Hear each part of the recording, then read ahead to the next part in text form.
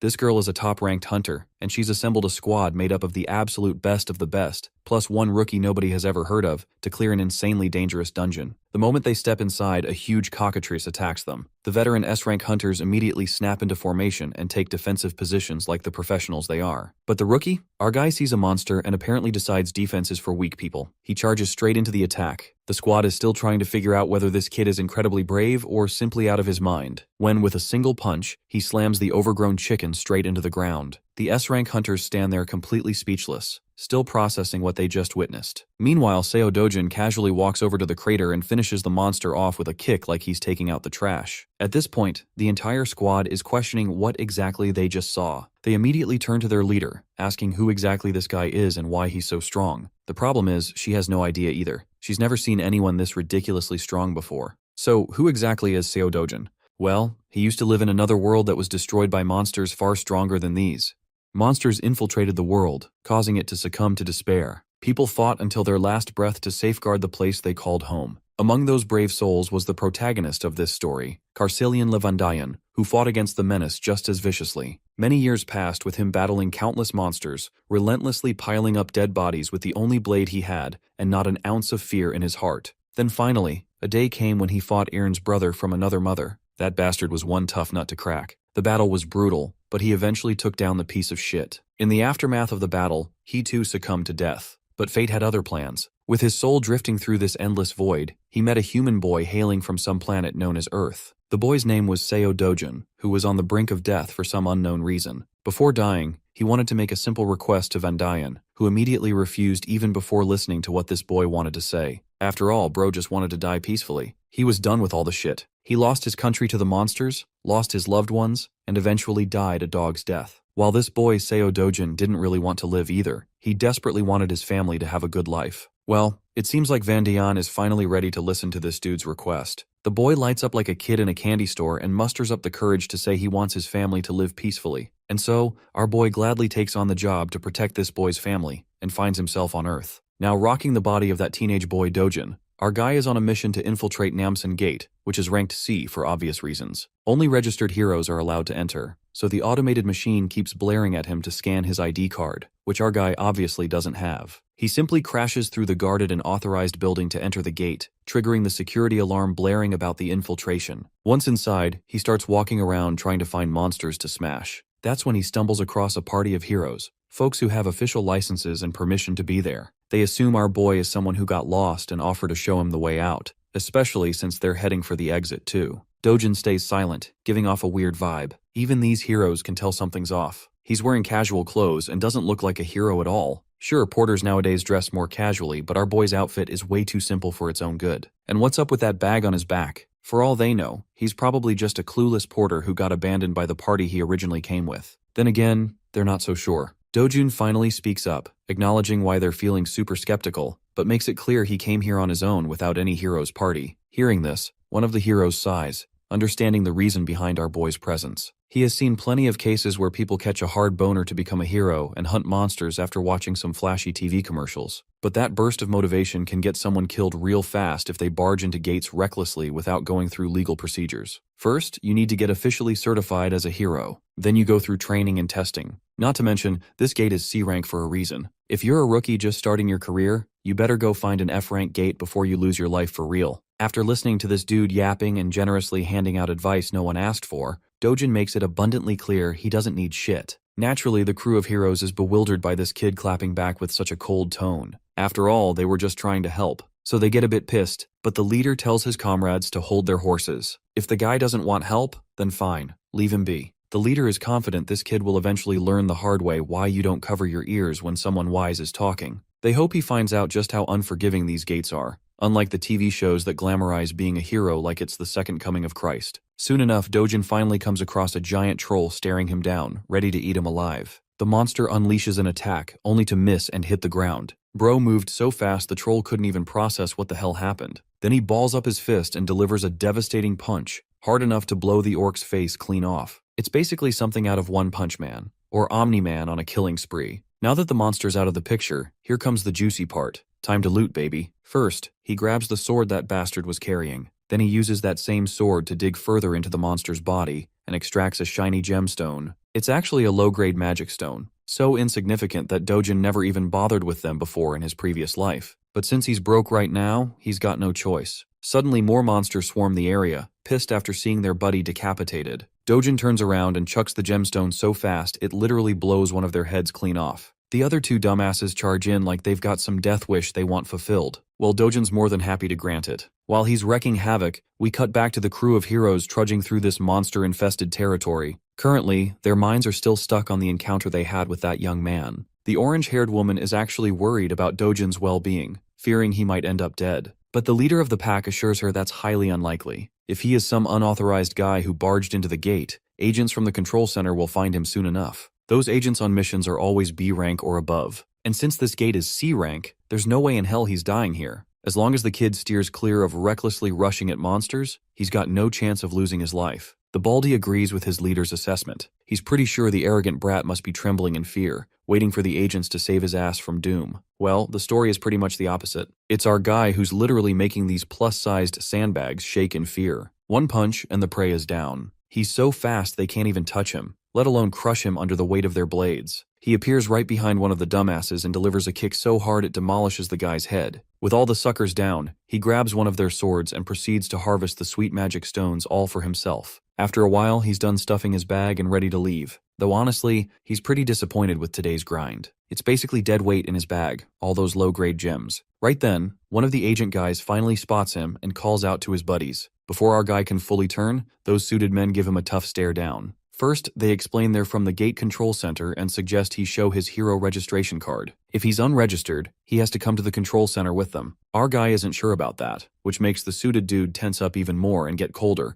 insisting he cooperate and follow the proper procedures. The only response the suits get is annoyance etched all over our guy's face, and all this unnecessary drama killing his mood. Then again, bro ain't got the energy to argue. He just turns to leave. Since words aren't working, the suits threaten handcuffs if he refuses to comply. Physical force may be used if necessary. One of the more impatient ones dares to grab our guy's hand and threatens him with the injuries he'll sustain if he refuses to cooperate. What's worse, all responsibility will be on his shoulders. So it's everyone's best interest to solve things with words, not violence. Seems like Dojin's done with all the yapping, so he grabs that bastard's hand back and warns him to stop sticking out like a thorn in his path. This chilling warning makes the poor suit guy instinctively scared. A chill runs down his spine. The other two bastards pull out their magic-infused batons. They're actually grade 4 magic staffs, powerful enough to subdue an orc, but they don't have enough power to hurt our guy physically. So he aggressively twists the bastard's hand, making him whine like the whiny bitch he is. Bro then issues a final warning. They better leave now if they don't want to lose the last shred of dignity they have left. Eventually, duty-bound suits are forced to retaliate with violence. They try their best to tag our guy with the magic staffs, but none succeed. Our guy delivers a crushing blow right into the back of one bastard, then hits another in the belly. Next, he focuses on the guy in glasses, the last man standing. The last dude senses what's coming and gets tense. Dojin blurs away, vanishing into thin air, causing the bastard to panic at literally seeing a man disappear.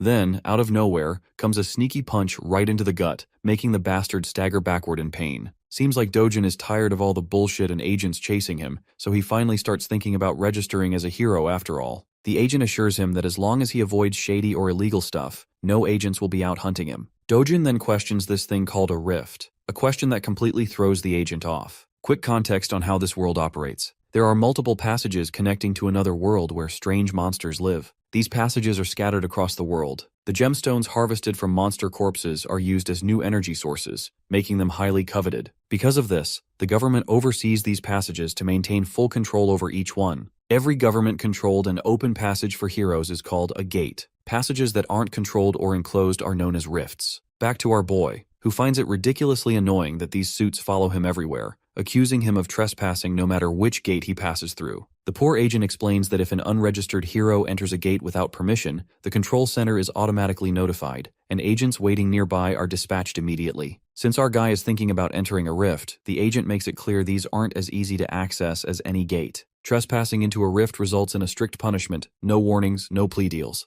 Dojin isn't interested in hearing any of that, so he grabs the poor guy by the face and throws him aside like a trash bag. By now, the poor agent regrets not calling headquarters. This shit's way over his pay grade. Before leaving, Dojin takes one last glance at the trash agent lying there, thinking about what a weakling this dude actually is. The weakling seems to have a fractured arm and is busy shouting threats, promising to catch our boy and put him behind bars. The scene transitions to Seoul, Gas and Digital Complex in Gyeongcheon District. This giant building is now known as the Hero Complex. Here, all trades related to magic stones or anything found in the gates go down. And nowadays, this place is busier than ever. Dojin can be seen heading toward one of the stores that deals in buying and selling magic stones. Upon entering, he's greeted by this Gen Z bastard, busy scrolling through brain-rotting Insta-reels. When Dojin says he wants to sell some magic stones, the cunning shop owner immediately starts preaching about his business, claiming this branch offers the highest prices to their clients. He even goes as far as saying they're the best in the whole country. Dojin finally puts all the low-grade gems smeared in monster blood on the counter, causing the store owner to put on this sour expression like he just got boned from behind. He's seriously grossed out by all the blood stuck to the stones. Regardless, he doesn't complain and moves forward with the transaction. Dojin is asked if he wants some coffee while the stones are being processed. A little while later, he is sipping coffee while the shop owner carefully cleans the blood off the stones. Afterwards, the owner calculates the total amount due. There are 12 low-grade magic stones, 16 medium-grade ones, plus 5 upper and lower-grade stones as well. After deducting a 40% commission, Dojin is set to receive around 5.5 million won.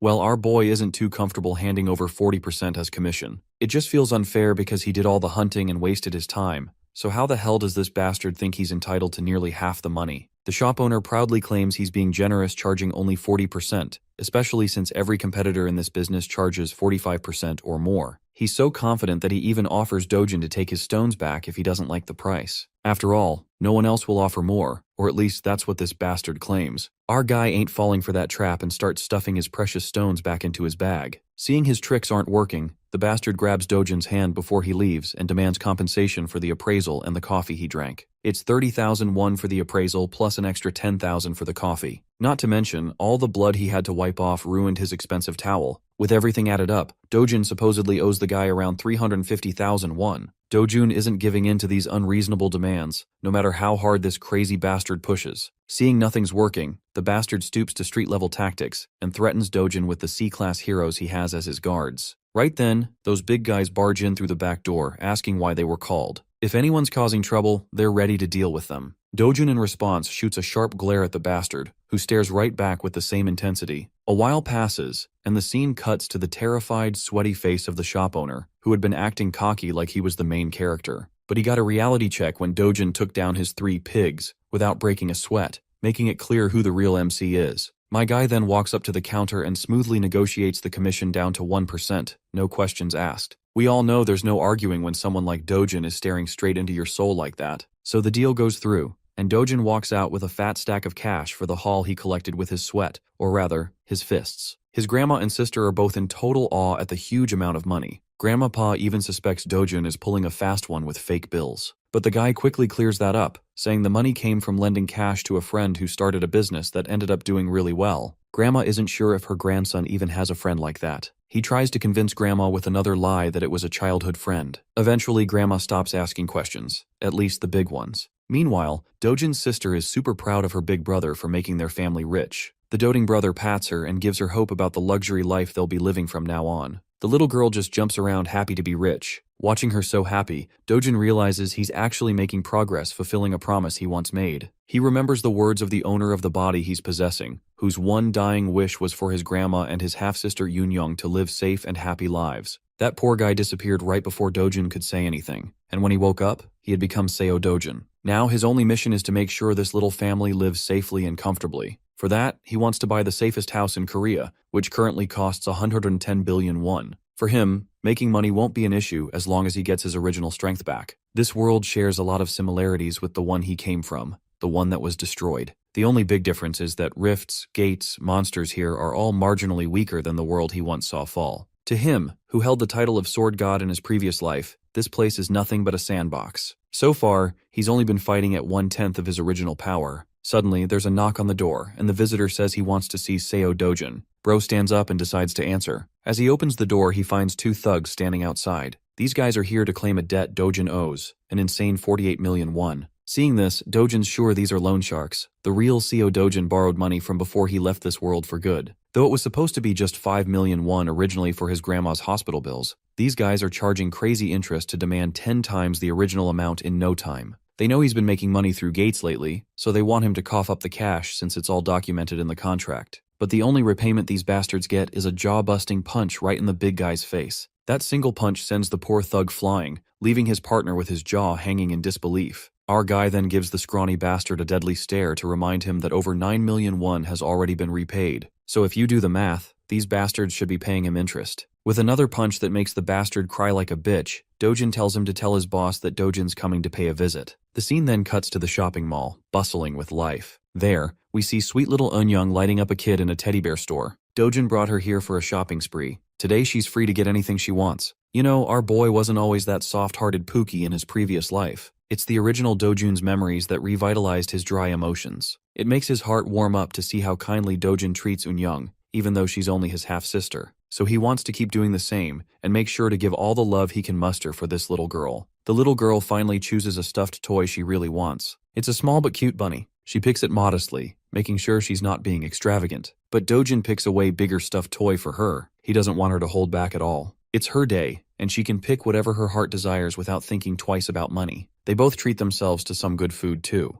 As they enjoy their meals, an unfamiliar voice calls out our boy's name. It's a middle-aged woman followed by a bunch of bodyguards. This chubby MILF seems like yet another trash talker who loves to hate on our boy. First, she points out his lousy sense of dressing. Then she questions the girl sitting next to him. She's bold enough to throw a jab, saying he must have knocked someone up and had this girl, just like how his mother brought him to this world. Of course, these sharp jabs infuriate our boy beyond anything. Meanwhile, the little girl has no clue who this lady is or why she's trash-talking so casually. This MILF then promptly turns her attention to the girl and asks her name. The girl introduces herself as Lee Eunyoung, which makes this trash MILF realize she's Dojin's sister. Out of habit, the woman throws a jab at her clothes too, calling her a mess. This bitch isn't sparing her deceased mother either, and all of this is just getting on our boy's nerves real bad. But for some reason, he's holding it all in, not trying to get aggressive with her provocations. Even this MILF is pretty astonished at how Dojin is keeping his composure, not falling for her traps. So this bitch decides to go one step further. This fat piece of work is bold enough to ask a child the meaning of harlot.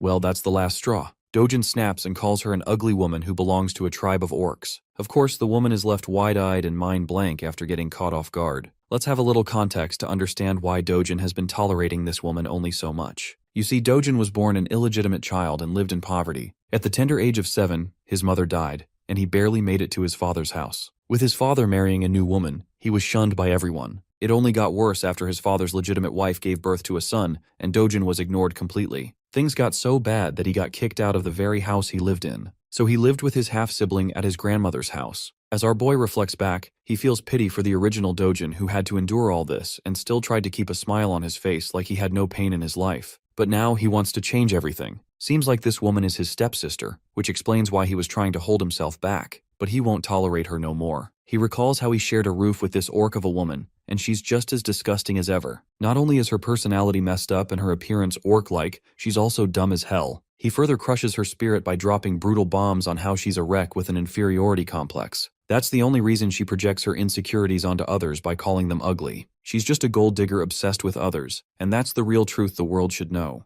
As he continues to crush her under his sharp jabs, the entire shopping mall watches them like they're the center of attention. The orc lady is totally annoyed and about to lose it, but then Dojin's stepmother walks in. Seeing her mom, the orc lady approaches her like the whiny bitch she is, complaining how this kid just shut her down with words. But this mother is aggravated to see her daughter whining like that and shuts her up with a cold glare. Not gonna lie, bro's got one heck of a stepmom. At first, I even thought the orc lady was his stepmom. The hot mama turns her attention to our boy and greets him with utmost grace. She's inviting him to come back home and hang out for some fun, but Dojin knows all too well that this facade his stepmom is putting up is fake. After all, she's the one who caused the most misery and unrest in the 12 years he lived with them. The woman continues reminding Dojin of things he never wants to remember, triggering his PTSD and making him go full serious mode. With a tone colder than your mother's jokes, our guy tells this bitch to get the fuck lost. That's a major slap to her dignity, being shit-talked by someone younger than her. She just twirls around and leaves with the last bit of dignity she has left. For real though, she wasn't expecting him to clap back so sharply. She's left wondering if he's the same guy who would just lower his head even when she slapped him for no reason. Her bitch of a daughter follows along, with their bodyguards also following the both ladies. Honestly, these guards played the perfect role of mannequins in this ordeal. Let's shift our attention to our boy. Seems like these two girls totally ruined the time our duo was having.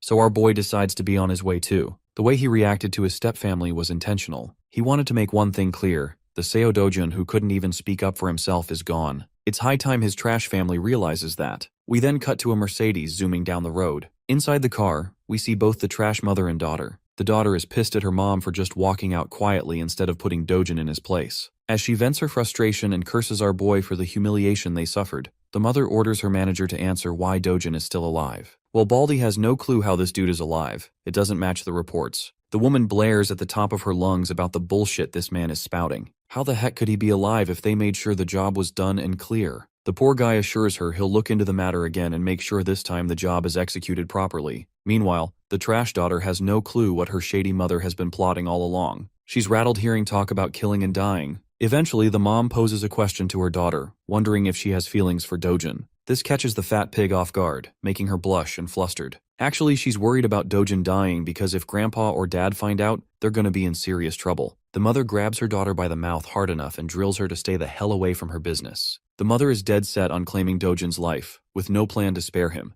especially not after how he dared to talk back to her. Getting rid of him is the best revenge she can think of. A decade ago, the world took a turn to chaos with the appearance of the Rift. This terrifying dimension gave birth to monsters, spawning from the portal, armed with the objective of slaughtering humans upon sight. Their terror didn't stop. It was ceaseless, and eventually demolished the world, scarring it with destroyed cities engulfed in flames. However, just like the appearance of the dark forces, there came the emergence of the light in the form of valiant warriors called the Heroes. With their emergence, the first discovery of mana stones was made from the dead bodies of the defeated monsters. Back to the present, Dojun's going somewhere, reflecting how mana stones quickly shifted the world's dependence from traditional energy sources. Because of their key role, countries decided to center their attention towards the emerging rifts, basically claiming priority over them so they could extract resources. With the current state of the world in motion, all of its industrialization is completely reliant on the concept of gates and the dependence of heroes. And because of that, the profession that can be classified as a hero reaps high rewards. A consistent high salary can only be achieved via becoming a proper hero. Dojun's arrived at his destination,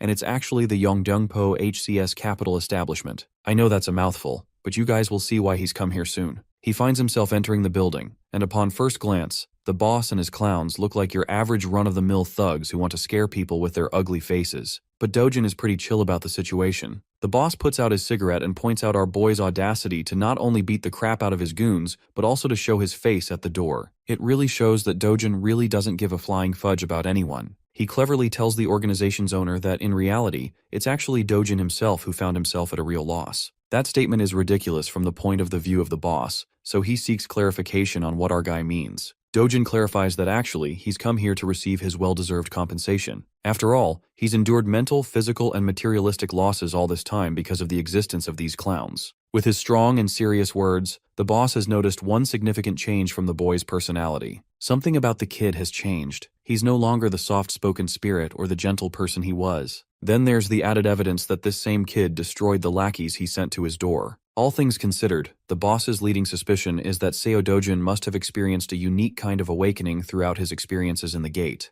Despite knowing this, Dude still decides to act arrogant and tells Dojun that his newfound confidence because of his awakening will become his own undoing. The hypocrite calls our boy for being overconfident in his abilities, and to back up his claims, he brings over a bunch of grumpy men to intimidate him. Of course, he can pack all the muscle he needs, but to the experience of the sword god, they're practically insects in comparison. The boss is talking out of his ass and states that even those awakened people end up getting killed like deadweight and low-class heroes in the end. The funniest part? Bro is under the assumption that Seo Dojun is nothing beyond the level of a D-class hero, and that his organization can easily stomp on someone as weak as that. Meanwhile, Dojun is just chilling on the sofa in the background while five guys are staring him down. Without showing even a hint of amusement, he orders the boss to sit the heck back down. The boss is astonished to hear him continue to speak in his previous tone, while Dojun emphasizes with a serious face that he's not done talking. Hearing him say something like that, one of the guys decides to get his balls tripped up and challenges Dojun. Amusingly enough, our boy happily takes off his glasses, adding more to his confusion. And then he hammers a Mike Tyson ballistic universal machine gun rocket punch 9000 in his damn face. The dude is sent flying from the impact while his friends are at a loss for words. But that's not all, because the beating is shared among the group as Dojun knocks down another one. Keep in mind that while he's beating their asses, he's calmly making his points too, sharing his knowledge of the boss's secret shady business underneath the cover of a money-lending business. Dojin aims to punch down an orange-haired punk and proves his knowledge of the counterfeit identification business he pulls. Having landed his punch, he tells the boss that he's in search of a hero identity to officially register as one and make money. Ducking the strike of the final guy, Dojin returns the blow with triple the love, and that's how he made the entire group sleep with his special sleeping routine. Works 100% of the time. Dojin continues his demands, stating that he's in need of a foolproof identification that doesn't cause any trouble for him in the future. The boss is left starstruck by what happened in the span of a few seconds. Our boy reminds him that he's only got one day to forge the identity for him. Some of the men didn't intervene in the fight, by the way, which is a compliment to the NPCs because they're the type to challenge God while being a level 1 rookie in most stories. The boss is out here tripping for life as he begins to question and assess Dojin's skill level. At the least, this guy appears to be B-class in strength. Bro is so lost in his thoughts that he has to be reminded by the kid to snap out of it. He happily accepts the job too. Finally, Dojin grabs his shoulder politely and contrasts it with an intimidating expression on his face. He wants to know if Hong Hee-ju, his stepmother, ordered a hit on him. Of course, this is actually pretty much the case, evidenced by the conversation she had with her daughter and assistant earlier. The boss is at a loss for words until Dojin forces his grip so hard that the guy yelps in pain. Even his scrubs are looking helpless for their boss. I have to say they should really change their barbers too. Anyway, the boss breaks down and reveals her heinous strategy. This cruel scheming woman actually wanted to suck the life out of Dojin's bank account,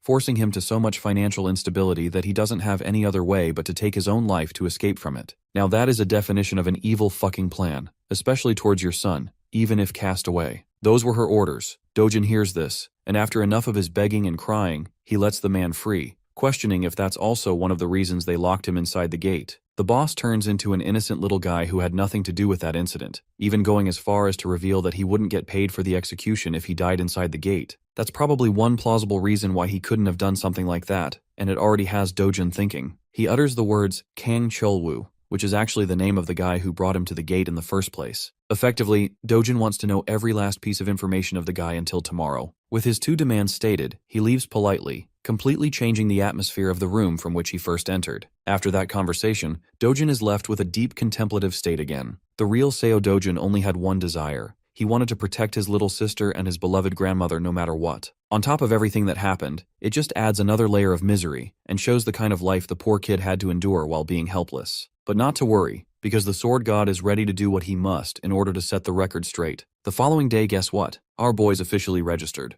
And he's also got a B rank rating, which is convenient, unlike all the other stories where the main character just has to be at the lowest possible rank for style points. Tapping the card on the machine, he proves the card's legitimacy because it recognizes his identity into the system. However, it warns him that the rank is still lower than the dangerous quest he's about to take. This is actually pretty annoying to our boy, who thinks that maybe he should have peeved the bastard to assign him a higher rank so that he couldn't run into these problems. Despite the system's repetitive warnings not to enter the gate far above his level, Dojin doesn't give a damn and goes anyway. Let's talk about the specifics of the Night Island gate. It's actually just a B-rank gate, but the logic doesn't mean a B-rank hunter can survive it. Heroes are always recommended a class higher than the gate rank for mission safety. Anyway, the scale of the dungeon is considered rank D, which means it's spread out and will be difficult for solo hunting. The good thing, however, is that it's in the form of tunnels, which means to some capacity, solo hunting won't be that hard for him this time. Because of the gate's scale, it is highly recommended that an A-rank hero take on the task. But the words risk and danger don't exist in our boy's dictionary. If anything, the worst that could happen is that he'll have to face off against an entire fleet of monsters in a narrow tunnel with little to no room. Dojin smiles at his first opponent, which is a giant serpent with a chaotic purple aura.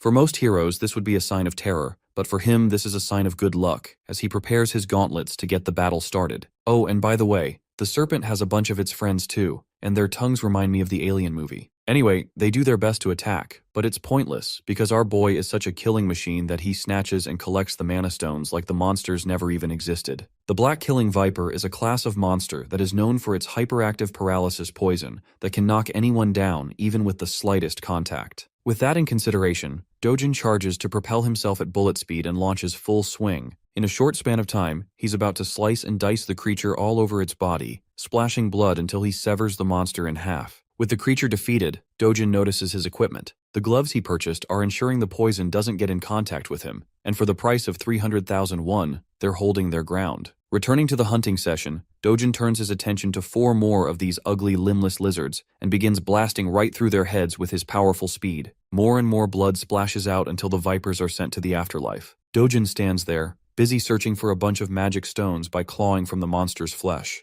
To his disappointment, there isn't any magic stone around. But this is according to the rules of the previous or the original world. And in that, these monsters only have a drop rate of 3% for mana stones. This means that he's got to hunt down at least hundreds of them for good loot. Walking his way along, he discovers Mr. Bonehead. You might be thinking it's the boss, but Dojin's got a different opinion, and as he asks the oversized serpent if he's the boss monster, because definitely the snake will answer like a good friend. Anyway, Dojin thinks it's a good thing this big guy appeared because he won't have to worry about getting lost anymore. Spiraling into an immediate strike, he plans to end the battle quickly to return home. But then, an unexpected thing happens. Despite having successfully landed a brute strike, his punch doesn't have any effect on the creature. Bro just gave him a tattoo on the head instead. While he's in the air and unable to dodge, the creature bashes him into the wall with its tail. Dojin sits there having crash landed. It probably gave him a reality check about the boss monster's strength, I think. The creature whips out its poisonous fangs and hisses at him like the average girlfriend when she's hungry. The creature attempts to bite him down, but luckily he evades the attempt. Using the momentum of his evasive maneuver, he bolts right back into motion with a powerful punch that connects with the creature's body and leaves more cracks against its hard shell. From this second attack, one thing has been made clear to him. The boss monster has an unusually tough exterior, making it a greater challenge than the rest of the vipers he disposed of.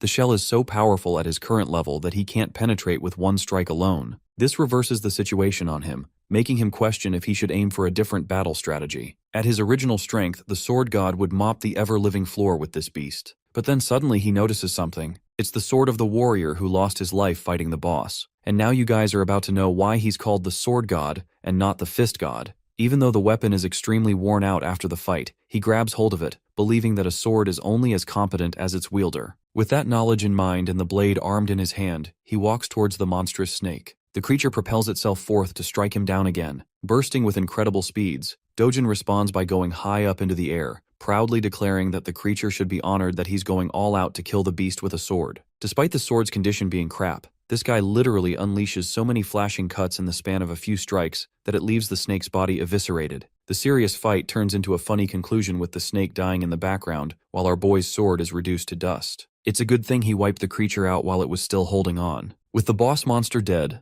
Dojin thinks of a smart idea that I don't really see many other protagonists implement. He takes off one of the fangs of the creature, believing it could be used as a nice material for a short sword with a bit of refinement. Considering this as a reward for his journey, he exits the gate. By the time he's exited the gate, it's already a starry night outside. He spent more time at the B-rank gate than he thought, and with the way things turned out at the end, it only pushed him to pursue and restore his strength back to full health. Also, he's a bit happy that his old friends don't get to see this weak version of him because that would be embarrassing. Back from the hunt, he goes to appraise and sell the magic stones. Before him, there's actually another hero who has come to present his great stash of magic stones. The cheap-ass receptionist treats him like shit and points out that the commission rate is the same as 40%. Even the innocent guy can sense the bullshit behind that overly high rate. He even calls it out, stating his concerns and calling himself a normal guy. The receptionist, just like what he did with Dojin, clarifies that their rate is actually the lowest among all the appraisal trades. The gate center is 5%, but that's without taxes. From the perspective of the sleazy appraiser, this is a great deal for heroes to have that earns them good money. The cash is handed to the hero, who doesn't really complain much, except concerningly asking about the dude's messed up face. The funny thing is how this guy is still repeating the same script even after getting his face bashed in.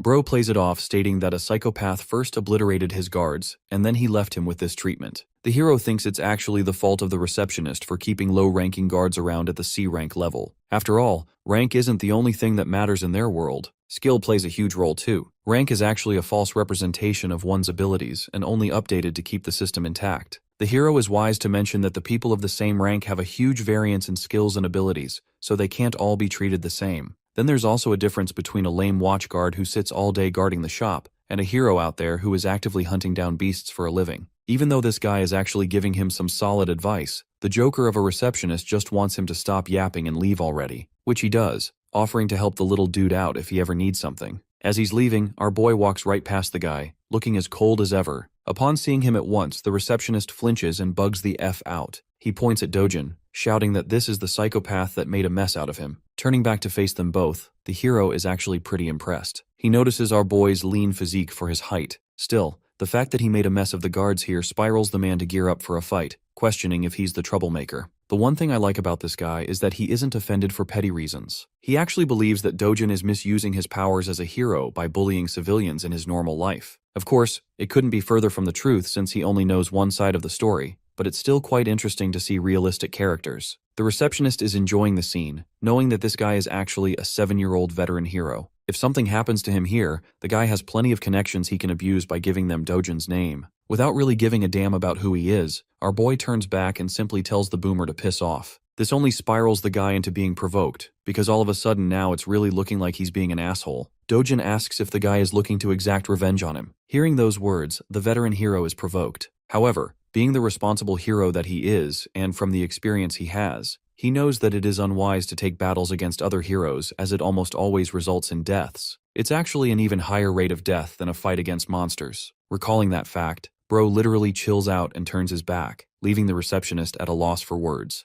Dojin turns to the sleazy appraiser and asks if he's got a problem he's looking to address. Before the guy could answer, he tossed a bag full of magic stones to appraise and convert into money. These precious shiny babies are all high-grade magic stones, which really begs the question on who this guy really is from the perspective of the receptionist. Calculating the amount winds up to be a total of 150 million won. It seems like a lot at first glance, but to Dojin, it's far too little for a day's worth of hunting. He asks for the cash, but the receptionist reminds him of the commission rate they have to calculate beforehand, which obviously draws a scary look from our boy. Remembering that the rate is only 1% in their little deal, he cools down and tells the guy to wind up the rest of the amount to him. Now, inside the mind of the hilarious appraiser, he wants to beat the shit out of the guy for having so much audacity, but it's only in his imagination that he can do that. Speaking of which, the receptionist expresses that there has to be approval from upper management for an amount this huge. Without wasting another breath, Dojin demands that he get the approval right this instance. So the guy quickly phones his boss, whispering the details of their situation. But before he can smoothly wind up a deal, Dojin snatches the phone and directly tells the boss to hurry up with the payment. The boss is okay with doing so, but he just wants the phone to be handed back to the employee. Returning it with pleasure, Dojin accidentally, or should I say intentionally, smashes the phone into the wall. The employee is shivering at the sight of his smashed device, as Dojin instructs him to quickly prepare the money now that things are cleared up. And that's how the receptionist prepared numerous bags full of cash for the transaction. By the end, the guy is left devastated at being forced in such a way. Maybe you guys feel pity for him, but remember, he continues to scam nearly half the amount that ordinary heroes earn after risking their lives. He's a scumbag. 10 minutes passed and the boss quickly found himself at his store, enraged at why his employee wasn't picking up the phone. The hilarious part is that the receptionist throws in the towel and embraces an immediate resignation. The boss then sees the guy's phone smashed into the wall, giving him a good idea of what went down. Seeing this, he pulls out his phone to call Juyeon, requesting that she come here at once. Juyeon appears to be a famous young woman donning beautiful purplish-pink hair. She's so recognizable in public that people are celebrating her name as Hyun Juyeon and treating her like a celebrity. Not to mention that she looks dope as hell with that outfit. She arrives at the store and stuns the receptionist with her presence, giving him a nice greeting with a smile. There's a big reason why everyone's making a big fuss about her. She's the country's 4th S-rank hero in the lineup,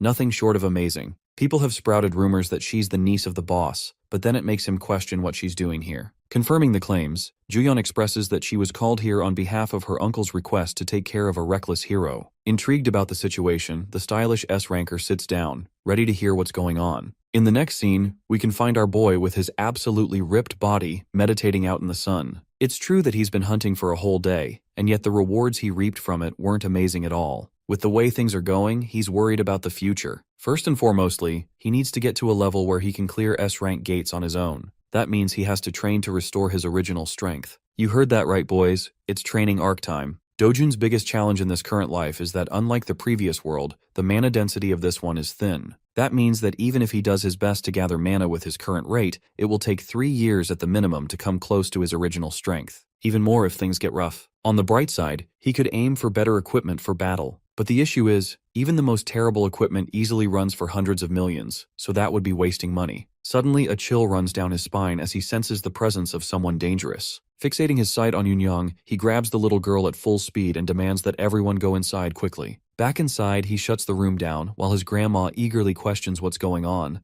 The entire structure shakes with a loud quake, making his grandmother flinch and question in terror if they're having an earthquake. Little Yunyang is in a state of panic, but the truth is something only our boy knows. This isn't just an earthquake, it's something else. Dojin senses the sharp and violent energy outside. A rift has just cleaved open into their world, and it just so happens to have manifested on top of their house. Rushing to take care of the problem, he tells his loved ones to stay inside as the situation outside is dangerous for them. At full speed, he cuts into the entrance of the rift, where the last thing he hears is the cries of his grandma and his sister calling out his name. The scene switches to the Seoul Hero Association, where its members are made immediately alert at the sudden emergence of a rift on top of the Mapo region. It appeared after 63 days of the last emergence. Realizing that the White Lion Guild is the closest to Mapo, the manager wants his staff to contact the guild at once and alert the nearby heroes to join in to control the situation. Upon closer inspection of the rift's exact location, he discovers that the rift appeared on top of a residential home. This is a tricky situation even for them, because if on the off chance a civilian enters the rift, they're practically guaranteed their demise. Not to mention that the rift won't allow anyone else to enter after that. And if the person inside dies, it will send out a wave of crashing monsters in 10 days' time, causing chaos and destruction for the people living in the region. The monster wave would become so uncontrollable that Seoul's safety will be fully jeopardized. The manager is curious about the person who interacted and entered the rift. Turns out that they know Seo Dojin has taken action as he's the resident of the home. According to his grandma, he entered the rift to protect his family. From this information, they are under the impression that he's not a hero. And that complicates things because the chances of an ordinary civilian returning from the rift is next to impossible. This causes the entire staff to feel despair and helplessness for the situation, as they can do nothing. In the next scene, we actually find Dojin's pissed-off stepmom annoyed hearing the news of his new awakening. She can't believe her ears. Her assistant reports that while he hasn't officially registered with the Hero Association, they've come to verify that he's indeed now an awakened individual from his last gate experience. This makes her frustrated because Kang Cheol-woo was supposed to finish the job, and instead it only made her target even stronger. Going batshit crazy, she smacks her fist on the table, questioning why the hell they couldn't just manage to kill the guy on their own. The fact that they also took money for executing a failing job is also a reason for her to get angry. Roaring at manager Lee, she declares her frustrations with Kang Cheol-woo by sending him a message. If he doesn't kill Dojin personally, he'll owe her 10 times the amount in return. But to her surprise, her assistant surprisingly reveals that they may not even require contacting the guy anymore, sharing the discovery of the new rift just on top of Dojin's house. Having confirmed that he entered the rift, it's clear-cut that he won't be making out alive. Hong Hee-ju is happy to hear the news and the implication that he won't make it out alive. She calms down, appearing normal for once, and tells the assistant to assess the situation until they get more news. As for our boy, he's just arrived in the rift's domain. It's a forest. In fact, it's the same forest that he once used to enjoy his youth in while resting. The forest of Patiswa is exactly the same in its reconstruction down to the very last details of how he remembers it. Even the rich mana inside carries the same weight. Following the pathway, he smiles at his reunion with the all-powerful world tree. This tree exudes mana in its purest form, the most divine structure and the core of the world's stability. So much so that when the old world fell, it started when this tree was incinerated to the ground, forever tampering with the flow of mana. However, in this rift dimension, the tree is fine and just how he remembers it. Though he's unaware of the cause, one thing is for certain. He has a chance to reclaim the mana he lost by absorbing it from the tree. Meditating underneath the excellent flow of mana, our boy is getting his strength clearer and clearer. He's spent more than 3 days sitting exactly like this, forgetting to eat or drink or tend to his bodily needs. 10 whole days passed, and all he could focus was on harmonizing his breathing. By the end of the 10th night, trouble came looking for him and disrupted his meditation. These alien-like creatures are called the Volcana, and they've come to burn the tree just like how they did it in the past. Only this time, our boy is there to prevent the tragedy from happening again. The creatures lunge forth to attack him while Dojin regrets being unable to have a water element sword to knock them all down with ease. The burning monsters roar to make their way to him, but our boy is replenished with so much mana that he no longer cares about a weapon. He is the weapon. And those hands are rated E for everyone. Extending his hand towards the monsters, he exerts so much authority from his mana alone that it knocks down one of them. The second creature is stunned by his ability. Let's break down what happened just now. What he did there is called mana release, and not exactly telekinesis. It's a blaster-type attack that uses raw mana as a detonation strike. It had been a while since he used this ability in such a way, considering he was low on reserves all this time. Anyway, the Volcana creatures aren't done just yet. To retaliate, they release charged blasts from their mouths in return. These pulsing laser beams quickly make their way to our boy, appearing the calmest he's ever been. His mana alone is enough to protect him from any damages. Stepping towards the creatures while he's ignited with a burst of mana, he remarks that he's finally protected the world tree. And now, he's ready to play for a bit and enjoy the fruits of his training. The ugly bastards are trying for another energy blast attack, but our boy quickly catches 2 of them and forces their mouths shut. This way, their own ability charges up and explodes inside their mouth, leaving behind a headless corpse of flames. The corpses of the creatures wither away, dropping 2 valuable magic stones for him to use. But that's just a couple of them down. Dojin is enjoying his life,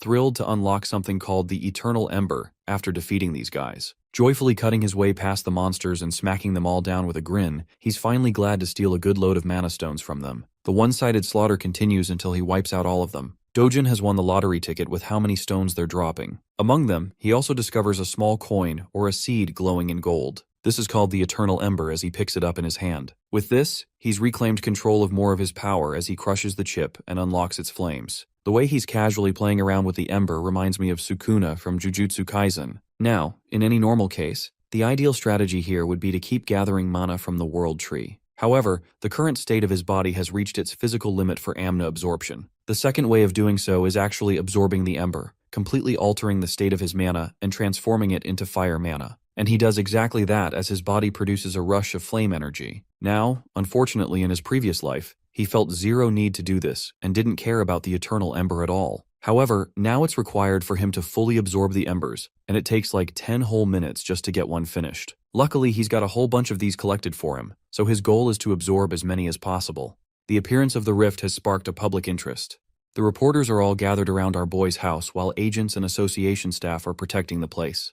Bang Seonggu is pissed off because of one guy's arrogance to enter the rift prematurely. I have to point out that he looks like a carbon copy of Yeonho from Solo Leveling, but with a cleaner haircut, I guess. We also have our protagonist, but with blue hair. This guy is called Kim Hyunwoo, and he sympathizes with Dojin's actions to save his sister. But Seonggu doesn't buy that explanation at all, accusing our boy of heading in like a greedy guy who wasn't ready for the consequences. It would have been fine if he unalived himself the normal way, but if he dies in the rift, the place will become a detonation ground for monsters to come pouring out. And that's the issue, really. Hyunwoo asks for Gilma's input, and apparently Gilma has told them to just do things according to the protocols. Hyunwoo questions the recent emergence of rifts popping all over the world in various countries like the US, China, Switzerland, Turkey, and the UK. That's one reason Gilma is having a hard time managing so many rifts all at once. This kind of phenomenon doesn't really happen every day, and yet some of the nations were able to easily contain the threat with ease. But for South Korea, they're out here pissed as hell because their situation could very well turn into a disaster because of one guy. Seonggu is so pissed that he wants to beat the crap out of the dude who went in and is begging for the rift to throw him out. Speaking of the gargantuan purple gate, 28 days have passed since its first appearance. The same goes for the number of days Dojin has spent inside. Now, the Hero Association is afraid and has already cautioned the threat as a level 1 wave. Dojin's identity isn't revealed to the world just yet for privacy reasons, but they're calling him Ordinary Person S for now. While the rest of the world is clueless about Dojin's identity, the boss of the money-lending organization catches on quickly and connects the dots. Even his assistant confirms the report to verify the information of his involvement. Kim Myong-gu plays as the right-hand man to the president Hwang Chang-seob. Chang-seob is curious and wants to know Dojin's chances of survival to make out in One Piece. Yes, I said the thing. As a ritual of this channel, the One Piece is real. Moving on, the assistant is pretty damn certain that an ordinary person has roughly less than 1% chances of survival. But the mere mention of Dojin being treated as an ordinary person carves an amusing smile on Chang-seob's face. That same regular so-called person put his men in the hospital and gave them bandages for weeks. From the perspective of the world, they're vastly underestimating the abilities of the one civilian that went inside the rift. Now, Chang-seob is also interested in hearing the chances of someone surviving as an awakened individual. For that, his assistant believes that it would ultimately depend on the level of the hero, and it's tough to make a judgment call without accurate information. Even Chang-seob admits that fighting ability is different from pure surviving ability. And then it introduces a whole different level of complications when you're inside a rift of all things. Anyway, one thing is for certain. The bastard hasn't changed his ways. Chang-seob wants to protect Dojin's family, but not for noble reasons. Nah, this scumbag intends to sell the organs of his loved ones in case he doesn't make it back. And even if he does, he's gonna pin the blame of debt on him for taking care. This guy's the embodiment of a leech. The scene transitions to the mesmerizing world tree. Here, our boy is going full speed into his training arc as his body is now thriving with flame mana. He doesn't even know how much time has passed, but he's been grinding by absorbing hundreds of the firestones. With this, he's acquired so much fire mana that he can use it and manipulate it in any way he deems fit. Not to mention his resistance to the flames has increased as a side effect. Comparing his past self with his current self on the basis of fire attribute alone, he thinks he's surpassed his past self in a small capacity by mastering this ability. Embracing the world tree, he shares a tender moment with it. It's always served him in the time of need, even in the past, and even now. Because of that, Dojin is grateful for everything it has done for him. As for his mana stones, he's made up a small bag using vines to store them all. With the stones collected and stashed, Dojin fully understands that he'll probably never get to see the angelic tree again. But even still, he's hoping for their paths to cross if the divine tree ever finds itself in danger. Because when that happens, he will be ready to protect it with his life. Now, I don't know about you guys, but I really enjoyed this gentle scene. That night, Dojin finally steps out into the outside world, emerging from the rift as a whole. Luckily, he doesn't sense anyone to be around, suspecting that most people probably thought he already died inside and that a monster wave would pop out at any time. However, he does detect the presence of someone strong nearby. Deciding to chase them down, he rushes to find the source. Shortly afterwards, he stumbles across the two agents. One pissed off and the other relaxed, both Hyunwoo and Seonggu from last time. Now he understands that these guys probably represent the association from their outfit alone, which means in the off chance he gets caught, things will get really problematic. To combat that issue, he whirls up a ball of flame and chucks it into the air with a forceful lunge. That attack winds up finding its way across the building, resulting in a loud explosion upon detonation. Both Hyunwoo and Seonggu were on red alert the moment they heard the crashing sound. Realizing that it's actually fire, they decide to chase after it. There, they discover a bunch of people standing in horror. Seonggu questions what the hell is going on in the chaos. Meanwhile, our boy is impressed with his flame powers so far. Its precision is good, so it will do him wonders. In the memory of his old friend called Tusk, he wonders if the mage would be impressed by his current level of flames. After all, Tusk was known to be the strongest fire mage on the continent, and they shared a good bond. Suddenly, Hyunwoo's sharp senses alert him to look for the rift. It appears to be acting up and right before their eyes. It disappears into the mist. Both of the agents rush to the site to see what's going on. When they arrive, they can't believe that the rift's connection to their world is no more. As for our boy, he's just making his way to his next destination without any problems. News breaks out the following morning concerning the state of the rift that lasted for a month in Mapo. It is announced that the rift disappeared 29 days after Seo Dojun entered the zone, proving the concerns of the Hero Association to be wrong about the monster wave. They have no idea about the unexpected disappearance of the rift, and they're currently investigating what went down. They also have trouble dealing with the cause of the fire that broke out at the time of the rift's disappearance in a junkyard. Now, this leads most people to believe that Seo Dojun is dead, and that this is just the consequence of his own actions. Unbeknownst to them, our boy is hidden in plain sight, observing the conflicting opinions of the people as some are sympathizing with the boy who lost his life. Unfortunately, the disappearance of the rift is heartbreaking news for our hero. He's devastated that he can't interact with the world tree anymore. Even though he can't protect the world tree, there is still one other thing he could protect in his life. Which brings us right to the HCS capital again. Inside, the idiots are busy celebrating the death of Dojin, believing that they can easily get rid of the old granny and his sister afterwards. Changzob is just the kind of guy to squeeze people to death after all. One bastard is talking about how they should let the little sister grow up so they can use her in other ways. While they're chatting without policing their own words, a familiar voice greets them and demands for their boss. The scene cuts off right there, and we get to see Changseob humming and going about his day, satisfied that Dojun is finally out of the way and dead for good. His assistant reviews their appointments for today. Apparently he's free for the most part except for a lunch with another CEO. Hearing that, he's happy because tonight he can enjoy partying to his delight at a club under Madame Kang. It's basically senseless chatter, until he steps into the building and as he's climbing stairs, he finds his men being tossed around like playthings. Their blood is splattered around, and the cause of it all is someone he presumed to be dead. Our boy throws him to the ground and tells the filthy Changseob to crawl back to him like a dog. That bone-chilling order from him has the president of the company quivering. Our boy acts like the real leader of the group and assumes his place in his chair. He then repeats his command to the ignorant Changseob, who is still processing the weight of the shameless order. Without wasting time, he crawls like a dog. Ruthless as ever, Dojin then orders him to bark as he deserves to be treated like an animal. His loud and clear utterance of the command has Changseob whining in humiliation. It takes a second for him to bark successfully, but our boy is not satisfied at all. Our boy personally makes sure to make an animal out of him by forcing him to bark repeatedly for everyone to hear. The president is reduced to being less than human, just like the people he treats. Dojin points out that scumbags like him only act obedient on the surface, but end up backstabbing you right when they find an opportunity. Declaring his filthy name, he chillingly tells the man that his life has plenty of experiences dealing with second-rate humans like him. Pleading and begging for mercy, Changseob is prepared to serve like a loyal dog if necessary. But Dojin has heard enough and whips a heavy slap across his face. Just that much force is enough to knock the wind out of the guy and spurt out blood. His assistant watches the scene unfold until his name is called. Dojin addresses him as the new boss of the company and recommends that he stop working under a bastard like him. Knowing that these guys are so ready to stab people in the back, he orders the assistant to kill Chang Sob with full permission. Of course, it's a task too heavy for a competent servant like him. He apologizes and objects by stating that their leader has a lot of connections, so things will get really bad if he's the one appointed the boss instead of Chang Seob.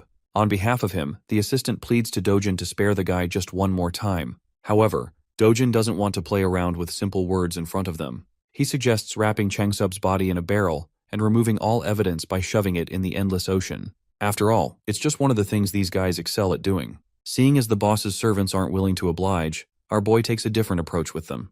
Dojin threatens the entire group that he'll toss everyone in the gate as monster food if they don't carry out this order. Yeah, the mere mention of that has Chang Seob reduced to a pathetic mess. He can't take it anymore and keeps on begging for his life, promising that he won't ever betray and will always serve under Dojin. Now, this puts the hero in a bit of a contemplation. Although he could kill off Chang Seob right here and get rid of all his issues, something about him has changed in this life. Admitting it himself, Dojin has grown softer compared to his merciless past self. So this time he agrees, offering the guy a hand. I just know Chang Seob is about to become religious as heck after this, praying to God that he doesn't get on Dojin's nerves again. He goes on to shake the hero's hand, promising to serve unconditionally from now on. But wait, something is strange. Why is his hand engulfed in steaming hot flames? Yes, though Dojin has gotten soft, he's still ruthless. Looking at the man dead in the eye, he reminds the scumbag that it's his final chance indeed.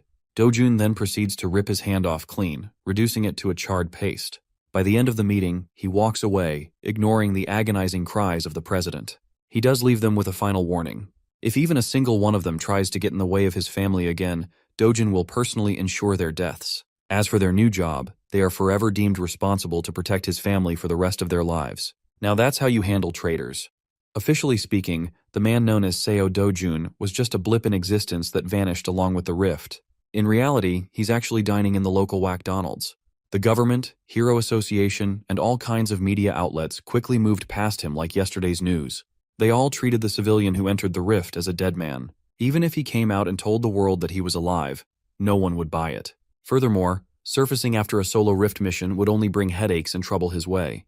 That subdued dog, Huang Chang-sob, is currently helping him find a new and suitable house so he can afford to move leisurely for the time being.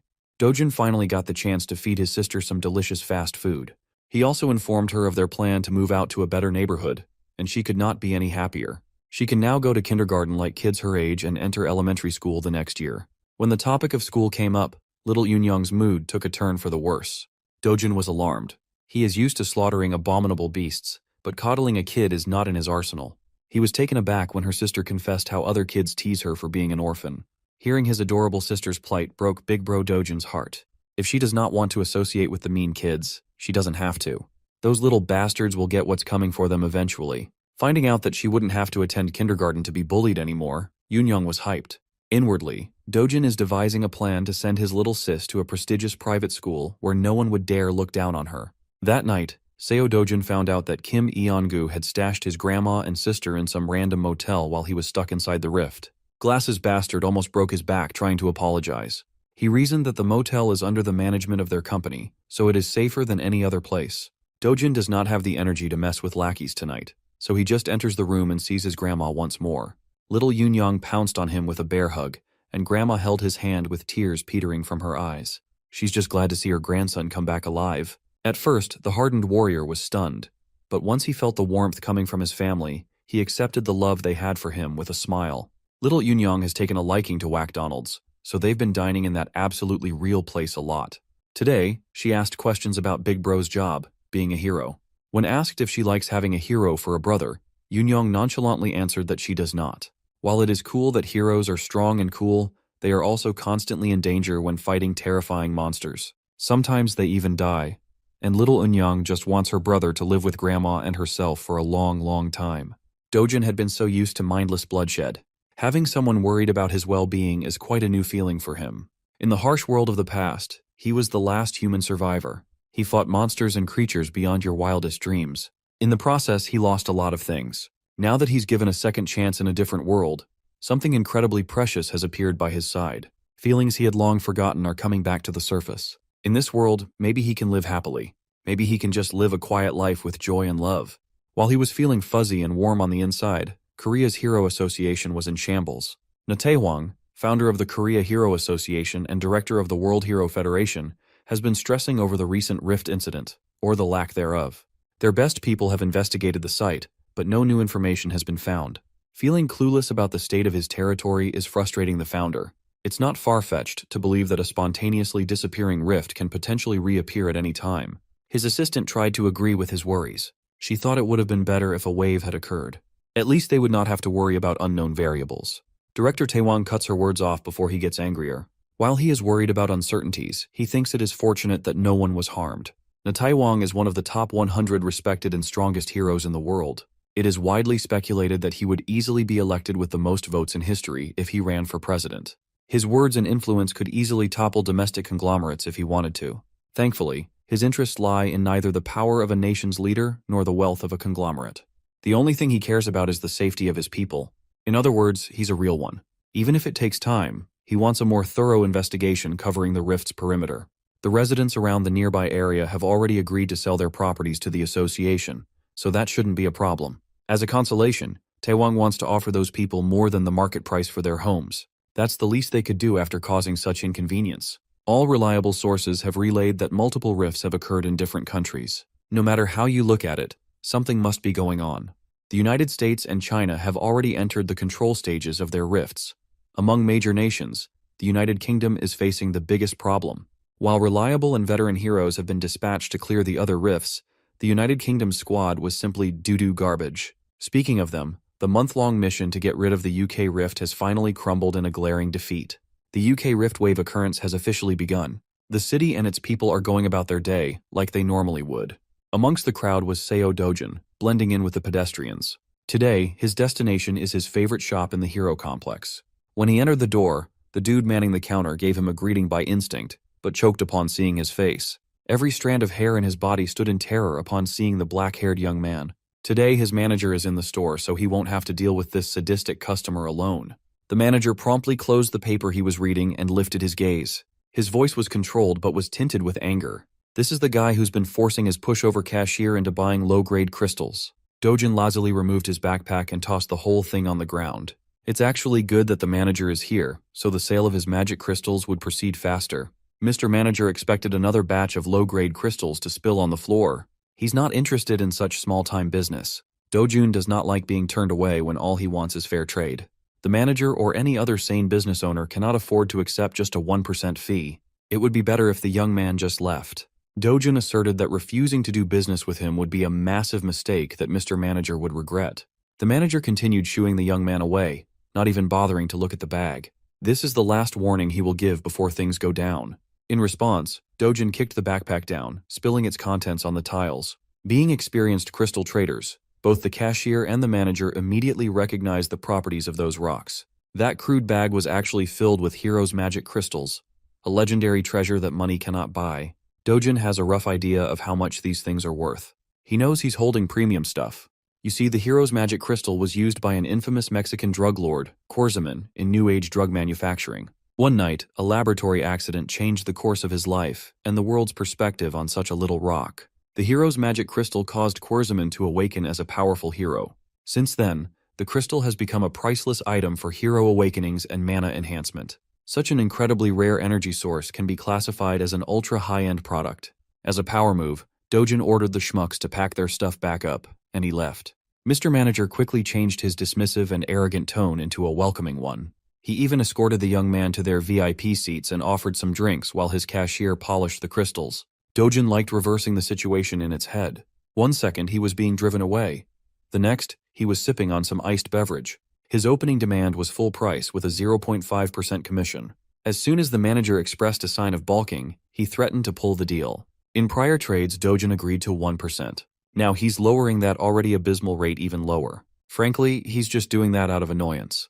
In response, the manager lowered his head and tried to give the sincerest apology he could muster. Well, Dojin is tired of hearing empty apologies. They can either accept his rate or he'll take his business elsewhere. It's that simple. At the counter, the cashier is inwardly cursing Dojin for being such a rude prick. Seeing that his acting wouldn't convince the kid to give him a bigger cut, the manager locked in and gave a lengthy lecture about magic crystal markets and pricing. Dojin doesn't have time to listen to such long-winded yapping, though. He finished his drink and got up from his seat, making the manager panic. Feeling the deal of a lifetime slipping away from his fingers, the manager offered a 9% commission. It did not work, so he proposed 8%. This continued from 8 to 7, 6, and 5. In this range, his shop won't be making any profit at all. While the manager is in the pits of despair, Seo Dojun pounces and agrees to settle for 1% out of respect for their past dealings. Inwardly, the manager wanted to scream and curse the blatant extortionist. He just can't bear to let go of the product. The next words that came out of Dojun's mouth nearly made the manager piss his pants in excitement. Aside from the one he brought today, he has about 7 more bags of those priceless crystals. With that being said, the contract was quickly produced and signed. After a few minutes of officiating the deal, 67 billion won entered Seo Dojun's bank account. That's about $48 million.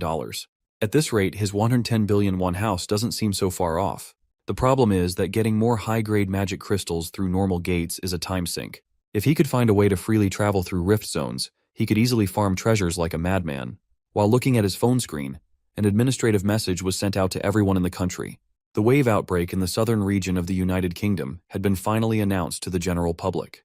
In the meantime, everyone is banned from traveling to the UK. After reading about a real problem in the real world, Dojin lost interest in messing with the manager of the shop. In the past, no matter the country or which association was involved, he might have intervened to seal the rift himself. But he's not that guy anymore. He has more fulfilling matters to attend to. Tonight, dinner is on Dojin, and they are getting expensive meat. Little Yunyong's mouth watered at the sight of pork and beef marbling over the grill. The expensive meat and succulent side dishes just kept on coming to the table. Worried that they were spending too much given the price tag on the menu, Grandma slowed down and asked her grandson if this was okay. 250,000 won for 100 grams is pretty steep. Dojin dismissed her worries right away. After making a killing with his crystal harvest, they could eat as much as they wanted, and it wouldn't even make a dent in his bank account. Yunyong's first bite made her fall in love with the taste of the wildly luxurious beef. Dojun continued adding more and more to the grill as Grandma watched in apprehension. Hell, there's another package of fresh ribs, prime ribeye, strip loin, and skirt meat coming to the table soon. At this point, the scale is just ridiculous. How could 2.5 people even finish that much food? Well, Grandma is underestimating the appetite of a protagonist. To knock her out of her worries, little Yunyong convinced Grandma to give the expensive stuff a try. Unable to refuse the offer of her sweet girl, Grandma caved. One bite of that expensive meat was all it took for all her worries to dissipate into nothing. Afterward, the happy family enjoyed their extravagant dinner filled with smiles and laughter. Unbeknownst to Dojin, an attention-grabbing young woman just entered the restaurant. The necks of the other guests almost broke wherever she passed by. The woman made a beeline towards Seo Dojun and decisively called his attention. She just wanted to talk with him for a moment. Nothing more, nothing less. Before she could elaborate on her reason, Dojin cut her off for interrupting his family's dinner. If she wants to say something to him, she should come back when the fricking meal is over. Hyun Ju-yeon pulled out the name card, hoping that the young man would change his tone upon her name. Much to his dismay, Dojin just kept on grilling and eating meat, disregarding her presence altogether. And so, the renowned S-rank hunter swallowed her pride and patiently sat in the restaurant's waiting room. With a star like her sitting within normal people's vicinity, she naturally became the center of attention. Men and women kept stealing glances at the woman standing at the pinnacle of heroism. She's not only fourth in the national rankings for S-class heroes, but most people would also even place her within the top 10 most beautiful heroes in the world list. Every civilian around was asking the same thing in their minds. Who the hell is making Hyun Ju-yeon wait? Ignoring the blatant whispers around her, Ju-yeon recalled the brief interaction she had just a few minutes ago. As far as she knows, Seo Dojun entered his first gate 2 months ago. He made it out alive and is now under suspicion of becoming awakened. He was widely believed to have died in the recent Mapo Rift incident, but here he is, alive and eating with his family. Aside from all the details that don't seem to make sense, a single sharp look from the young man had an S-ranker like Ju-yeon on edge. A newly awakened guy cannot possibly reach S-rank in under 2 months, right? Even the oil tycoon Kafmore, who spent his wealth on magic stones, took about 5 months to reach the peak. Rationalizing what she felt, Ju-yeon reckoned that Dojin must have some kind of unknown special ability. Finally, Dojin, Grandma, and little Yunyong have filled out with their bellies full and their mood lifted.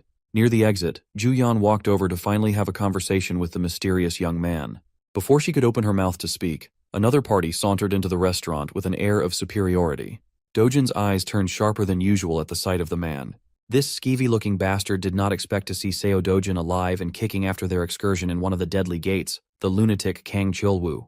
He's actually quite amused by Dojin's cockroach-like resilience. Even Juyan seemed to recognize the troublemaker in a single glance. In the middle of the restaurant, tensions rose as silence filled the air. Dojin chose to ignore the bastard's shallow insults and called Juyan over. Chilwoo was taken aback to see an S-rank hero speaking with the cockroach. Dojin requested that she take care of his family for a little bit. All she has to do is flag a taxi so they can ride away and go home. It would be more convenient if they were far away while he collects an overdue debt with a mongrel. Thankfully, Hyunjuyan is a very reasonable young woman. She did what Dojin asked and assured Grandma and the little girl that everything would be fine. She waved at them goodbye, but their concern was evident. Jian awkwardly stood there as the taxi departed. As soon as they sped away from the restaurant, a resounding and crisp sound of slapping echoed inside the establishment. With his loved ones out of the picture, Dojin can finally drop the PG act and slap a bitch. He moved so fast that Chilwoo did not even see his swing. He only felt the stinging pain in his cheek. Embarrassed by such a humiliating attack, Chilwoo gritted his teeth and charged forth to retaliate. One of the servers tried to break the fight up, fearful that the Awakeners might destroy the whole restaurant if the conflict escalated further. Her reasonable request was met with unreasonable violence. Fortunately, she wasn't harmed too badly. Seo Dojun calmly told everyone to get out and clear the room for their safety. Chilwoo is really easy to trigger. He's a muscle-brained idiot who can't even think of good trash talk. For that, he was punished with another strike to the face. He was completely caught off guard, feeling a knuckle make contact with his head. Kang Cheolwoo is the bastard who locked the original Seo Dojin in a gate, leaving him for dead. Even though he was not the one personally slighted, our MC still harbors a deep resentment for this fuckface, and he wants to talk. Cheolwoo, the goblin-looking goon, snickered as he brought up how that evil stepmother of Dojin's made the whole thing happen. Seeing that extracting info from this idiot was a lot easier than he thought, Dojin pulled his phone out and pressed the record button on the video app. He just needs a clear and concise recording of the confession, and his life will be a lot simpler in the future. Once again, Cheolwoo was insulted by his nonchalance. He gathered power in his fist, called Dojin's mother a whore, and attacked with unmatched intensity. He intends to finish the job that he failed. He wants to kill Seo Dojin once and for all. Unfortunately for the big goon, his primitive attacks are no match against the expert manipulation of Chi. Dojin met the violent punch with a soft touch and sent the enemy's fist flying as though it just hit an impenetrable bouncy barrier. Kang Cheolwoo had never experienced something like this before. Normally, he would just brute force his way through anything and everything to kill. Now it seems like he's going up against someone far beyond what he can comprehend with his tiny little pea brain. Suddenly, he was pushed off his feet. Dojun followed his body's trajectory like a hunter playing with his prey. Sounds of fists cracking a skull echoed throughout the restaurant as the server from earlier tried her hardest to dial the police. Before she could press the call button, a dainty hand pulled the phone away. With a bright smile, Hyun Ju-yeon assured the server that she would take care of everything, so there was no need to involve the authorities. The server was just glad to see a comforting face in the middle of her breakdown. Slaps, scratches, and punches landed throughout Kang Cheolwoo's body, not giving him any chance to catch his breath. As far as Ju-yeon knows, this lowlife is a B-rank hero. With that rank, there are not many people who could beat him up so helplessly. Based on this beatdown, Dojin might be classified as an A rank. Well, even if that's true, the fight still seems a bit too one-sided. Before things could get any worse, Hyun Ju-yeon carefully called Dojin to stop for a moment. She's just worried that Kang Cheolwoo might die if the beating goes on for longer.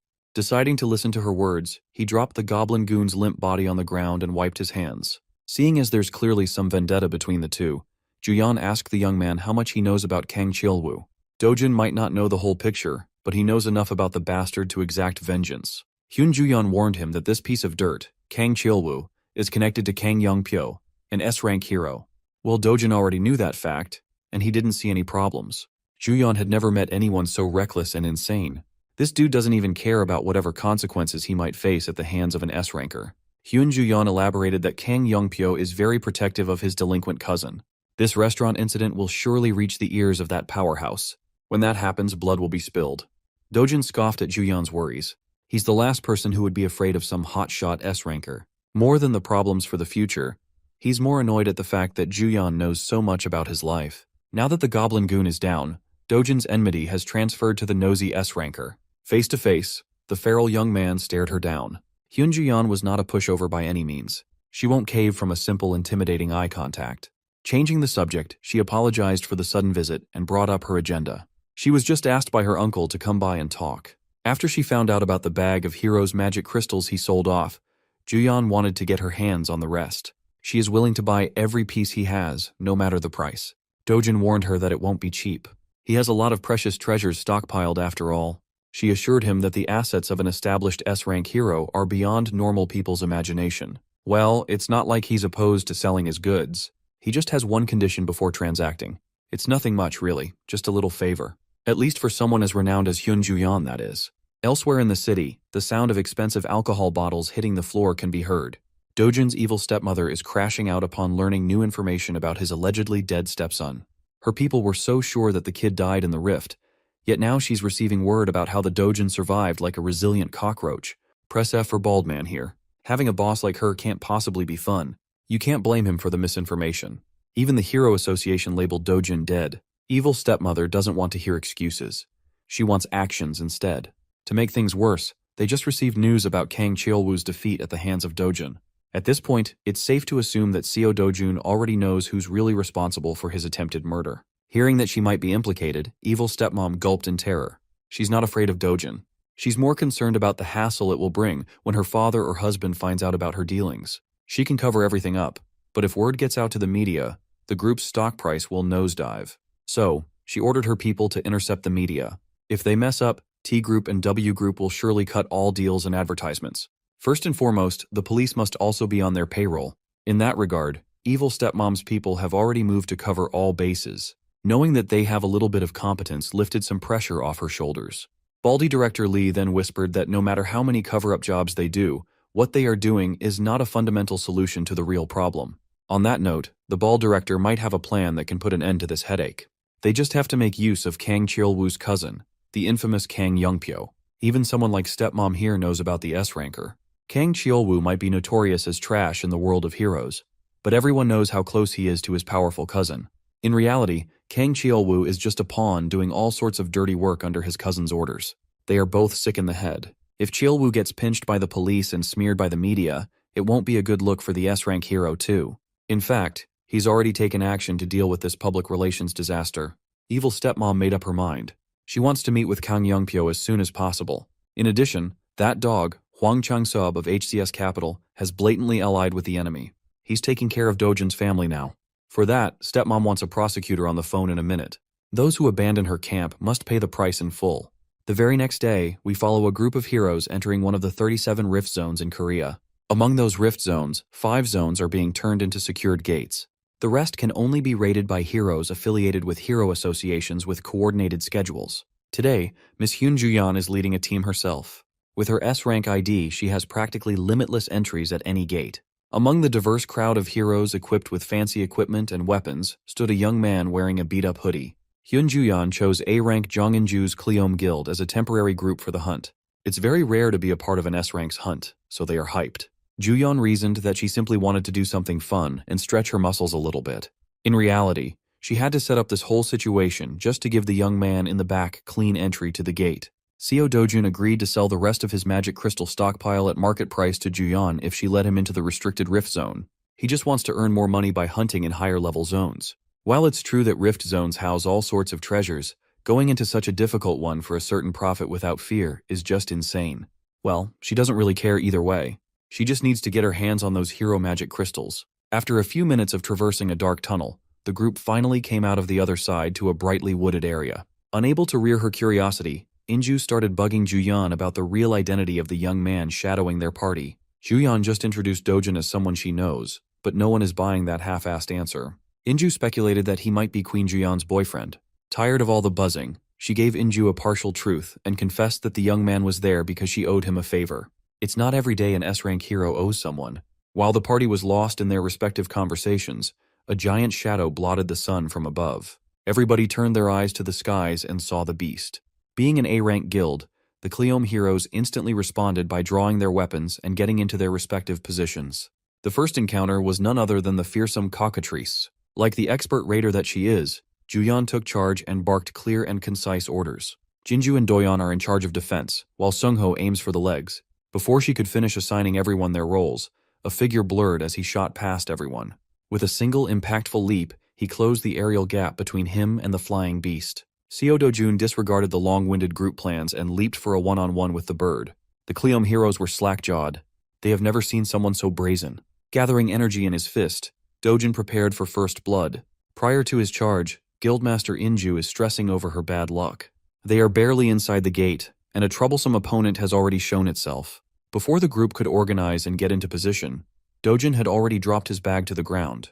While Juyeon was calling the shots, he was bursting through the air like a speeding bullet. He was an absolute speed demon. In one jump, he neutralized the bird's aerial advantage. Up in the skies, he took control of the field without a problem. His fiery energy was thick and burning. The overgrown chicken did not have the speed or reaction time to block the incoming attack. As a result, it was forced to eat a full-powered punch to the beak. The bird is on the ground, and the human is up in the clouds. It was quite a poetic reversal. Dojin landed in front of the group. He did not even break a single bead of sweat. The cockatrice is on the verge of death, the mark of his fist visible on the side of his face. The Cleom Guild people stood dumbfounded alongside their S-rank carry. They bore witness to the brutality of what happened next. Dojin lifted his leg and started stomping on the bird's head until it was reduced to meat paste. It might seem too much, but killing a cockatrice requires a lot of force. With every stomp and kick, the sound of skull cracking and blood spurting mortified the group.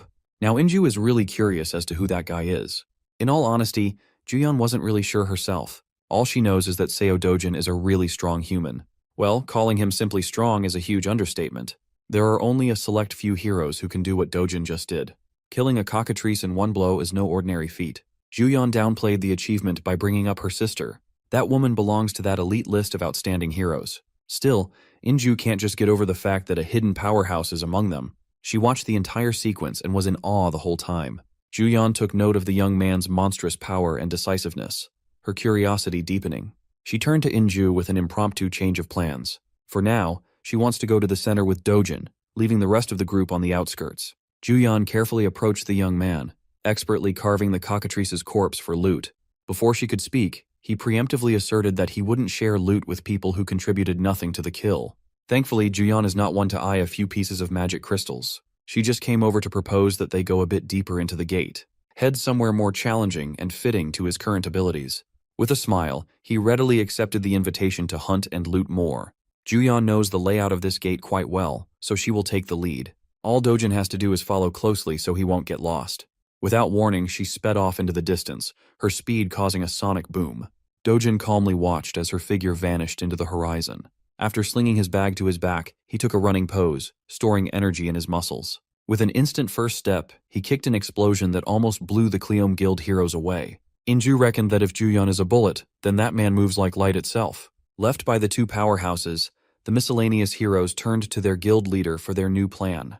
Of course, trying to follow those two ahead is utterly impossible.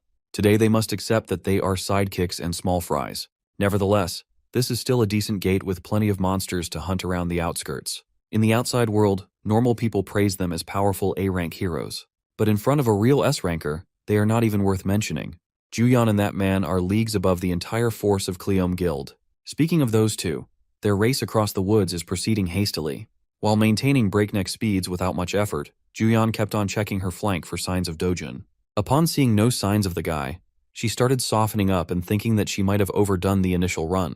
While she was thinking of slowing down, Dojin suddenly appeared by her side, asking if they could go a little faster. Juyeon's concentration broke and she almost tripped over. She had never experienced something like this before. Someone can actually keep up with her in terms of racing. When it comes to speed, she's in the top 2 in the nation. But that list might need to be updated, given how Dojin is making her eat dust. A few moments later, he made a stop to tease her for being slower than expected when she was clearly running to flex her speed. While the S-ranker caught her breath, Dojin turned his eyes onto the view on the horizon. In front of them was a massive mountain range touching the heavens. When asked what was hiding inside that rocky range, Juyeon's expression turned solemn. That place is the lair of the Thrift's boss monster, the Caesarian. You see, this so-called Caesarian is a giant 20-meter monster resembling the draconian wyvern. Juyeon doesn't even want to entertain the idea of subjugating that beast. You typically need at least 3 combat-oriented S-rank heroes to even stand a chance against such a monster. One thing Dojin knows about Caesarian is that it has a chance to drop the imaginary grade magic crystal, a treasure just below the highest grade possible. Since such an enticing reward is waiting for him, he won't let it slip through his fingers. Obviously, Juyeon is opposed to such a reckless idea. Well, Seo Dojin is fighting that draconic bastard with or without her. Juyeon watched as he fearlessly sped up, aiming to scale the mountains to slay the beast. She felt as though she did not have a choice but to follow him into insanity. Something grim awaits the duo inside the boss monster's lair. Bursting with unfathomable confidence to take down a beast that easily gives 3 S-rank heroes trouble, it really shakes Juyeon to her core. Do you know what's even more shocking? When she arrives at the site, she finds the same creature, the Caesarian, dead at her feet. The fight's already over, and she has absolutely no idea what the hell went down. Our boy casually plucks his knife from the creature's corpse, leaving her at a loss for words. Juyeon reflects her shock. The creature he just downed isn't just any boss monster. On that note, she talks about a prominent hero known as Park Hae-il who fostered a reputation for hunting down monsters like the Caesarians. Though he's an S-rank himself, the first time he went to hunt down the Caesarian, he was cautious enough to take 30 A-rank heroes along with him. And yet, even with all those precautions, the A-rank heroes didn't make the cut and were all slaughtered in the attempt. Park Hae-il was the only known survivor of the group who clung to the edge of his life by the end of the boss fight. From that moment onwards, the guy decided to rematch with the same monster. Only this time he was armed with 1 more S-rank and 100 A-rank heroes behind him. It's practically a small army at that point. The fight was brutal. They focused on piercing the creature's wings and negating its flight. The Caesarian of the time was then overwhelmed by a barrage of attacks from the heroes. This actually reminds me of the whole 100 men versus 1 gorilla debate that has been going around lately. My money is on the men, by the way, and the same is the outcome for the fight with the Caesarian, who ended up getting defeated. Despite this, only a handful of heroes remained from that battle. The rest, butchered by the beast's wrath. The damages they incurred that day were so prominent that Hae-il's guild, the Sweet Life, has yet to recover from it 3 years after the event. And yet, this one average-looking Joe has defeated the same Caesarian monster without much trouble. The funny thing is, with her constant glaring, he reminds her that she ain't getting any of these precious gems for standing around fighting the air. The remark may have annoyed her, but Juyeon is more focused on the ridiculousness of the man before her eyes. If she wasn't there to witness the battle, she would never believe in such a conclusion. The same terrifying Caesarian was taken down and obliterated in a single strike at the hands of 1 man. As for Dojin, my boy has successfully harvested the awesome-looking magic stone from the creature's body. He stares at it and tells her that he no longer cares about having an escort to guide him. From this point onwards, he's fine on his own. He also denies taking the rest of the valuables obtained by the dragon's body, such as its claws and teeth. Showing little to no regard for them, he turns back to reject her plainly, leaving the S-ranker stunned for life. Instead, he'd rather focus his energy on collecting the monster crystals. He even goes as far as to allow her to keep all of those valuables to herself as a form of payment. Juyeon takes a look at the creature for a moment and reaches the conclusion that she also doesn't need anything from the beast. It's evening now, and the rest of his group is shocked that one guy managed to collect 3 bags full of magic stones. It's an unbelievable sight even for the competent A-rankers. For their guild to have obtained the same amount, it would have taken them a minimum of 20 hours. And from the quality of the ingredients, even more than 3 days. It begs the question about the man's identity, and they're all staring down at Juyeon, who brought him along in the first place, and yet appears just as confused as them. Based off of Juyeon's own words, the A-rank guildmaster can't fathom how Dojin was able to beat the Caesarian without any proper equipment. With this accomplishment alone, he stands at the top of the hero ranks in Korea, unparalleled in his might. They really just said our boy is built differently. The A-ranker even thinks that he might be the strongest in the entire world at his level. It amazes her. Speaking of the guy, an exhausted Dojin returns with more bags on him. With just 1 day of hunting, he's already collected so much stuff.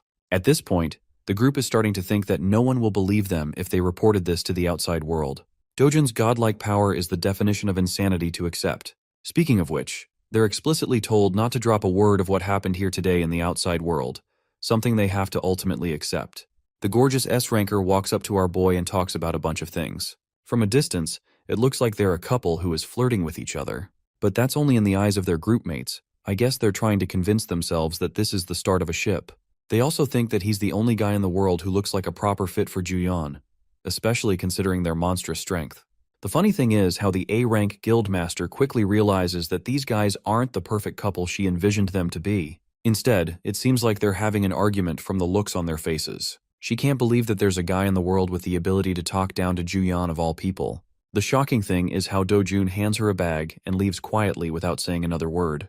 It astonishes the guildmaster even more. As for the state of the backpacks and the contents inside he collected, Juyeon states his own words. Turns out that Dojin fears the possibility that he'll become an overnight celebrity if the outside world learns that he killed the Caesarian.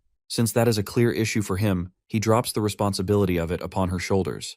Hearing his decision, it leaves the both of them baffled for words. But the irony in all of this is that the law of manifestation ends up turning true, and Juyeon gives birth to a curiosity to explore more about this mysterious young man. Girl is in love. Over to a different location, we get to explore more about the famous S-ranker mentioned earlier as Hail. He's out here going beast mode on his punching bag. His assistant is in awe of his training because it seems like he's bursting out in rage. As mentioned before, he's the guild master of Sweet Life. The assistant helps him calm down, reminding him that a little bit of endurance will help him go a long way in these difficult times. Even the guild master agrees with that idea, believing that those who underestimate him will eventually suffer his wrath. And before long, there will come a time where everyone will be admiring his strength as the most powerful guildmaster. His assistant goes on to bring up Hyol's streak of hunting down Caesarians, which sets him apart from others, even going as far as to say that his name will be etched in the history books as the hero who defeated the Caesarian with the smallest squad. The funny thing is, that title will never be overtaken from Dojin by anyone unless Stephen Hawking steps out of the grave and pulls a miracle. The guildmaster shares his enthusiasm with the assistant, going on and on about his own achievements. At the same time, their guild has been suffering major losses compared to what it was 3 years back. And yet, the only thing that gives him a smile is the knowledge that he's the only one capable of best defeating the Caesarian, a fact seconded by his one-eyed servant. On topic of discussing high-ranking heroes, the scene switches to Kang Youngpyo's office, who is currently reading a report on Dojin's eventful evening with Cheolwoo and how he annihilated Youngpyo's cousin. Even though Cheolwoo's intentions were to lock the guy inside the gate and trap him for good, a plot twist happened, resulting in an awakening. Also, the client that has tasked them to take down Dojin is actually the executive director Hong Hee-ju, who is basically at the top of the wealthiest people in Korea. It doesn't make sense for her to single out a person as her target in front of Youngpyo's eyes. That's until he learns that Dojin is actually her stepson. Though the boy was welcomed into their family at the age of 7, the moment Hee-ju's biological child stepped into the world, Dojin was kicked out of the family. This fact makes Youngpyo amused as he points out that not even being wealthy can save you from being kicked out. Discussing the payment for the hit, he learns that they're being given 3 billion won for the job, which is tiny in front of him. And then there's the fact that Cheolwoo finds himself at the edge of his own life from his battle against Dojin, suffering numerous burns and bruises. What's even worse is that he completely lost his sight and has become a cripple for life too. It only adds to the ruthlessness of Dojin's measures, to the point even a guy like Youngpyo has to acknowledge his actions. And yet, Youngpyo takes delight in the fact that he would have made sure to chop his limbs off on top of smashing his skull. At first glance, you guys probably were thinking that he's saner than his cousin, but now it's clear why he's even worse.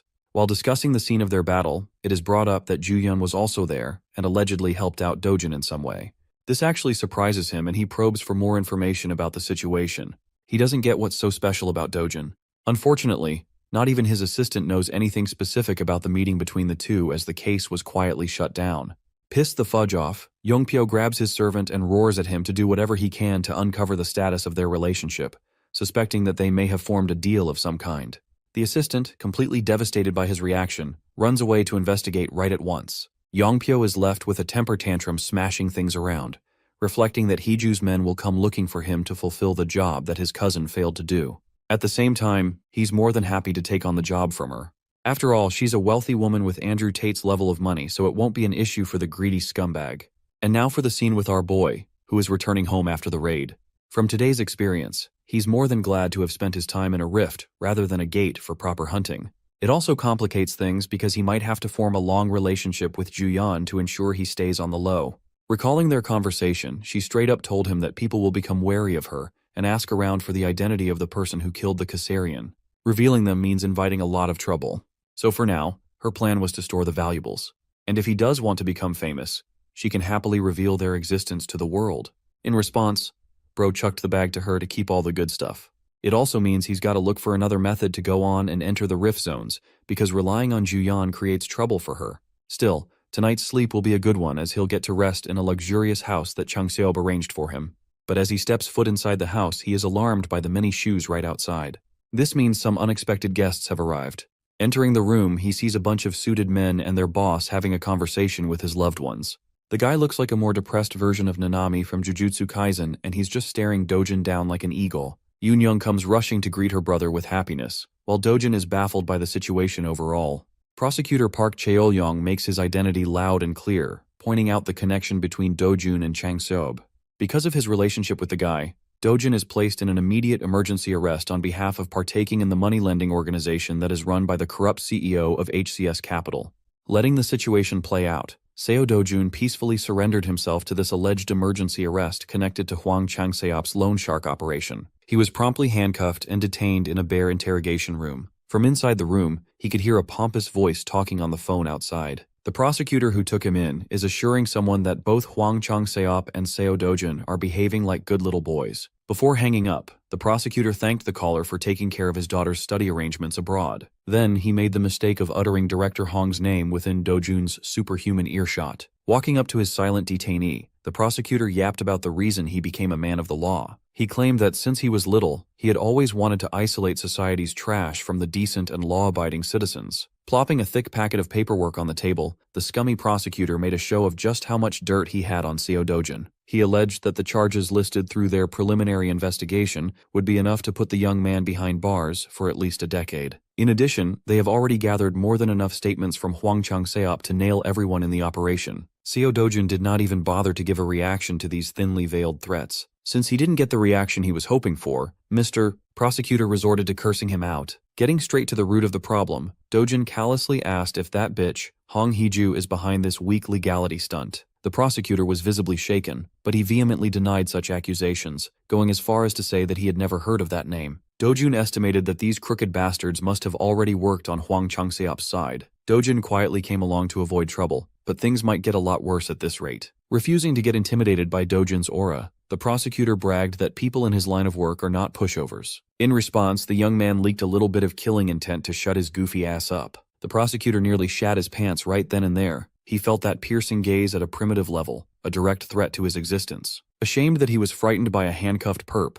the prosecutor wanted to man up and slap the shit out of the detainee. Before he could commit the last stupid act of his life, some intern interrupted, asking him to step outside the interrogation room for a moment. They just received word of some wild discrepancy on their file for Seo Dojun. The building's hero detector evaluated the young man as an ordinary person. Even after double-checking, the results remained the same. Based on the incidents Seo Dojun had been involved in recently, how does that even make sense? Maybe they were incorrect about labeling the boy as an awakener in the first place. The prosecutor got all his information from Hong Hee-ju's T-group, so the intel is supposedly reliable. Right now, Dojun is an indecipherable puzzle. How could they charge someone deemed a normal civilian with incidents that involve superhumans? Inwardly, Dojun is mocking the prosecutor for being such an incompetent dog. If he really wanted, he could just break away from these flimsy cuffs and smash the whole place into bits. As for the fallout, he could always just take Grandma and Yoon-young somewhere safer. Maybe overseas. Before he could resort to the most brutish solution, Hyun Ju-yeon, wearing a suit and tie, entered the interrogation room. She must have heard about this wrongful arrest and came to check things out. When asked why he was detained, Dojun frankly answered that he's not entirely sure of the reason himself. Thankfully, Ju-yeon advised him not to do anything reckless. She might be the only person who knows what this dude is capable of. The situation is frustrating, but using force now would only make things messier. Ju-yeon didn't wake up today expecting to get involved in the legal system, but she knows for certain that Dojun is innocent of whatever he's being accused of. With someone innocent facing unjustified punishment for false accusations in front of her, she feels obligated to correct it. Ju-yeon reckoned that the Hero Association would start a separate investigation soon. They will undoubtedly find out about Dojun's fake hero license, and will definitely dig into the recent Mappo Rift incident. Dojun asked Ju-yeon how his family was doing, and she realized that she was being treated like some secretary. When the young man glared at her with indecipherable intensity, Ju-yeon gave in and assured the guy that the family would be taken care of. As she walked out of the interrogation room, essentially becoming Dojun's legal representative, he proclaimed that this debt would not be forgotten. She won't show it, but Ju-yeon kind of liked that he's relying on her this time around. She promised that she would resolve this hiccup as quickly as possible. And she was not kidding at all. Hyun Ju-yeon's chosen method wasn't a straightforward legal defense by proving Dojun's innocence. Instead, she exposed Prosecutor Park Cheol-young's various crimes and illegal dealings, resulting in his dismissal. Once that scumbag was out of the picture, a fair investigation flowed smoothly. Seo Dojun was proven innocent with regard to the loan shark operation and other recent incidents. However, he couldn't avoid punishment entirely. As expected, the investigation proved his use of an unauthorized hero license. Thanks to Hyun Ju-yeon's active defense, he got away with just probation. While they were driving back to Dojun's home, breaking news about a previously unseen monster appearing in England and causing destruction came on the radio. The monster was described as a mantis-like creature, 1.5 meters tall, with compound eyes and terrifying jumping power. Based on the description, Dojin identified the creature as a Macasian.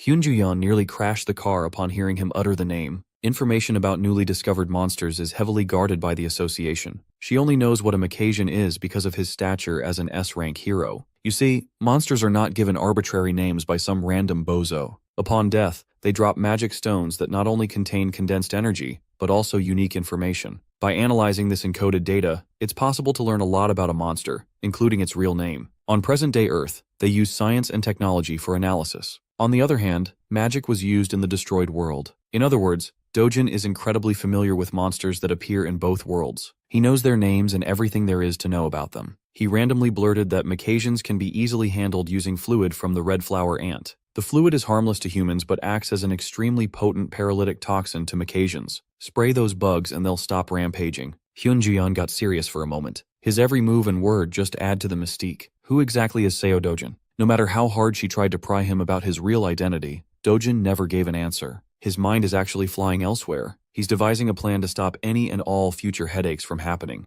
The only reasonable solution he could think of was to kill that bitch Hong Hee-ju. Speaking of the devil, Director Hong is at her wit's end. Nervously munching on her nails, riddled with anxiety, she tried to devise new plans to deal with her husband's bastard son. With the involvement of someone like Hyun Ju-yeon, she's feeling even more pressured to deal with the boy. The director's assistant wasn't much help. Even after exhausting their resources, they cannot find out what kind of relationship the S-rank hero has with Dojin. If they make the wrong move and offend someone of that stature, all the money the company has won't be able to protect their asses. More importantly, Hong Hee-ju was alarmed by the prosecution's report that Seo Dojun registered as a normal citizen and not a hero in their testing machines. Based on everything they know about the boy, it's pretty clear that he awakened something dangerous. Maybe he has some ability to deceive the hero detector or something. Hong Hee-ju is hemorrhaging money from this crusade of hers, and the best her people can give are speculations. Absolutely livid, she finally bit the bullet and contacted the S-rank rascal, Kang Young-pyo, bringing 30 billion won to the table to end this Dojin problem once and for all. Upon receiving the call, the rascal greedily demanded double the pay to deal with this little problem. Even his underlings found it a little too unreasonable to demand 60 billion for a simple job. He might be a low-life rascal, but Kang Young-pyo is also a shrewd bastard. He could tell that Hong Hee-ju had no more options. There are no alternative answers left. Besides, her company generates so much revenue that 60 billion won wouldn't even be noticed if it were missing from the coffers. Furthermore, Hyun Ju-yeon is now part of the equation. Since Kang Young-pyo is taking on the risk of fighting another S-rank, doubling the initial offer becomes a bit more reasonable. The underling concurred that Hyun Ju-yeon is a dangerous opponent indeed. Hearing his employee give praise to another S-ranker offended Kang Young-pyo's fragile ego. He cursed the underling out for doubting his fighting prowess against someone like Ju-yeon. He claimed that he can end that bitch in about 20 minutes. Of course, the underling had to assuage the boss in fear for his life. With a disturbing smile, Young-pyo changed the subject to his transaction with the Hero Association. He's also negotiating a deal before flying to the United Kingdom as one of South Korea's representatives to help with the bug problem. Unfortunately for Young-pyo, the association is tightening its wallet. Furthermore, those wily bastards already announced the selection process for Hero Dispatch to the public. They're practically making it hard for the S-rankers to refuse being deployed. Young-pyo might be a thug, but he sees the association as a group worse than thugs. The operation will take place in 3 days. South Korea will be sending its best and brightest together with Japanese heroes. At least Young-pyo can meet up with someone named Takashi. Right now, Macasian's weakness hasn't been discovered yet.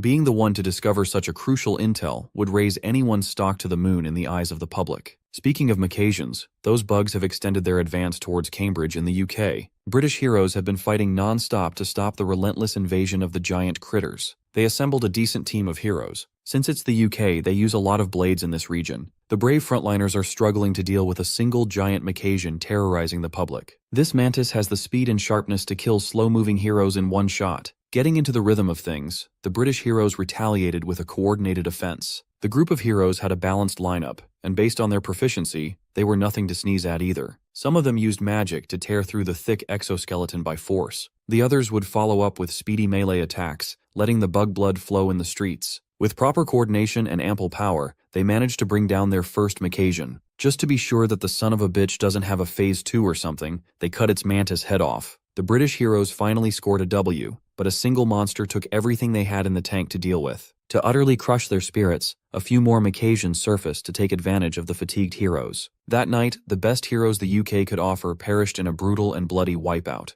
They did their best and put all their efforts into trying to stop the inevitable. Without clear information, they were helpless against unknown enemies. The pesky Macassians are now advancing south. The stalwart defense of Cambridge collapsed. There are now about 60 kilometers between the Bugs and the capital, London. As the Macassians were about to do their final push to erase London off the map, something luminous rained down from above. When the fluid made contact with the Bugs, they collectively seized and felt burning agony. After a few seconds of trying to resist the effects, the Macassians fell one by one. The paralytic flowed into their systems, making all their terrifying weapons useless in the face of biological warfare. Up in the air, the source of the rain revealed itself, a chopper closely following the army of mantises from a safe distance. Aboard the chopper were the heroes of South Korea and Japan for the joint cavalry. Every single one of them was surprised that such a simple solution proposed by Hyun Ju-yeon worked. The red flower ant sap is working better than great. The Macassians cannot endure. They practically turned into useless empty husks. Standing beside Ju-yeon was Kang Yongpyo. In his eyes, there is no way that this woman miraculously guessed and hit the jackpot. Waking everyone up from their reverie, Hyun Ju-yeon took charge and ordered everyone to skydive and finish the job. With newfound respect and awe for Korea's premier S-rank hero, the cavalry swan dived towards British soil to prevent a cataclysmic incident.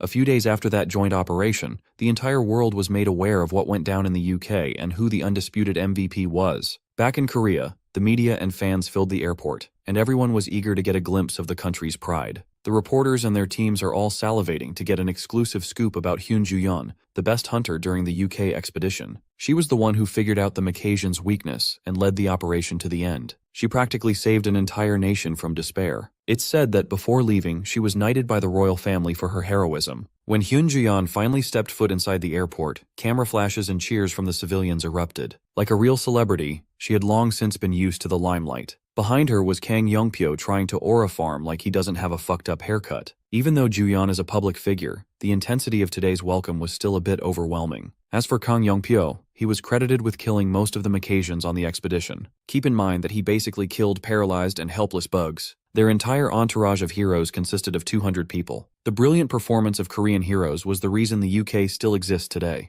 On the news, details about the Macassian hunt, including the red flower ant sap weakness, were made public. Walking around the city, our boy, Seo Dojun, overheard the news and paused for a second. He was glad that Ju-yeon was able to use his intel, but when they showed Kang Yongpyo on the Jumbotron, his mood soured. That smug-looking bastard on the screen is one more loose end he needs to take care of soon. Inside a random high-end restaurant, Seo Dojun is drinking coffee with the woman of the moment. Hyun Ju-yeon kindly unloaded tons of presents for little Yunyoung, Grandma, and even our boy. She warned him not to check the contents now. It would be better to open everything at home. Ignoring her words, Dojun found some nice-looking clothes in his pile of gifts. Ju-yeon simply wanted to give him a token of thanks for that invaluable tip. Thanks to Dojun's throwaway intel, she became the hottest hero in the world. Compared to the benefits she received, some nice clothes are practically nothing. So, she promised to buy Dojun a car or anything else whenever he wanted. Bro got a sugar mommy premium? She already knows that Dojun won't cough up how he knew about the weakness of Macassians, but she still asked. As expected, that man is impossible to pry into.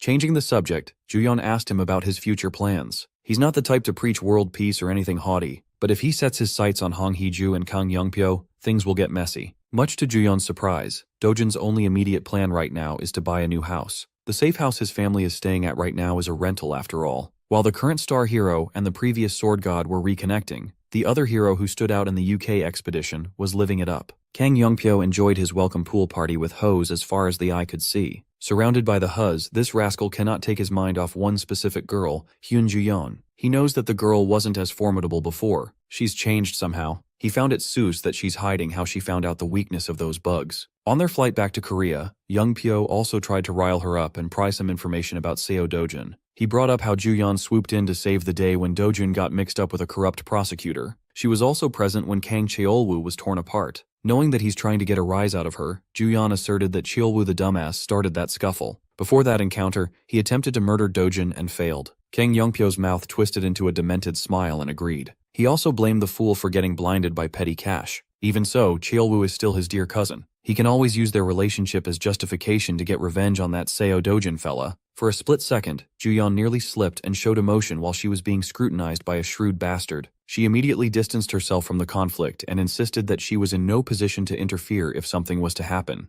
Kang Yongpyo was confused. He really thought she was closer to that Dojun guy. Ignoring him for the rest of the flight, Ju-yeon put her sleep mask back on and went back to napping. Still, even after that conversation, Yongpyo still can't shake the feeling that she was not being entirely truthful. Kang Yongpyo's paranoid ass is still maintaining caution with regards to Seo Dojun. Back in England, the original site of the breakout in Long Sutton was the shrubbery. The damage the monster wave inflicted on the place was still apparent. The British Hero Association deployed what little hero force they have inside the rifts to at least secure the magic stones before the second wave flares up. Some of the guards outside are discussing how they could have easily stood out as D-rankers if they just knew that Macasians could be taken down with just a little bit of red flower ant's sap. If their forces managed to block the wave early, they could have easily farmed ungodly amounts of magic stones. You see, once a rift breaks with a monster wave, it can never be converted into a gate. For the second wave, it's highly likely that a different kind of monster would pour out. There are plenty of records about entire countries being wiped out in the second wave. The unknown factor is the worst part. Suddenly, the rift throbbed. The raid team just went in not long ago to harvest stones inside. It's only been 5 hours. It's not nearly the time to pull out. Even so, the D-rank guards tightened the monitoring since desperate civilians trying to steal loose stones are a common sight near rifts. Instead of the usual sequence of people pulling out the rift, the whole thing seemed to shatter. Instead of the mining team, something or someone else came out of the rift. His humanoid face was scarred, and the set of armor he was wearing looked out of this world. This guy is definitely not a hero. His outfit and scars don't even look realistic. Before the poor guards could contact the headquarters, they lost control of their bodies and floated in the air. The man took a single step, and it felt like he teleported while effortlessly lifting the guards. British Guard number 1 tried to fight back using the UK's signature weapon, 3 knives. The flying blades reached their target, but multiple circular green lights made them vanish like they never existed in the first place. With a hoarse voice, the man complained that these guards are way too weak. He clenched his fist and made the green lights move. As a result, the guards were painfully sliced and diced, losing their limbs. Imagine getting turned into a limbless mannequin on the job. A dark miasma flowed out of the man's body. Using that dark miasma, he held dominion over space and grabbed one of the guards' smartphones. He verified the current date and calculated that it's been 10 years since the last time he set foot on Earth. And yet, his mission hasn't even reached 20%. After all his effort to open dimensional rifts, is it finally time to admit his failure? No, he just needs to increase the mana concentration to get back on track. But before that, this planet is due for some decent cleaning up. It's about time to weed out the weaklings. Back in South Korea, specifically in the Paju region, a young man is venturing into one of his routine farming escapades, oblivious of what's happening on the other side of the globe. Slinging nothing but a backpack, Seo Dojin walked around the restricted area. Suddenly, his senses flared up upon noticing abnormal vibrations in the ground. As he had expected, a battalion of disgusting worm monsters surfaced, eager to sample some meat. Their bodies were filled with metallic spikes, their mouths layered with sharp fangs. Dojin stood in the middle of the party, completely calm and unperturbed by the flashy display of power. Instead of looking up to the monsters, he turned his attention downwards, to the holes that the worms made. He measured the hole with a glance, and estimated that there are about 26 worms underground within a 100-meter radius. With a twisted smile, he gathered mana in his hand, eager to test the bugs. He wondered how many worms could survive his initial attack. He sent the concentrated mana blast barreling down to the hole, and an eerie silence followed. After a few seconds of idle waiting, the much-awaited explosions finally spread towards every other hidey hole in the area. Along with debris and sweltering flames, every worm wriggling downstairs was forced upwards to escape being cooked alive. Dojun is a proponent of working smarter instead of harder. With this technique, he doesn't have to get dirt in his drip. While he was busy farming free stones from the disgusting worms, a meeting of grave importance was taking place in the city. Min Hongki, Korea Hero Association's deputy director, and his boss, Na Tai Wang, were discussing a young man who was proving difficult to deal with. Of course, they were referring to Seo Dojin. According to the reports, the guy's strength could not even be measured with a standard hero meter. Other association executives, namely Vice President Park Seong-cheol, found it preposterous and threatening to have a presence like that roaming free in the country. They want Seo Dojun to answer the association. According to the deputy's intel, every bizarre thing about Seo Dojun started with Kang Cheol-woo's evil plan. After awakening in the gate raid where he was supposed to die, Dojin drastically changed. He later took his revenge and handled the new rift in Mapo by himself. Sure, he showed some excessive actions from time to time, but he always had good reason to do so. All in all, Seo Dojin's power can be classified as an overwhelming force. Natewang mused that a wild horse is the hardest to handle. Nevertheless, they have a good horse in their stable, and that's what matters. What spurred this discussion in the first place was Dojin's request for an official hero license. He was granted special privilege to skip the standard procedure since he had a guarantor. Of course, that backer was the S-rank darling of the country, Hyun Ju-yeon. Upon hearing his connection with the Golden Girl, the geezers of the association were flabbergasted. Knowing that they can't afford to offend Ju-yeon, given how hot her name is at the moment, Seo Dojun's request for a hero license was smoothly granted and expedited. He was slotted in as the 8th S-rank hero of South Korea, and he had never even stepped foot in the association. Thanks to his newfound status, he can finally hunt in any rift zone he pleases to his heart's content. It's not a bad thing to have. The way he wreaked havoc in the Paju rift zone, burning dangerous worms to a crisp, quickly reached the association director's ears. That intimidating geezer was quite amused that the country's newest S-ranker is already living up to the title. It's not every day you hear about a hero entering a second-degree rift by himself without any guild members or allies to support. It's simply insanity in the eyes of normal people. The vice president, who was the one so strongly opposed to Seo Dojun, is now advocating to reveal the young man's identity to the public, so the association can start promoting a new rising star. Thankfully, the deputy shut down such a stupid and greedy idea. Min Hongki asserted that they should ask for the man's opinion first before exposing him to the life of being a public figure. VP argued that since they are in an era of unrest, giving the people another symbol of hope in the form of a new S-rank hero would relieve the stress of the masses. Mr. VP tried his hardest to sell the idea to director Na Taiwang, but the geezer chose to be prudent. Before the association makes any move, he wants to meet the boy himself face to face. Speaking of the devil, Seo Dojun is still in his worm-killing marathon. If he wasn't using mana explosions, he's using good old brute force. While he cuts through one poor worm, the rest of the wriggling bastards loom over him. They might be a tough opponent for normal heroes, but their moves are practically telegraphed in Dojun's mind. With his hand enhanced by the burning power of his mana, he unleashed a wide sweep that burned and beheaded a dozen worm monsters in one fell swoop. He landed back on the ground, and dozens of dead worm carcasses dropped around his feet. Dojun stood above the mountain of corpses to aura farm like G. His hands were still scorching from the afterburn of his technique. He sighed and waved the remaining flickers off. As expected, the mana consumption rate of continuously hunting and killing swathes of high-level monsters is no joke. To remedy that problem, Seo Dojun finally decided to get a befitting weapon. As expected, the best place to get some much-needed equipment was the Gasan Hero Complex. Seo Dojun picked an innocuous store and entered. Inside, a bruised-up dude was manning the counter, playing on his phone to stave off boredom. The welcome bell rang, and he didn't even look at who had just arrived as he asked if the customer had a reservation. Seo Dojun ignored the bum's question and dumped his backpack on the counter, demanding to craft a weapon using the materials inside. Annoyed, the bum asserted that they don't service people without a reservation. Dojun had already been rejected by every other shop on the strip, citing that they're all fully booked. This was the only shop that answered his phone call. Still, the bum outrightly refused to entertain Dojun. He's just infuriated that he has to take his eyes off his phone. With patience running dangerously thin, Dojun grabbed the bum by the collar. Ignoring the threats and curses, he asked the little shit about who the shop's owner was. The bum proudly declared that his father owns the business. If that's the case, he'd better call daddy as soon as possible. Seo Dojun came here specifically because of a trusty recommendation. The bum was released. He scoffed, but cowardly retreated to another room and called his father. An old man wearing a modified welding mask came out from the workshop to see what the fuss was about. His name is Choi Cheolguan, master craftsman of hero armaments. Dojun shared that he came here under Hyunjuyan's recommendation. Of course, both father and son knew that name. Hell, the whole country knows that name. Old man Choi was just surprised that an S-rank celebrity knew about his craft. Seo Dojun didn't come here for useless chit-chat, so he just pulled out the materials from his bag. The old master gave the mats a thorough inspection and identified them as a giant black viper's fang. It has been a long time since he had seen one. Well, Seo Dojun wants a decent sword made of this stuff. He wants his weapon to be as long as possible. Don't we all, brother? The master craftsman argued against the request. Stretching non-metal materials too much would be detrimental to their durability. It would be more effective to make 2 medium-sized swords instead. Hearing that weak-ass compromise, Dojun asked if the old man was openly admitting to having subpar skills to craft what the customer wanted.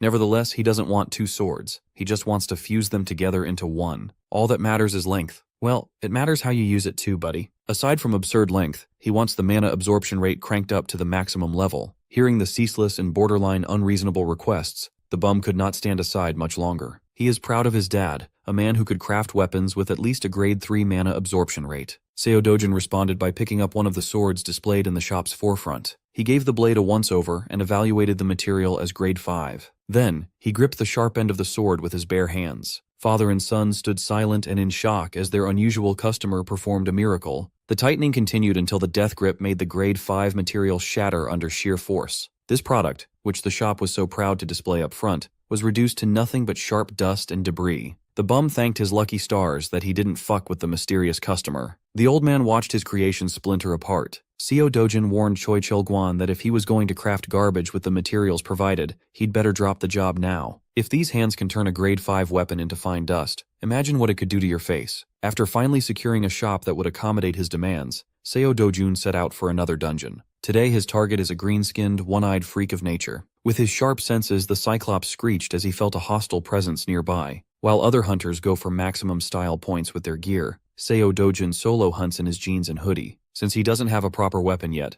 these hands will do for now. The Cyclops didn't let him get a free hit in. It tried to stomp him out right from the get-go. When the initial attack missed, the one-eyed bastard fell into a panic. Dojin leaped up into the air, compensating for the difference in size. His sword hand moved as quickly as lightning as it chopped off some juicy shoulder Cyclops meat. The pain made the beast screech in a higher and more annoying pitch. Desperate to hit back, it used its monstrous strength and gargantuan size to uproot a whole ass tree. He waved it around like a madman, desperate to swat the hooded monster out. Unfortunately for the Cyclops, such aimless tactics won't work against this man. He braced for impact, and 2 more deep and gnarly wounds appeared on either of his shoulders. It was a bloodbath. Normally, this would be the end of the hunt if Dojin were facing any other monsters, but Cyclops are a special bunch. They have such powerful regenerative abilities that they could tank and scoff at fatal wounds. Dojin had already taken this overpowered ability into account earlier. If the enemy has insane healing, you just have to keep doing damage. Without giving the Cyclops a chance to retaliate after a fresh region,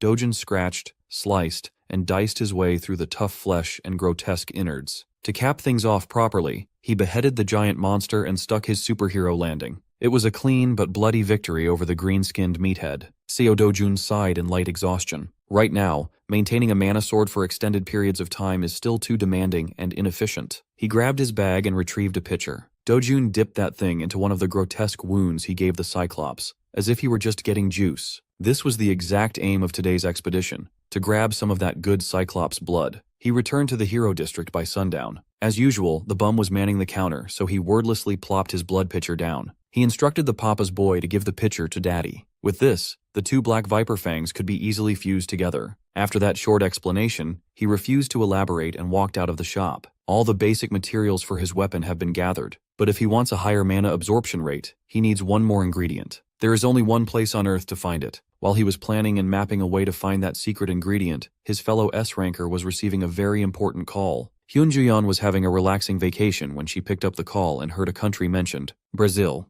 The sun is up, and the water is just right, but Hyun Juyeon can't even fully enjoy her vacation due to that call. After their recent European mission, the Korean Association had decided to send its heroes to Brazil. That means the Brazilian government and association have given up on shutting down the rift zones themselves. As far as Jong Eun-ju knows, Brazilian monsters are especially violent, but the magic stone drops are unnaturally high. With a lot of money on the line, her Cleome guild is slated to go too. She urged Juyeon to accept the mission and go with the friend she was with a few days ago. Inju reckoned that the country's 8th S-ranker must be that dude they went into the dungeon with, the one rumored to be Hyun Juyeon's man. Inju is all for supporting this budding love. She found it romantic that 2 supremely powerful people hunted a fearsome Kassarian with just the 2 of them. After a lot of goading, Inju finally succeeded in getting Juyeon to agree on the Brazilian mission. However, she has no idea if that guy would even come. Back to the little shop in Gasan Hero Complex, Old Man Choi was looking at his own creation with awe. He never could have imagined that non-metallic materials could be melted and fused together by using Cyclops blood. If it weren't for this young man, he never would have come across such a bizarre technique. With this, he can make the sword as long as Dojin wants. They could go to the upper limit of about 180 centimeters. Seo Dojin wants a 2-handed blade with an adjustable grip for one-handed swings, something that weighs about 5 kilograms. Old Man Choi was surprised to see the rude kid from yesterday speaking so politely. He actually knows basic manners. Maybe his weapon really is just that important to him.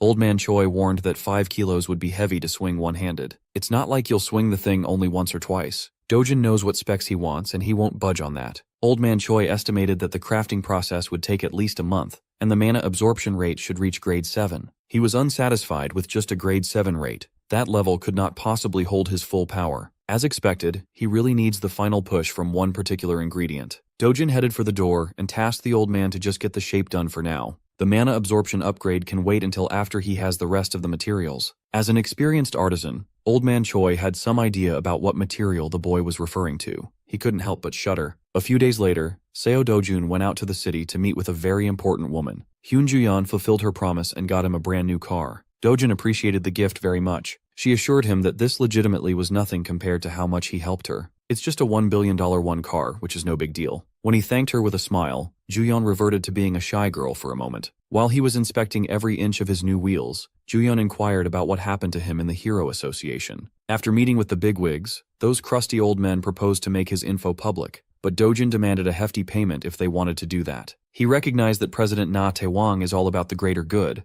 but politics muddle everything. Anyways, the negotiation fell through. After his external examination, Dojin hopped into his new car. Hyun Juyeon quietly jumped onto the passenger seat. While putting her seatbelt on, she brought up the association's preparation for the impending Brazil operation. After hearing her say Brazil, Dojin muted every other word. He drew closer to her and sincerely asked if she was going. Stunned, she barely managed to stammer that she would be. If that's the case, he invited Juyeon to go together. The S-rank Brazilian Riz is unreal. It made the heart of the nation's hero skip a beat as her cheeks uncontrollably blushed. Meanwhile, another woman is turning red because of Seo Dojin. The rich bitch, Hong Hee-ju, is in the middle of getting scammed by Kang Young-pyo for even more cash. He urged director Hong not to pinch pennies at a time like this. He already has a $3 billion in advance, yet he wants more. This man hasn't even started on his supposed job to finally kill Seo Dojin. Running out of patience, Hong Hee-ju seriously considered just hiring someone else to do her dirty work. She reckoned that there are plenty of lowlifes out there who would kill for tons of cash, no questions asked. Kang Young-pyo just laughed at her outdated intel, so he threw in a free tip. He just found out that Seo Dojun has just become the nation's latest S-ranker. They are practically peers. Director Hong refused to believe that the weak-willed child she drove away from the family had turned into some kind of superhuman. Young-pyo spent a lot of his own money to secure this info. If Hong Hee-ju doesn't want to believe it, she can just wait until Seo Dojun climbs this tower and kills the bitch himself. With desperation and fear for retaliation, Director Hong stopped Young-pyo from leaving. She is out of her depth, and she doesn't want to die. This crazy lady promised to pay as much as it would take just to take Seo Dojin out of the picture. Kang Young-pyo smiled and replied, he changed his mind.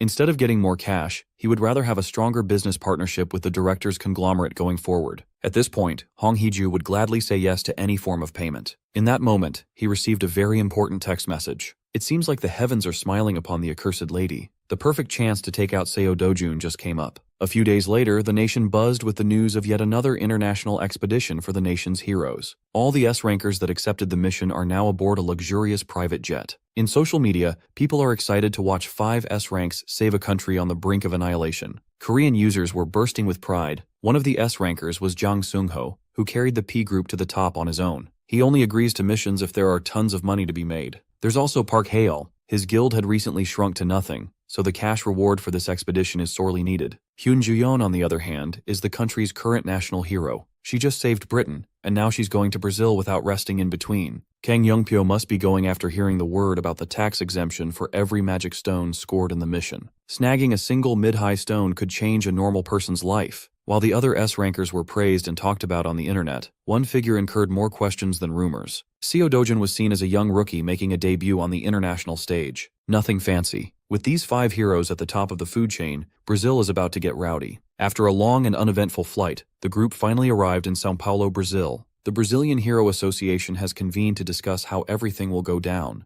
They are eager to welcome the renowned Korean expedition team. They are the fastest responders out of all the countries from which they have requested help. A few of the S-rankers didn't even check into their hotel and just jumped straight to action. Still, the bigwigs are worried that the Koreans might figure out something they've been trying to suppress. There is no such thing as an everlasting secret, so they just have to make sure that everything is under strict control until the collaboration is over. Brazil's national treasure hero, Moraes, has been defeated by some unknown entity. It was a gruesome way to go. He wasn't done in by a monster. His black box definitely caught the shape of a human killer. No one knows what exactly happened near the Santarem Rift. Right now, the Korean team is receiving the necessary briefing about the plan of action. While everyone was listening intently, Hyun Ju-yeon was busy texting and looking for Seo Do-jun. As it turns out, he stayed on the plane and got on a connecting flight to a further destination. He's going straight for the Santarem Rift. Ju-yeon couldn't help but worry. She just learned that this man is going to the most troublesome rift by himself. Supposedly, the team will go on a 2-day local adaptation period and will be assigned to the rift zones they applied to be deployed on. After the briefing, Ju-yeon didn't stay for long and got into a taxicab.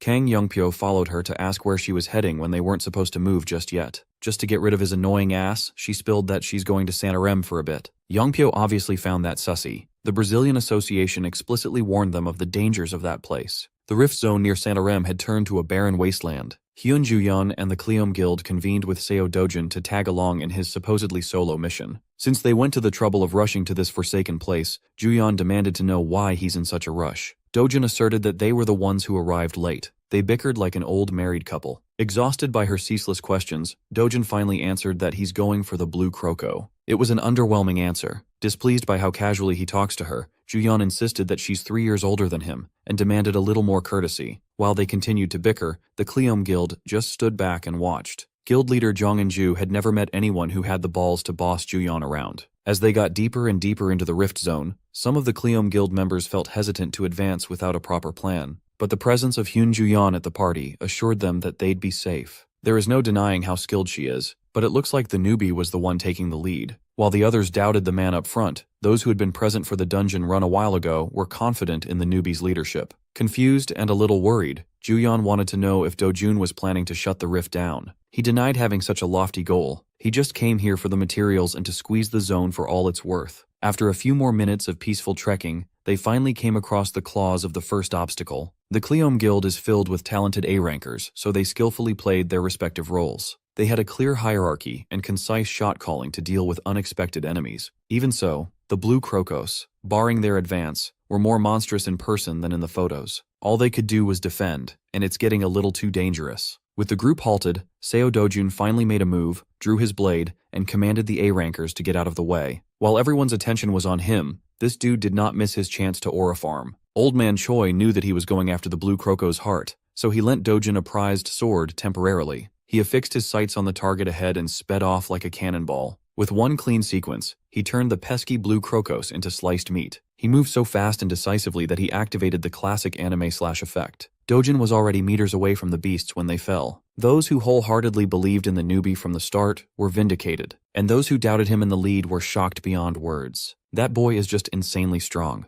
After that first hiccup, the journey to the rift zone proceeded without much trouble. The sun had set, and the party had set up camp. Huddled in the campfire, the Cleom Guild could not shut up about how Mr. Seo Dojin took down a group of blue crocos by himself in one shot. He didn't even break a sweat. It's not yet known to the public, but that's how he beat the fearsome Kassarian as well. One thing is for sure, this man is no ordinary hero. While others gossip, Dojin was busy watching his sickly-looking steak cook. Hyun Ju-yeon approached his spot and asked if he had finished organizing the blue croco heart. Well, the coolers he brought with him are filled with that stuff now. Ju-yeon still can't think of what those hearts are good for. Turning her attention to his pan, she asked what kind of meat was sizzling in there. It's certainly not beef. He casually answered that he's grilling some blue croco meat. She could taste his meat if she'd like. There are plenty of provisions prepared for this expedition, yet this man is cooking what he hunted. Ignoring her disgusted expression, Dojin bit into his grotesque meal. He chewed and swallowed like he was dining in a barbecue restaurant. Using his knife as a fork, it was quite a grisly sight. Even Jong In-ju was weirded out. They have so much normal food in stock, yet their leader is chomping on cursed meat. After getting over her initial disgust, Hyun Ju-yeon got curious. She picked up a cut for herself and stared at it for a while. In-ju wanted to stop her friend from doing something she might regret, but Ju-yeon trusts in Dojun's taste. As the piece of blue meat approaches her mouth, In-ju could do nothing but watch in horror. Ju-yeon gently bit on the rancid-looking meat. After swallowing a little baby bite, she was pleasantly surprised by its delicious taste. And so, two people in the camp wordlessly enjoyed a bizarre meal. Curious, Jong In-ju whispered and asked Mr. Seo Dojin about his secret. How could a relatively unknown person charm someone like Miss Ju-yeon? Sure, she's inexperienced and has never had a boyfriend, but she's not the type to easily give her heart to a man. So, what did Dojin do to charm and romance Korea's national treasure into trying his meat? Hearing the mention of romance made him recall his time in the Imperial Academy. It was a long time ago, before he even turned 20. With regards to romance, there was Miss Maisel Grain of the Grain Count family. There was also the youngest of the Lesulian family, Luenda Lesulian, and of course his last sanctuary in the destroyed world, the valiant knight, Veronica. He got way into reminiscing about the past and was brought back by In-ju's whispered shouting. As for his secret, he answered that Ju-yeon is the moth to his flame. In-ju had never heard something more cringeworthy in her entire life. Just like that, the night passed with a very playful atmosphere. Even Dojin was smiling and having fun. Back in São Paulo, Kang Yongpyo is still living it up in a grandiose hotel suite. He's still wondering why Hyun Ju-yeon was so in a rush to move when the proper operation date hasn't been assigned yet. According to his sources, she's moving with Seo Dojin and Jong In-ju's guild. He turned to his assistant and asked about the range of profitable monsters in the Santarem area. As far as he knows, there should be none that would be considered lucrative. Every single thing related to that bastard Seo Dojin is simply too unpredictable. Yongpyo's worries dissipated when the hateful director Hong rang his phone.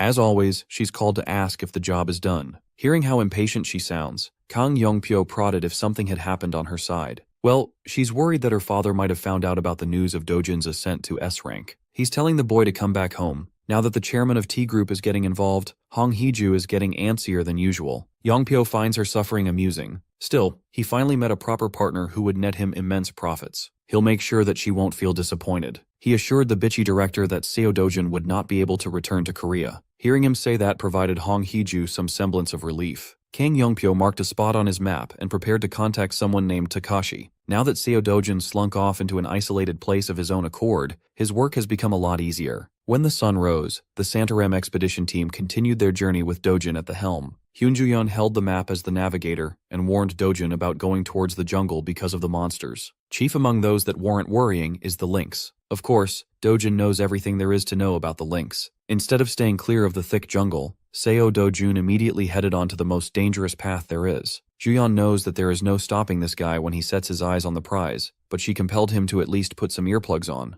Thankfully, she has prepared some in advance. Earplugs are required when fighting a lynx. Its cries have a bewitching effect that can paralyze the mind. Dojin was aware of that, but he refused to take the plugs. Juyeon did not easily give up trying to convince him to put the earplugs on. The intel and warning came from the Brazilian treasure hero, after all. Ignoring her pleas, Seo Dojun wordlessly and casually traversed the heavy thicket of Santarem jungle. Leaving them with no other choice, Hyunjuyeon and the Kleom Guild were dragged into this treacherous detour. After a whole day of non-stop trekking, they finally reached the monster's lair. Under the bright moonlight, the lynx stared them down like a predator eyeing its prey. It looked like a deranged overgrown cat. As soon as the beast made its presence known, Inju ordered her subordinates to cover their ears. While everyone was panicking, Dojin just stared at the cat without budging. He is not a prey. Two predators sized up each other. It was a contest of who had more aura.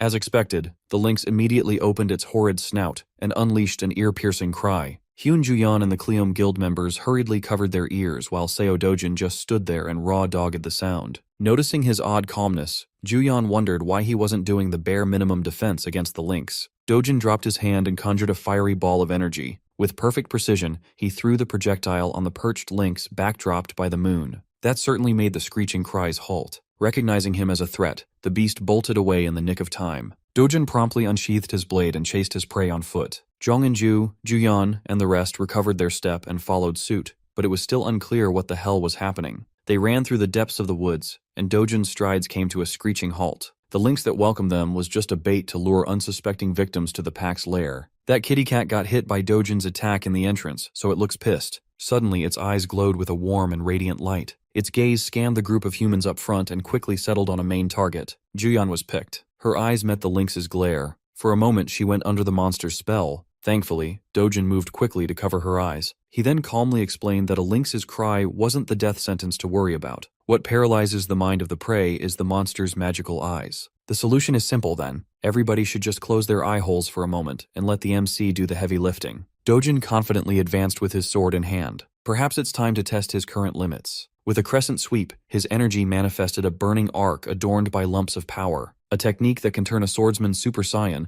the Vandayan sword skill's first form, a miracle born from a single point. He extended his tip forward and steadily summoned a much more condensed version of his energy blasts. The Lynx pack had never encountered anything like this before, and they didn't know how to respond. As a result, our boy got a free hit with his ultimate skill. The A-rankers of Kleom Guild were slack-jawed and a little terrified. Looking like a mad god, Seo Dojun released the stockpile from his tip, and the burning climax scorched everything in its path. The poor furries crawling along the branches recognized that they were fucked a tad bit too late. The pack took the brunt of the A-miracle born from a single point. They got absolutely nuked. Its impact almost swept the ladies off their feet, and not in a good way. When the radiance of the spell died down, the aftermath it left revealed a ghastly sight. A whole section of the forest had been deleted from existence. The land was burnt to a crisp, and the man responsible for such destruction didn't even break a sweat. The unlucky beasts who tried to pick on the wrong guy were instantly cooked. They hyped the danger level of these things up so much, and they didn't even get the chance to show off their loadout. If Juyeon had to sum up Seo Dojin in one word, it would be unbelievable. Surprisingly, a single lynx managed to survive the blast that essentially obliterated its whole bloodline.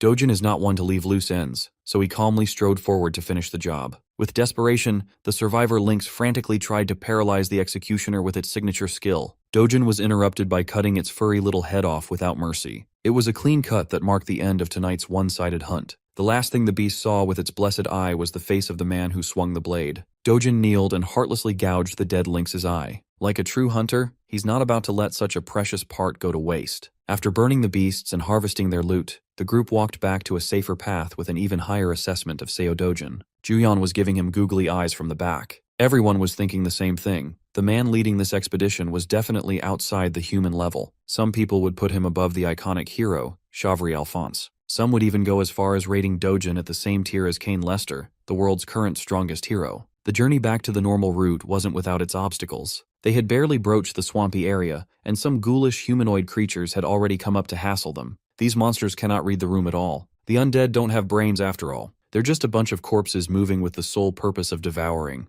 Their charge might look intimidating at first, but it was simply too straightforward. A fist extended out and decked one of the ghouls out of the way. Seo Dojin continued his kill streak after a brief break. This time it's via headshot again. He didn't need a weapon or some fancy technique. The undead can catch his hands and return to the underworld. Once he got into his rhythm, it was basically over. A flurry of heads exploding in quick succession rang out as the ghouls fell one by one. Using his bare hands, Seo Dojin ripped every single one out of their bodies. This time, the Cleom Guild members accepted that they're just spectators and stood back to watch the highlights. A few moments later, after looting whatever they could salvage from the ghouls, the group continued their trek. While walking, Juyeon couldn't hold her curiosity in, so he asked Dojun about his swordsmanship, the move that produced the radiant flashes specifically. She's obviously talking about the Vandian sword skill's first form, a miracle born from a single point. He half-heartedly asked if she wanted to learn it, and Juyeon's face immediately lit up. But in a peaceful world like this, he doesn't see any reason to teach someone something so OP. Juyeon could sense that this man was underestimating her way too much. She's still an S-rank hero too. On paper, they are on the same tier. Seeing the defiant look in her eyes, Dojin seriously considered teaching her Vandian swordplay. In the end, she accepted that this brick wall wouldn't give in as she sulked like a child who didn't get the toy she wanted. To keep everyone on track, Inju made the judgment call to leave the rift for now. The last leg of the journey back went without a hitch, and the group reached the exit rift. Thanks to Dojin's hard carry, they cleared the zone without any casualties or even injuries. Next time, they will re-enter with the goal of shutting the rift down. Who knows? Maybe that attempt will go even quicker. Everyone exited the rift one by one, with Inju stepping out on the other side last. Immediately, she heard a heated argument in Japanese. Someone had been camping outside the rift to cause some trouble and throw some grief. The more Inju heard, the more she recognized who the rude voice belonged to. In the middle of the scuffle, Seo Dojun inexplicably had his hand around Fine Shit's waist. In front of them was Ryoma Takashi, an ex-Yakuza S-rank hero and Teikoku's guildmaster. He had his boys with him. According to Ryoma, he was supposed to have fun with Juyeon today, but this unknown little boy dared to block him. He threatened to smash Dojin's face in if he didn't get the hell out of the way. Ryoma towered over him in stature, but he could not look more unbothered by the threats. He even talked back in perfect Japanese. The previous Seo Dojun must have picked up and studied before. Ryoma did not appreciate getting dissed in his mother tongue at all. Sensing their boss's rage, the Yakuza goons barked at Dojun to bow his head and apologize from the bottom of his heart. They keep going on and on about how their master is not to be trifled with. While they can yap their asses off all day, Seo Dojun doesn't give a flying fuck. To put it plainly, he firmly told Ryoma to get lost. Watching the situation unfold, Inju's worry grew by the second. Teikoku is ranked among Japan's top 5 guilds. Ryoma Takashi is a thug infamous for his violent temper. Even for Dojin, it might be better to steer clear of this mess. Trying to broker peace between the two heated parties, she decided to step in and cool the situation down. Jong Inju was calm and respectful with her approach, but Ryoma just labeled her a bitch who shouldn't butt in. This time, her crew flared up. Their guildmaster was being blatantly disrespected. It could have easily devolved into a guild war, but Inju had her boys under control. Despite the insulting words, Jong Inju formally introduced herself as Cleom's guildmaster and proposed that they settle the beef without escalating the situation. Ryoma just spat on her peaceful agreement. He had never heard of the puny Korean guild, so why should he care? Going even further, Ryoma offered to give Inju a turn on his 2-inch beast after he's done with Juyeon. He proceeded to forcefully grab Juyeon, but Dojun's body blocked that grab. Irritated, Ryoma finally showed his teeth after barking for so long. His fist gave Dojun's cheek a little kiss. He thought that would be enough to knock some nobody out, so he could have some fun in the meantime. The dumbass Yakuza also leaked that he has some business to settle with Dojun. One can infer that this stunt is just one big, calculated provocation. If that's the case, Dojin is down to playing along. He immediately got his payback by socking Ryoma on the same cheek. His punch was noticeably more effective. It threw the Japanese cliché flying back to his crew. The hardcore Yakuza glazers who were barking obscenities didn't expect to see their boss in this state. Dojin advised everyone to stand back. Since these assholes struck first, whatever happens next can be reported as self-defense. The Yakuza goons drew their respective weapons and got in position to retaliate, but the boss called the one-on-one. Ryoma got rid of the jacket covering his chiseled physique and ordered his men to fall back. Awakening the power lying dormant inside his body, the ex-Yakuza S-ranker showed why he's one of Japan's best. Before the inevitable fight started, Juyun turned to Dojin with a piece of advice. She did not bother talking him down or any of that crap. She just asked her man to at least leave the poor Japanese gangster half dead. What happened next was what you might have expected. To the boys from Japan it was a shock, but to the expedition group, it was the norm. Seo Dojin is absolutely pub-stomping the trash-talking Yakuza bastard. Ryoma had his head buried deep in the group while the heels of Dojin's shoes bashed him deeper with every stomp. Miraculously, Ryoma managed to get out of the embarrassing position by cowering away. He crawled backwards to his boys while trying to reevaluate his life choices. Who the hell did he mess with? How can he be human? This is not what he heard about from the source. Look at those eyes. Seo Dojin is not a man you are supposed to fuck with. Staring into them felt like a death sentence. Every fiber of Ryoma's being was yelling at him to bail or he's going to die for certain. It doesn't matter if it's shameful to run after declaring and starting the fight. He just wanted to run and never see Dojin again. Unfortunately, he has to finish what he started. The young man zoomed like the wind and appeared in his escape path. Looking down at the broken gangster, Dojin asked if someone had orchestrated this stunt fight. He already has a pretty good idea who's behind these dirty tactics.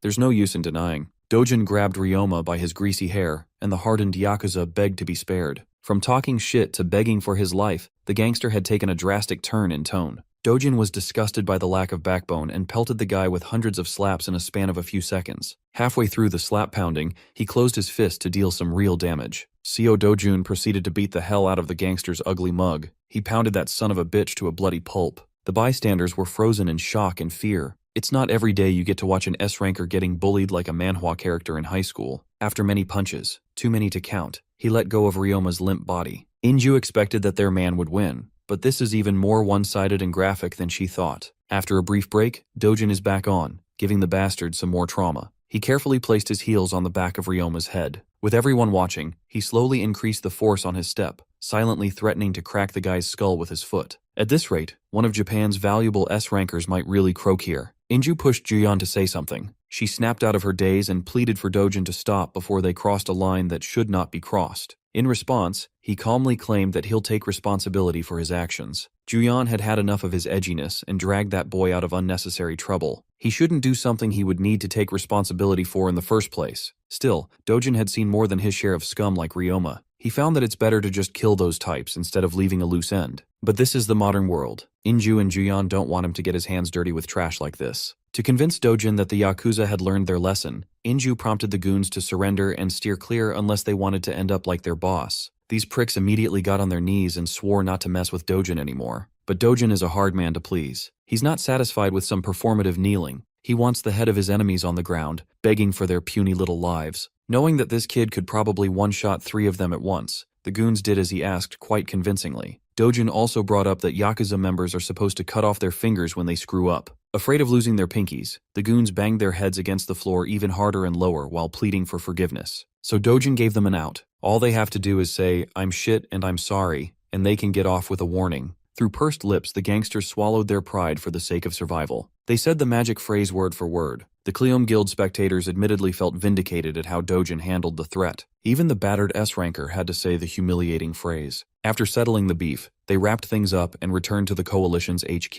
The next day, in sunny São Paulo, Brazil, Juyeon and Inju found themselves in the office of Brazil's Hero Association to report about what had happened the day before. Reading the events that transpired on paper was a little hard to believe. The report summed up how an S-rank hero like Ryoma Takashi was beaten to the point of being crippled by just one man. There's a bunch of eyewitnesses, but it's still hard to accept. Brazil's Hero Association was really hoping that Korea and Japan would work closely together in the quest to close the troublesome Santarém rift. If the report is accurate, the Brazilian Association won't have to get involved. They'll just hand the case over to the respective hero associations of Japan and Korea for an internal decision. With that out of the way, they move to the part of the report regarding the group's trip near Santarém. For now, everything seems to be normal. The Brazilian Hero Association's representative kept seeing Seo Dojin's name popping up on the reports, so he asked if he could see the guy. But that would be impossible right now, as Dojin is left to allegedly wrap some things up cleanly. Inside a lonely hospital room, a poor patient covered in gauze and barely recognizable with his fucked-up face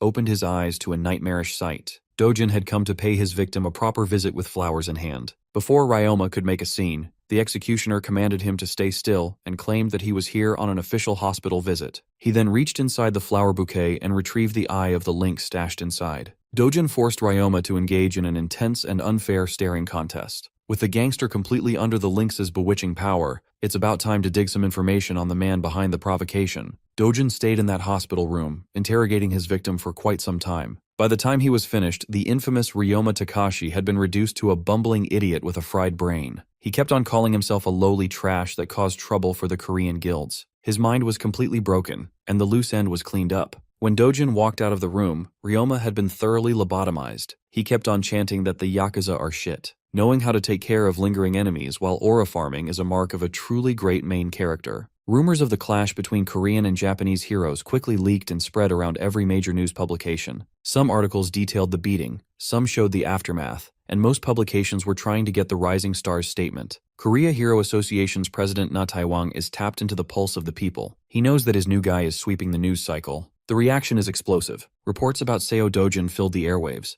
The association also received news that the Japanese Hero Association had dropped its investigation. Ryoma Takashi himself asked his government to stop it. This was strange, considering that he's known for being a hothead who will always pick a fight at every chance he can. For a whole country to back off, something more must have happened. As for what that something is, Na Taewang had no clue. The old man just could not shake the feeling that with Dojin at the center, the balance of the world had already begun shifting. Right now, only one day remains until the operation to close the Brazilian Rift Zone kicks off. The Korean team that arrived early had just finished adapting and familiarizing themselves with the area. Everyone exchanged and shared joint operation plans, rigorously perfecting the strategy. The rest of the heroes conscripted from all around the world had also gathered around. To encourage success and cooperation, the Brazilian government arranged some sort of pre-battle eve festival. The star of the event was, of course, today's enigmatic media darling, Seo Dojin. Bro bought a trench coat to maximize his aura. In the banquet hall filled with all sorts of delicacies, Dojin engaged the other heroes from other countries in conversation rather well. Word about him wrecking Ryoma Takashi has gone global. It's only natural that everybody wanted the dirty details. Everyone who comes up to Dojin just talks to him about the incident.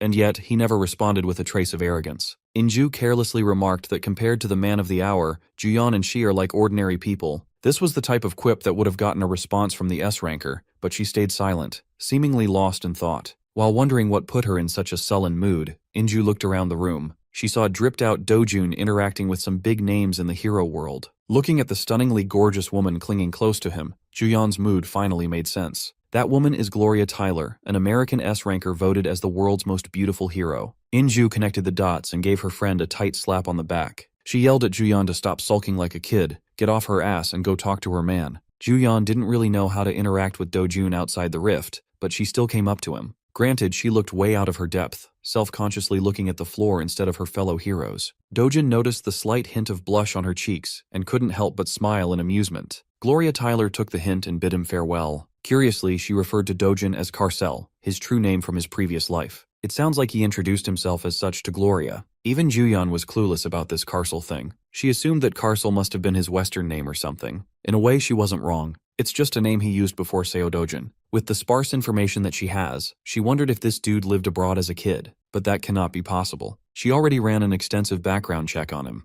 Juyeon was evidently upset that another woman found out that Dojin had a different name earlier than she did. While they were casually chatting in the middle of the banquet, some asshole was hovering closely. Inconspicuously holding a glass of liquor in his hand, Kang Yongpyo listened in. In his head, he was cursing his Japanese buddy for failing to handle one guy. At this rate, he'll just hate to step in himself. While his insides were boiling with the desire to rip Dojin to shreds, his big-ass ears picked up Juyeon whispering a word of warning. She reminded her man that even though he's strong, the enemies won't always play fair. Ryoma Takashi had a few close friends in his circle. The one they have to worry about is in this hall. Dojin cut her off before she could name-drop the obvious mastermind. He went on to claim that he didn't need to know who was coming. It's going to be the same shit, different ass. Just like Takashi, the mastermind is nothing but a dirty, arrogant, no-skill clown. Men like those are not even worth worrying about. Dojin really drilled that sentiment hard as he slowly turned his gaze to the direct target hovering behind. Kang Yongpyo quickly turned around and acted as though he didn't hear anything. But he did. This dude is on the verge of crashing out in the function. The icing on the cake of this masterful rage bait performance was Dojin's coy smile, openly mocking Yongpyo. The rage bait was successful. Yongpyo doesn't want to send another hired muscle. He wants to take care of this Dojin problem with his own hands. After the pre-battle Eve festival, the heroes rested up and were deployed the very next night. Inju, her guild, Juyeon and Dojun had gathered outside the rift assigned to their team, and were forced to pause for a moment. The rift zone near Santarem looked murkier, darker, and a lot more sinister than usual. Still, some of the boys found this ominous change negligible, considering that they've got 2 competent S-rank heroes in their midst. They could just rush in and close the damn thing. What could go wrong? With some apprehension, Inju gave her men the command to move in. On the sidelines, Dojin had a grim look in his eyes as he stared into the overgrown rift. He could feel something coming. The ladies had no idea what he was hinting at, but his foreboding words unsettled them. It was faint and hard to notice, but the mana density in the area was rising at an abnormal rate. Inside the rift, floating up in the air, some entity with long-ass nails was eyeing a phone displaying a progress meter currently at around 23%.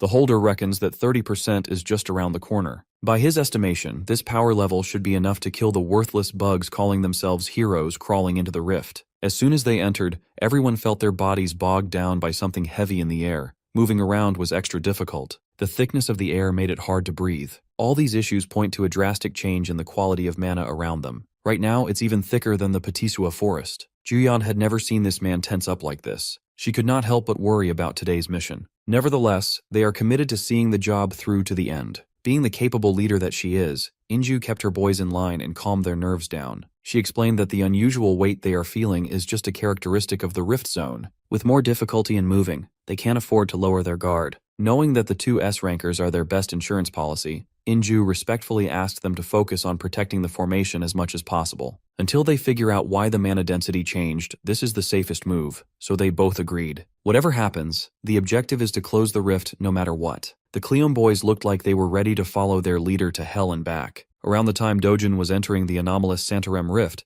another party had gathered at the rift zone near Manaus, the largest city in northern Brazil. A joint team of French, Korean, and Brazilian heroes has been dispatched. They are failing hard. These dudes are getting their asses beaten and eaten. Solo leveling had overpowered ants. We have killer bees. The overconfident foreign heroes thought they were about to cruise through this mission. Hell, these bees should have been easy free kills for C-rank heroes. Yet here they are, getting wrecked by gigantic insects. Even the A-rank heroes in their midst were falling like flies. The killer bees had no regard for human life. They have killer in their names. What did you expect? The sole remaining hero tried his luck against one of the flying critters, and his fist made full contact. It was useless. His body had gotten so damn heavy that he could not project his desired power output. Normally, he could shred an entire colony of these bees into pieces by himself. In this place, they are not the clearing squad. They are nothing but helpless prey to the real hunters. It's hard to tell how many of these so-called heroes will actually make it out alive. Back in Santarem, Inju just narrowly dodged a heavy axe slam from their first encounter. Posted up before the squad was a battalion of black orcs.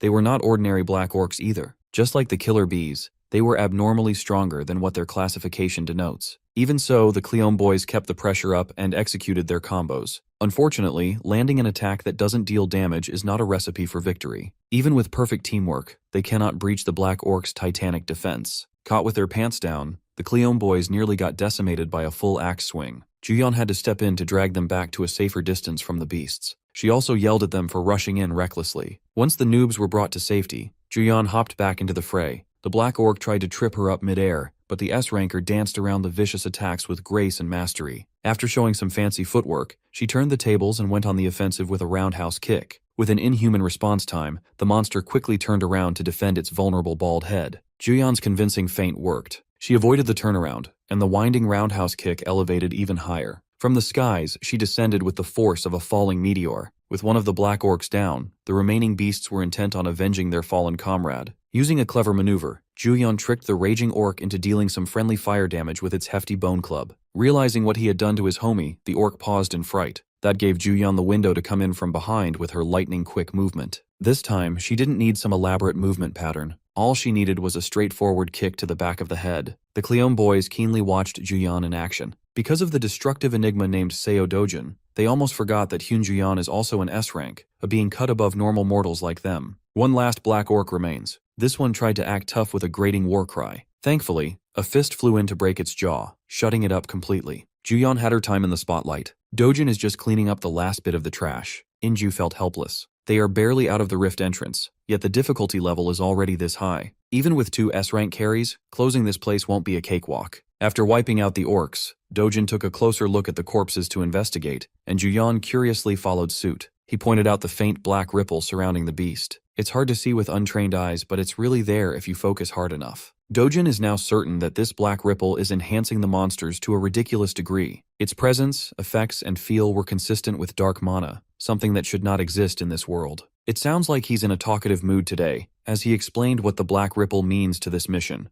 Deeper into the Santarem Rift, they reached a different biome and encountered a different class of monsters. They looked like lumps of goop, a vicious pack of swamp creatures. Against these slimy bastards, the Cleon boys rejoined the fight to prove that they can contribute. They were fast and crisp with their practiced rotations, but the damage simply wasn't there. Perhaps another 2-man combo could break through. Cooperation can only get them so far. They managed to incapacitate one of the swamp monsters, but it wasn't enough to get the kill. They were used to dealing with normal swamp ghouls, but this is a different breed. Thoroughly exposed, the boys were caught in the petrifying sludge. Spear Guy managed to recover, but his shield-bearing partner took the brunt of the force. The attack was strong enough to tear up a high-class combat suit. Every attack is lethal. Desperation, helplessness, and confusion plagued their minds as they continued to resist. A lapse of judgment could put your life in definite danger if you're not paying close attention to your surroundings. Thankfully, Guildmaster Inju was keeping her eye open for any sneaky slime action. With her boys in danger, her combat instincts were tingling. Jong Inju wielded her blade like it was an extension of her body,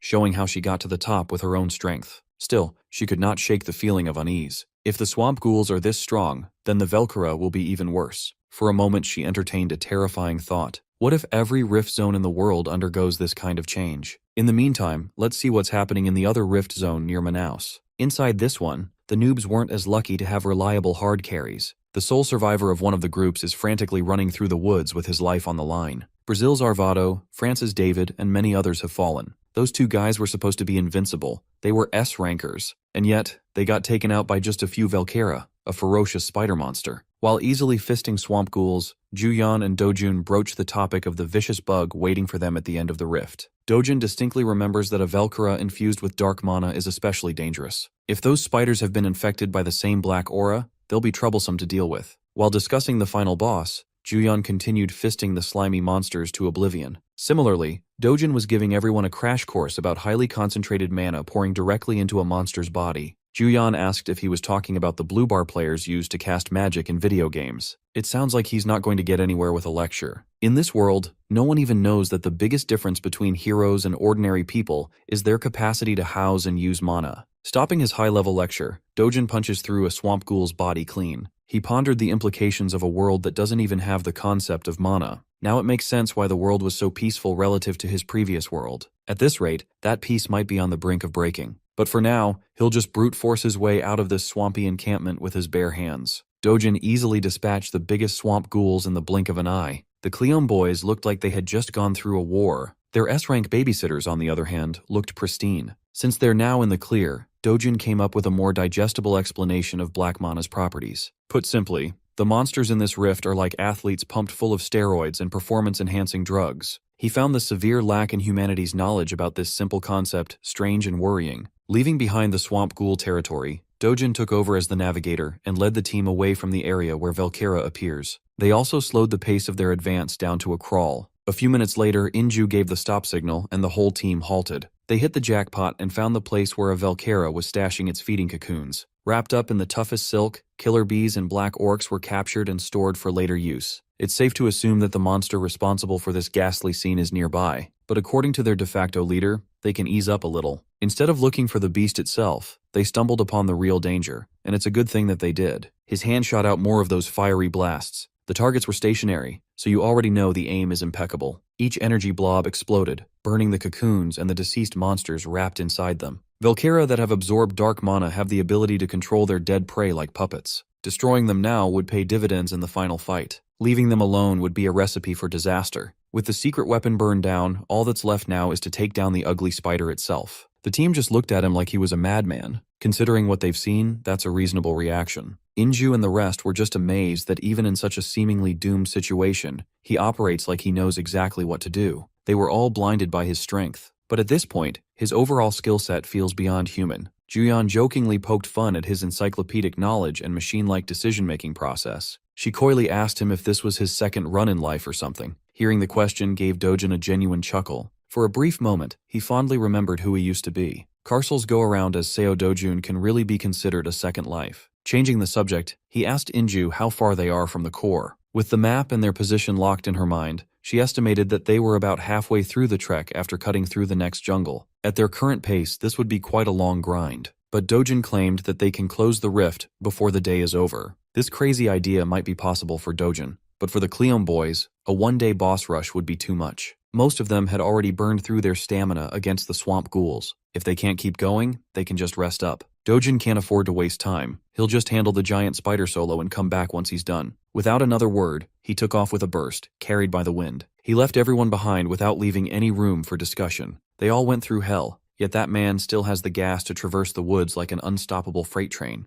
As the backdrop of the woods blurred, his eyes constantly darted around to pick up details that could lead him to the final fight. With his expert tracking skills and a vague idea of the Velcara's nest, he finally laid eyes upon his target. The Velcara is one nasty, scaly, and pointy beast. Its abdomen is coated with strong armor and protruding blades. It also bit a guy named Peter Parker once. All of that doesn't matter, though. Seo Dojun leapt into the air and started his swinging motion with his sword still in its sheath. He started the exotic cooking show by slicing up the spider legs with scales thicker than steel. Judging by the bug's ugly screech, losing 3 legs at once sure does sound painful. Enraged, the Velcara opened its maw and shot some sticky silk like a gooner that just gained internet access. It was a big swing and miss as Dojin masterfully hopped out of the web's trajectory. He zipped all over the place with inhuman speed. There's no point in dragging the fight any longer when the gap is this big. With crisscrossing slashes, the exotic cooking show concludes. Dojin sliced and diced the Velcara into multiple pieces, and this dude still had the time to adjust his position to land perfectly and aura farm. The monster that slaughtered a bunch of S-rankers in the other rift zone was squashed in just a few seconds. He stood up, exhaled deeply, and scanned his body for any changes. Surprisingly, his stamina is still at its peak, devoid of any fatigue. This might have something to do with the dark mana he absorbed through his mana cultivation technique. After packing up the strongest monster in the rift, Dojin strode back to the camp like he had just peed in the woods or something. Juyeon and Inju didn't have to ask if he did what he set out to do. They just know he's him. The guy doesn't even look tired in the slightest. His hoodie was splattered with blood all over, but not a drop belonged to him. Since he can't sense any more dangerous monsters nearby, this jungle should be the perfect spot to camp and rest. After the fire got started, everybody sat down to take a load off. Those who sustained injuries were treated, and those who were relatively unscathed chatted. Then there's Seo Dojin, quietly roasting his spider meat on a stick. One of the Cleon boys, the spear guy, peeped at what he was doing, got curious, and approached the unapproachable leader. With a friendly tone, he asked Dojin if he could try his meat too. You know he's packing a whole lot of meat, so giving some to others was no big deal. Seeing their comrade sitting down and dining with Dojin,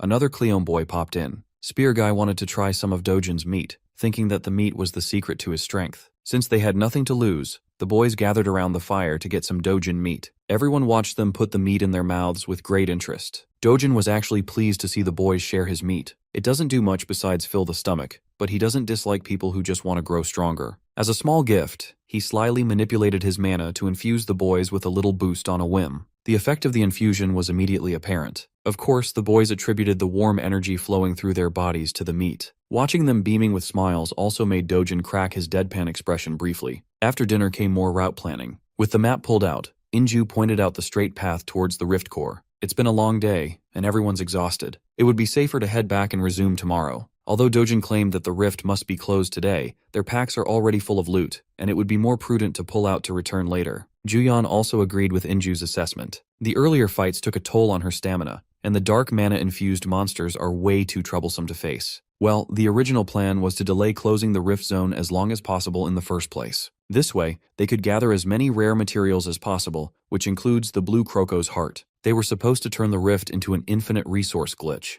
but the sudden involvement of dark mana changed that original plan. Drastic changes like this are never a good sign inside the rift. Furthermore, he could feel something off about the dark mana wafting through the air, but he couldn't quite figure it out. Dojin grabbed his sack and emptied his load on the floor. Pause. The sack was filled with the sparkling red eyes of the Velcara. He asked the ladies to take all this legendary loot back to the hotel first. Since they were dead set on retreating, they might as well hold on to his share of the loot. Before heading back into the deep, dark woods, he promised to close the rift and join the group soon. On his way to the rift core, Seo Dojin encountered a lot of pesky obstacles. First were the newly respawned swamp ghouls clamoring around the muddy waters. He must have killed dozens of them at this point. He was just styling on these slimy beasts while continuously moving. When using his bare hands got a little too boring, his eyes sharpened, and the blade was drawn. Swampy monster goop stained his sword as ghouls disintegrated around his kill range. You see, the key to killing them quick and easily was to aim for the core all along. Opposite to where he was headed, the Kleom Guild and Hyun Juyeon took the route heading towards the exit,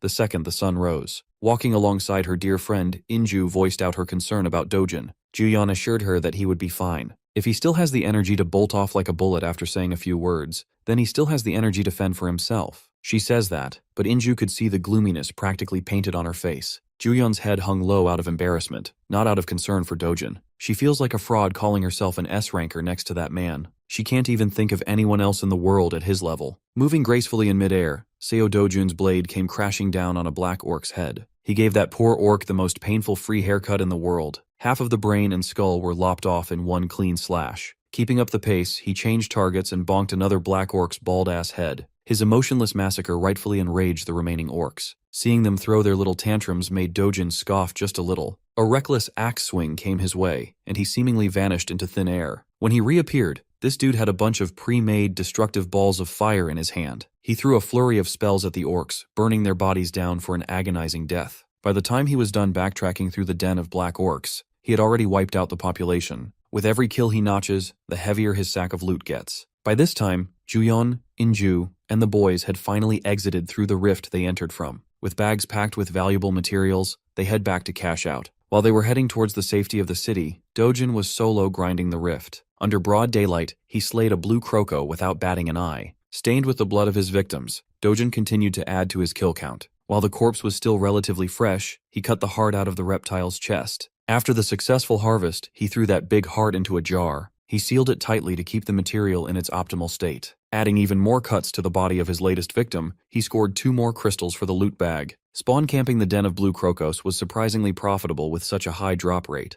Once they stopped spawning, Dojin packed up to move to another area. Outside the rift and inside the Brazil Hero Association's HQ Situation Room, the tech nerds of the government have been working around the clock to monitor the joint expeditions. For the first time since the operation started, HQ received a positive notification. According to the map readings, the rift zone in Santarem had disappeared. For a minute, the tech nerds could not believe what they were seeing on the screens. When reality set in, cheers of success resounded in the Situation Room. They quickly looked into what happened in the sector and found that only one Korean team was deployed in that location. The group registered under Kleom Guild's name. But how could that group clear a rift when they just contacted HQ to relay their tactical retreat 10 minutes ago? It just doesn't add up. The people in the HQ were puzzled. You see, 10 minutes earlier, our boy was in the midst of an intense all-out brawl against a fugly opponent, the ravenous twin-headed ogre. By eyeballing the mutated beast, Dojin could tell that this monster had undergone rapid evolution due to dark mana enrichment. The beast stomped its foot, and the resulting tremor almost knocked him out of balance. Behind this final hurdle, the rift core floats above the wide-open land. Itching to finish this long night quickly, Seo Dojin changed his regular stance. Following the stomp, the ogre decided to abuse its arm reach advantage. The tip of Dojin's blade started heating up rapidly. At the same time, the ogre's colossal fist blurred into a full-blown punch. No matter how tiny an opening the opponent makes, Seo Dojin will see a way to break through. With his sword warm and ready, he unleashed Vandian sword skill's second form. With fire that can eradicate everything in its path, Grami Grimora Poera, line-sweeping magic, blazed. The twin-headed ogre could not have possibly prepared for what's to come. A perfectly straight slash lined up against the monster's shoulder was meted out before it could respond. It left a deep and long gash across the ogre's body, making it roar in agony. In combat, Seo Dojun can finally let off some steam and smile like a madman, and he's just getting started. Not letting the monster catch a breather, he charged forth with the fiery blade in hand. He was way too fast to defend against. He was practically butchering the two-headed bitch to pieces. In desperation, the ogre raised its fist and tried to deliver a punch packing the heat of its compact muscles. Dojin masterfully got out of the way with verticality while loading up another attack. This time, instead of just a single slash, multiple crisscrossing lines diced the beast. Even the nearby trees weren't spared by his sharp combo. With no regard for his surroundings and no noob heroes nearby, Dojin can finally stretch his muscles. At this point, the ogre knew that he was cooked. He has 2 heads and 2 brains, which makes the fear twofold.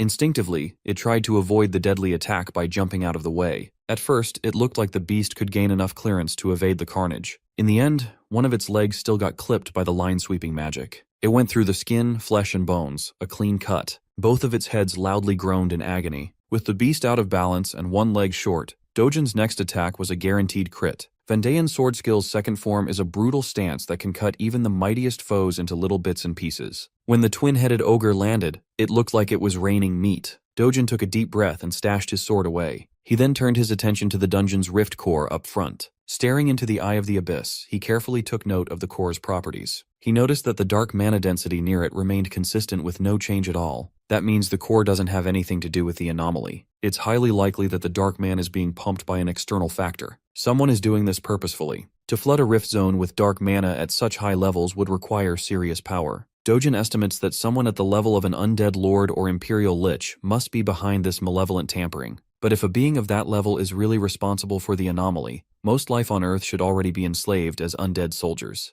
It's hard to identify an immediate suspect at this point. In any case, closing the rift won't be the end of this anomaly if an external factor is behind it. Dojin clenched his fist and punched the ever-living shit out of the rift core. A single strike was all it took to crack that swirling mass of energy. The cracks quickly spread, and the whole thing shattered into little shards. Dojin has taken it upon himself to investigate and track down whoever's messing with these rifts. Back in Brazil's hero headquarters, reports regarding the multiple expeditions have reached the association's president. Reading through the comprehensive rundown of what's been happening around the rifts made him shiver. Every line of text documenting the expeditions was unbelievable. On one side, they dispatched a 3-nation joint team of experienced heroes, yet only one S-rank hero made it back alive. On the other side, a single Korean team managed to close their rift with 0 casualties. The HQ is still receiving breaking updates from other rift zones. Virtually all attempts have failed, and the traumatized heroes are desperately withdrawing. Even though they curated the teams to at least have one S-rank hero in their midst, the first round turned out to be a massive fail. The only silver lining was the successful closure under Hyun Ju-yeon's Korean team. But according to the reports, it's hard to even attribute the success to the Korean team.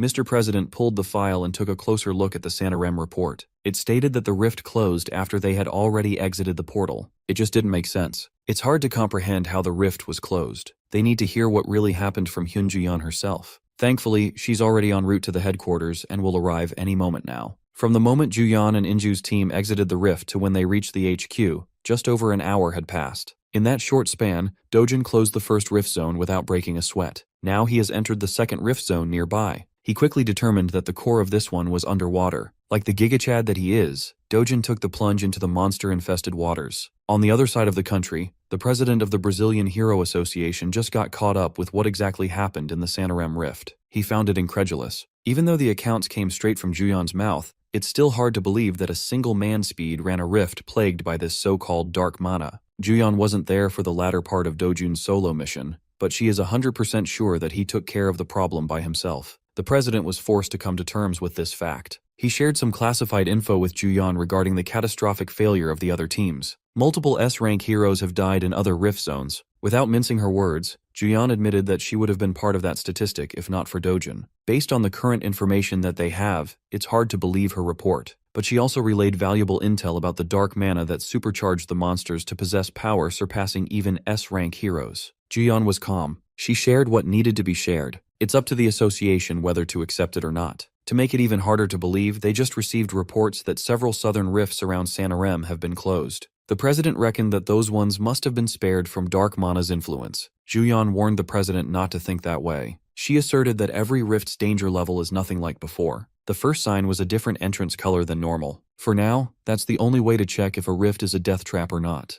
Mr. President immediately notified his team to verify every rift entrance across Brazil. While he was coordinating with his people, Ju-yeon stood up and left. Her job is done here. On the way out of the office, she swiftly dialed Chairman Na-tae Wang of Korea's Hero Association. The old man patiently listened to Ju-yeon's detailed report regarding their expedition and the dangers of dark mana. Thankfully, there are no signs of such a dangerous variable yet in Korea. Na-tae Wang will be paying closer attention to their rifts. If S-rankers can get mowed down like helpless animals when facing juiced-up monsters, this is a real cause for concern. If a boss-class monster comes into contact with such a malevolent force, the results would be far more horrific. They might be in the clear for now, but Korea needs to prepare for the worst as much as they possibly can. While everyone else was panicking, Seo Dojin was calmly taking a dip in the serene rift waters. Rivers, lakes, and islands, in rift with these environments, the core can usually be found underwater. Naturally, humans can't breathe underwater. Very few heroes can fight at full strength in these disadvantageous conditions. As far as Dojin knows, New Zealand's national hero, Ivan Looper, is the only decent S-rank hero specializing in underwater combat. Because of his niche specialty, he commands a high price to resolve underwater rifts all over the world. Thanks to his unique underwater breathing trait, he could corner the market for troublesome wet rifts. As Dojun inches closer to the depths, he immediately feels the presence of dark mana getting thicker. Taking a single deep breath, he dove into the unknown. Proficiently swimming through the body of water, the creatures near the surface didn't pose much of a threat at all. Upon reaching a certain depth, all light seemingly vanished, possibly due to the presence of dark mana. He also noticed more vicious-looking monsters circling around with curiosity.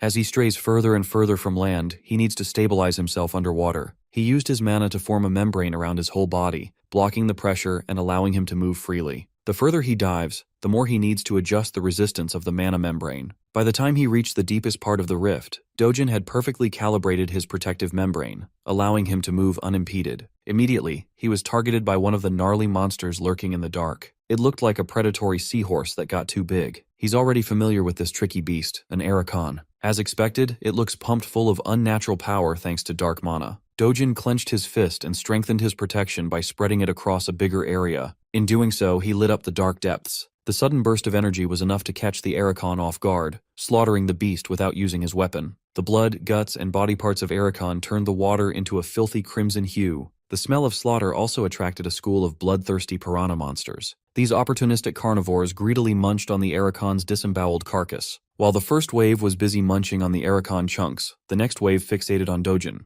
Dojin reckoned that if Ivan Looper witnessed what he's seeing right now, that guy might piss his swimsuit. As soon as the second wave of piranhas entered his kill zone, Dojin dispatched them with ruthless efficiency. Unbothered by the water's instability, he keeps perfect control of his body. He hunted down more Arakans. He even punched a shark on its abdomen. With his feet planted firmly on the bottom, he threw a slew of punches at speeds no different from on land. He was killing fish left and right. As his kill count increases, more hungry beasts gather around his position. Dealing with these small fries is admittedly a pain in the ass. For now, Dojin chose to reposition. He picked a direction and bolted away. While he was running away from his fishy foes, he was struck by a sense of unease. He noticed that he had reached an area where no other creature dared to venture. In front of him, lounging on top of a stone bed, was a peculiar one-eyed fish. Dojin immediately recognized that son of a bitch. This eerie-looking fish is an acromos. Dojin didn't expect to run into a familiar beast here today. It got him excited enough to crack a smile. In the previous world, everyone whose name became etched into legends had one thing in common. They all hunted the infamous acromos when they were just nobodies. For the current him, this is a golden opportunity that he can't let slip by. Coincidentally, the core of the accursed rift zone is neatly hidden underneath the acromos' lounging spot. The flattened fish with a gold and purple eye positioned itself for combat. Dojin did the same by planting his feet securely on the waterbed. These creatures have no natural enemy in the wild. Whatever it faces, it simply creates a subspace and swallows any threat whole. A real throat goat. As expected, as soon as he approached close enough, the subspace expanded in an attempt to suck everything in. Dojin struggled with avoiding the worst-case scenario of getting one tapped before he could even get started. After narrowly avoiding the initial expansion, he scoffed and meticulously moved around the narrow gaps between the subspace. His movement was fluid, avoiding the infinite void on the other side of the creeping subspace. The Acremos kept its singular eye on the troublesome human while Dojin went Super Saiyan. In his current position, beating the fish to death would be quick and easy, but if he goes down that barbaric path, he will not obtain its subspace. The only way to hunt this thing properly is through the use of pure mana suppression. This way, he can kill the Acremos and keep the subspace intact for the taking. Using mana quality and brute force, Dojin pushed his output to the limit and overpowered the expanding subspace. The light and destructive power of his pure mana claimed the lives of other monsters lurking nearby. Those poor fish didn't know what hit them. Dojin didn't give a fuck about the small-time collateral damage. He was more concerned about Acremos' pushback. The more he tried to resist and close the distance, the more concentrated and viscous the subspace became. He's already pouring out a staggering amount of pure mana, and his tank is quickly bottoming out. He's got no other choice but to try and absorb the dark mana from the deep. In doing so, he opened his body to receive the malevolent energy while purifying and emitting it in quick succession. Dojin was clearly pushing himself past his body's limits. He felt a streak of blood escape his nose. Coughing up some blood, he might have overestimated his body's capacity. Meanwhile, the Acromos was staring him down with that enigmatic eye. Refusing to let go of the golden opportunity presented before him, Dojin chose to say fuck it and went all in. A few moments later, the serene flow of the rift water was interrupted by a forceful emergence. Seo Dojin managed to pull the Acromos out of its home court through sheer will. Now that they're on land, the tables have turned, and Dojin swiftly grabs hold of the subspace. In his hand is an infinite void that can be used for a wide variety of purposes. As soon as the subspace was snatched away from the fish, it lost the light in its eye and succumbed to death. Its lifeless corpse dropped back down in the water while Dojun unconsciously slumped on land. A few hours later, before the sun set, curious birds gathered around the passed-out Dojin. He awoke with a sneeze, his body purging out the water that got into his system. The birds were naturally scared away. Dojin opened his eyes, still exhausted from the intense underwater fight. Thankfully, his wet bag and sword were not lost. It would be a huge hassle to go back down that dark water to search. Remembering what he had just accomplished, he sat up and tested his new power. Firstly, he conjured pure mana around his arm and felt the quantitative change it had undergone. It's apparent that his mana capacity has increased by a ton compared to before. Fighting that flat fish and risking it all would have been worth it just for this. But the main prize at the end of that suffocating fight was his newly stolen subspace. This is the biggest gain he scored from this Brazilian trip thus far. Now he doesn't have to lug around his bag and sword. He can just store them in the void. Free from the shackles of carrying his loot and weapon, Dojin happily stood up and stretched his limbs. He's already got a massive haul in this rift. It's time to call it a day. With the boss taken care of, he can just close the rift real quick and head back to the lodge. It's a beautiful and productive day to be a subspace thief. Back home in the Korea Hero Association, Chairman Na Tae-wong's associate delivers a rundown of what's happening in Brazil. Multiple hero deaths have been confirmed. They've lost people they could not afford to lose. A few select rift zones had disproportionately higher mortality rates compared to others. Hero Dojin managed to close multiple rifts without as much as a scratch. That guy's just a walking cheat code. Korea can feel the tightening issue regarding the Ryoma Takashi incident. The fallout for their rising star could be even bigger. Not long ago, Hyun Ju-yeon took the center stage in the United Kingdom. Korean heroes have been taking over the global spotlight recently. As for their domestic rifts, there are no apparent signs of anomalies. Whatever they've been doing to monitor their own backyard, the chairman wants it to be more thorough. They can't afford to get complacent these days. Aside from that, the old man worries for Seo Dojin. Brazil's chairman is infamous for being tight-fisted. That man wrings every hero to the last drop. The chairman's associate thinks things will go a different way. He bets that Chairman Lopez ends up being the one being squeezed down to his underwear. Remembering the bizarre events connected to Dojin, all Chairman Na Tae-wong could do was laugh uproariously. As they predicted, Dojin eventually got called into a meeting with Chairman Lopez. He's already stuttering after the young man laid down his terms of agreement. Dojin is being accused of asking for too much. He doesn't give a fuck. If Chairman Lopez won't negotiate, he'll just walk away and take his leave. Knowing that this one man's leaving could result in the end of his nation as he knows it, the chairman begged him to wait. Lopez tried to guilt Dojin into thinking about Brazil's safety and his duty as an S-rank hero. This absolute demon did not like that at all. He's already cleared more rifts than any team combined. He had already fulfilled his obligation and more. The hometown Brazilian heroes haven't even closed theirs yet. Furthermore, he couldn't care less about this country's safety. If Korea's rifts became a problem, would Brazil even help? According to the data, the situation is now at a critical stage. All rift zones within a 500-kilometer radius around Santarém had just gone dark. If this nightmarish anomaly spreads any further, Brazil will be wiped off the map. But what about all the BBLs? Dojun and the team exchanged glances. Hyun Ju-yeon interjected and asserted that the problem at hand makes the answer simpler. All the chairman has to do is yield to the man and give in to Dojun's demands. Compared to an entire country's safety, the demands don't sound too excessive. As reluctant as can be, Chairman Lopez eventually caved and agreed. From now on, each rift zone Dojun closes will net him $50 million. He's got the number he wants. Now it's time to grind the broken rewards. To make sure that the Brazilians were for real, Dojun demanded a first deposit of $100 million for the first 2 rift zones he dealt with. If this goes public, Dojun will be labeled a money-hungry leech. But the proud Brazilian Association will probably cover this whole thing up to protect their pride anyway. Even if the terms get leaked, this man is not the kind of person who would give a single flying fuck. Ji-yeon likes that about him. Remember, Dojun is going out of his way to squeeze money out of a falling country to fulfill a promise he made with the original owner of his new body. That boy just wanted to build the safest home for himself and his family. Now that the promise is as good as complete, he might find peace. The reluctance of the Brazilian government was nothing compared to Dojun's immovable will and game-changing leverage. They asked Dojun to sign a non-disclosure agreement, ensuring his public image wouldn't suffer. Kang Yongpyo, the dumbass Yakuza guy, all his enemies had no idea that Dojun was making bank. Those who died trying to clear the rifts were given a funeral fit for a hero. Their friends and families gathered and mourned. Even Dojun had to dust off the suit and pay his respects. He just hung back with Juyan and solemnly stood emotionless. Back in the hotel home base of the Rift subjugation team, Dojun, Juyan, and the Cleom Guild were having a nice breakfast. Guild leader Zhang Enju tried to drag Dojun with her team for the next Rift mission, and he showed a rare, reluctant face. He was just weighing which option benefits him the most these days. While he's closing one rift on his own, the Cleom Guild could theoretically start on the next one. Afterwards, Dojun will rejoin them in closing the second paycheck together. It's a good thing Enju catches on quickly. So the plan is a series of rift clears one after another. This way, they could efficiently milk the Brazilian government in their time of need. They could probably do 3 rifts a day. For those cleared by the whole team, the guild will get a cut of the riches. That's enough to get these boys fired up for action. Dojun personally warned Juyan not to push too hard until he reconvenes with her and the team. Safety must be the utmost focus. Given that she's the only other S rank in the roster, a lot of burden will fall on her shoulders. While the two were whispering and Juyan was blushing, the Cleom Guild members were making up fan fiction about their 2 hard carries. As soon as breakfast is finished, the grind will start. Fueled by the hotel's culinary selections, Dojun entered a rift of seemingly endless grassland. He looked behind him after sensing a disturbance and found a naked Cyclops trying to bash his head in. This was just the vanguard.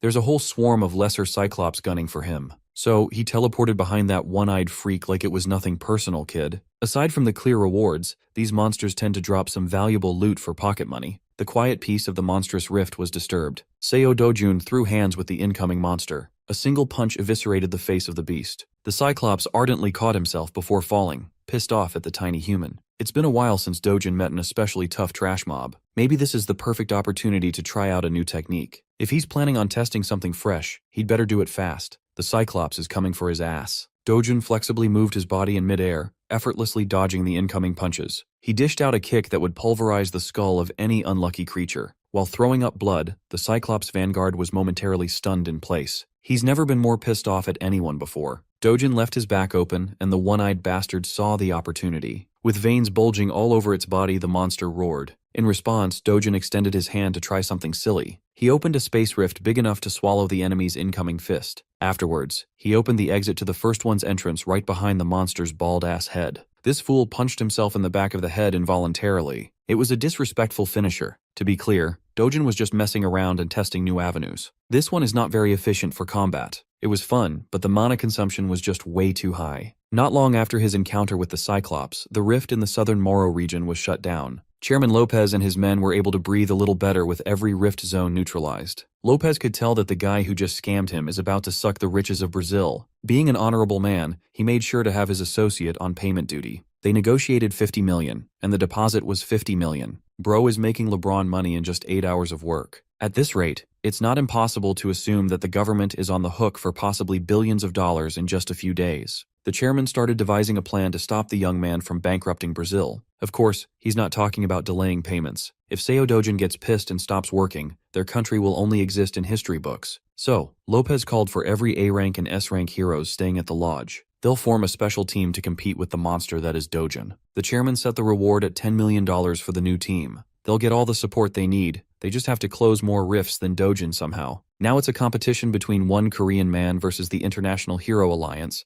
who will close the most rifts and bring the most money in their pockets? Kang Yongpyo was among the first ones to receive the request from the chairman. Rumors of S-rank heroes dying have been quietly spreading, putting everyone on edge. For Yongpyo, 10 million seemed meager, split between a team. At least the hunts will be much easier. He couldn't figure out why the association would lump everyone in a single team instead of spreading their troops out. Yongpyo is itching to go. If he ends up on the same team and same rift as Seo Dojun, things might get a little dirty. Dojun's name wasn't on the list of selected participants, though. Hyun Juyan and Jong In-ju were also nowhere to be found. The liar and cheater in Yongpyo could smell that something was amiss. Well, the man he's been trying to silently assassinate is getting richer by the hour. The association has been diligent in transferring payments properly. Dojun and the gang just received word about the rounding up of heroes from different countries for one coalition. At least the association wasn't too stupid this time. Juyeon was surprised that Dojun wasn't bothered by the competition. Well, he already secured the funds necessary to fulfill his promise with the original Seo Dojun. At this point, money doesn't mean much to him anymore. He's already shifted his focus to something much more important. As the Brazilian Association intended, the rivalry between the two teams quickly produced results. By 1500 hour, the Rift Zone AO35 has been closed by Dojin and the Cleome Guild. At 1700 hour, the spider-filled Rift CO12 was demolished by the Hero Alliance team.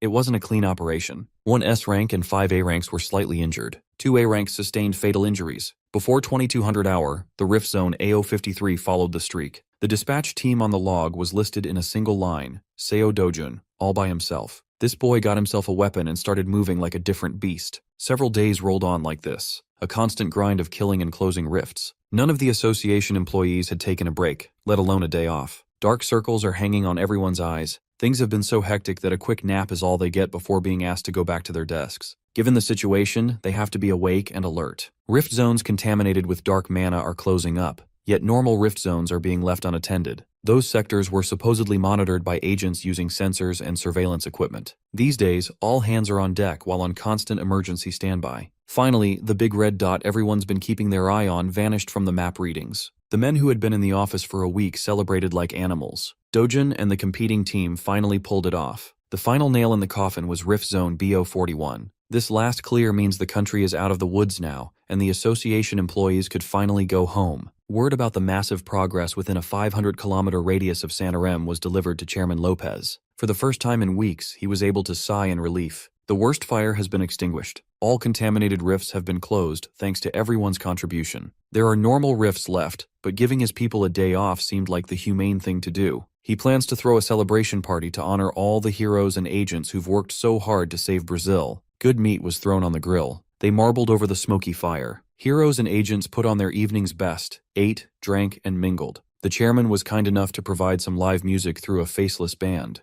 Juyeon and Inju dragged Dojin into the shindig to pay their respects to the chairman they just finished robbing. The team is planning to return to their home country soon. Before that, Chairman Lopez really wanted to talk with the young man who saved his country first. He tried to get them to stay a little longer to help with the leftover rifts. But from the start, their team was assigned to the Santarém sector. Technically, their job is already done. Panicked, Lopez dropped the pretense and just asked Dojin to stay behind. Inju could see that this sleazy chairman is up to something. When she tried to get a read on her unreadable comrade, Lopez dragged Dojin away to talk somewhere else, without the ladies. The dude already made plenty of money. He's got loads of valuable materials like blue croco hearts. There's no reason for him to stay. Juyeon says it like that, but Inju could tell that her friend just doesn't want to miss her man. From afar, Lopez looked like he was trying to sell Dojin a proposal. It only took a few moments for him to walk away like it was a bad Shark Tank pitch. Right after ditching Lopez, Dojin bumped into that white fox from the United States, Gloria Tyler. Inju pushed Juyeon to run interference and fast. She can't let her man have a private moment with that woman.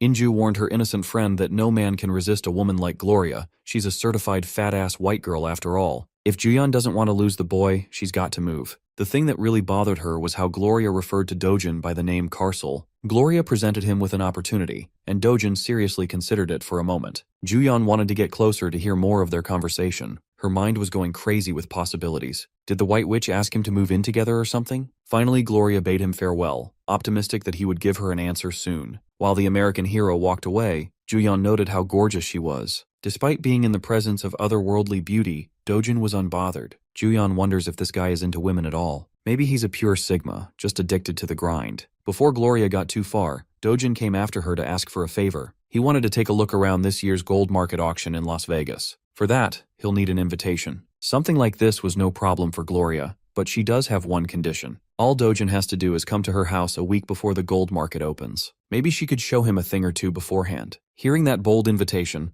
Juyeon knew that she was outmatched. She could imagine how Gloria Tyler would look naked, and even she was flustered. No matter, it's up to Seo Dojin to accept or refuse. Gloria noticed the young woman looking at Dojin like a helpless puppy on the sidelines. She excused herself and gave Dojin some time to answer. Since she's hoping for a yes, she decided to give the gold market ticket in advance. Without a fuss, she sent him something better than a one-time invitation, a VIP membership. Juyeon watched as two beautiful specimens stood still in time in front of her. It was a nice picture. Before she could wallow in self-pity, Kang Yongpyo interrupted with an inappropriate comment. He saw the top beauties of Korea and the United States crowding around his op. He had to pull up. Yongpyo joked that only a real talent could secure the prettiest flowers in each hand. The banter was unpleasant, but the atmosphere was electric. Shit could go down any moment. Kang Yongpyo is a known troublemaker maliciously linked to Dojin. Instead of throwing hands, Youngpyo simply laughed like a drunken fool, attracting everyone's attention. He assured the people that there's no need to be so on edge. He didn't come here to fuck around or anything.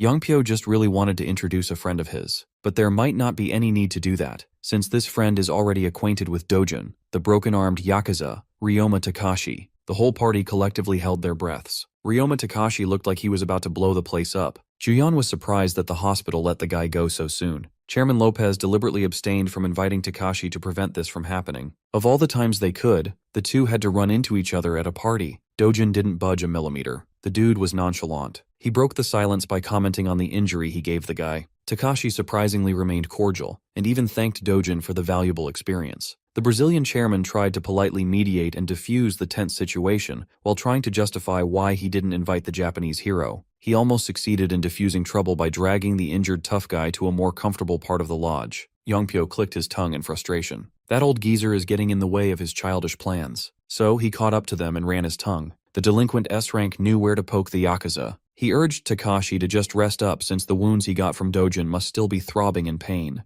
Youngpyo insisted that an apology was surely in order. Whatever the circumstances, Takashi was hurt. A little sorry doesn't sound too imposing. Takashi recalled the feeling of being treated like a worthless punching bag and clenched his fist. Chairman Leo and the ladies prepared themselves for action. Dojin smirked and asked his Japanese acquaintance to repeat a simple phrase, "Yakuza are shit." Every hero and agent in the party was struck silent. What the hell was Seo Dojin trying to do? The Yakuza are known for their pride and ferocity. Takashi turned his head around and looked at Dojin with his empty eyes. At the top of his lungs, he agreed that the Yakuza are indeed shit. Kang Youngpyo knew this guy. He never could have expected this twist in 100 years. Dojin continued that the Yakuza are trash who contribute nothing to society. Absolute, total trash. Unlike everyone else, Juyeon had seen this trick before. Hearing the poor guy talking wild trash against his own people, Youngpyo implored Takashi to stop spouting nonsense. When he saw those eyes, all the hairs on his body stood up in fright. There was something deeply wrong with them. In Takashi's hand was a phone with a curious audio recording playing on cue. With his one working appendage, he played the recording.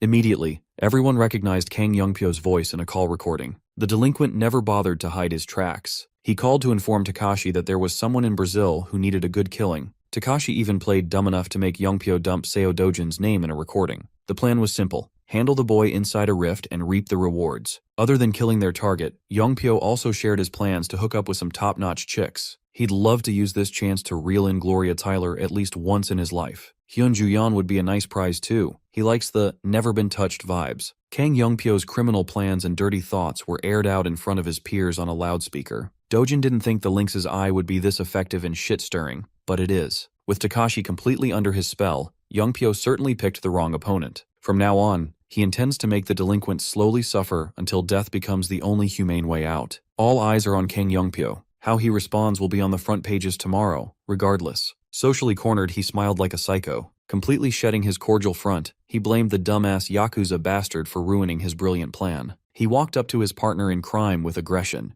Things are already fucked enough as it is. If Takashi keeps running his mouth, things will get even worse. To prevent that from happening, Youngpyo took action. His hand tightened and sharpened before stabbing directly into Takashi's chest. He felt Youngpyo took hold of his heart, squeezing it hard. The delinquent pulled out, and the Yakuza fell down with a bloody hole in his chest. Things happened so fast that no one was able to go after Youngpyo as he fled the scene of blatant murder. Chairman Lopez stammered out the catch order to his men, but it's simply impossible. He might be human filth, but Kang Youngpyo is an S-ranker. While the agents continuously failed to close the gap by a long margin, Juyeon was gearing up to join the action. She wanted to run alongside Dojin only to find the guy standing still like a statue. He was just watching the chase sequence like it had nothing to do with him when he could have stopped all this. When Juyeon asked why he didn't move, he didn't grace her with an answer. The events of the shocking banquet spread across the world in an instant. Given the people involved, the impact on Korea and Japan as nations was beyond imagination. Both governments and their hero associations decided to keep their heads down, wary of public opinion.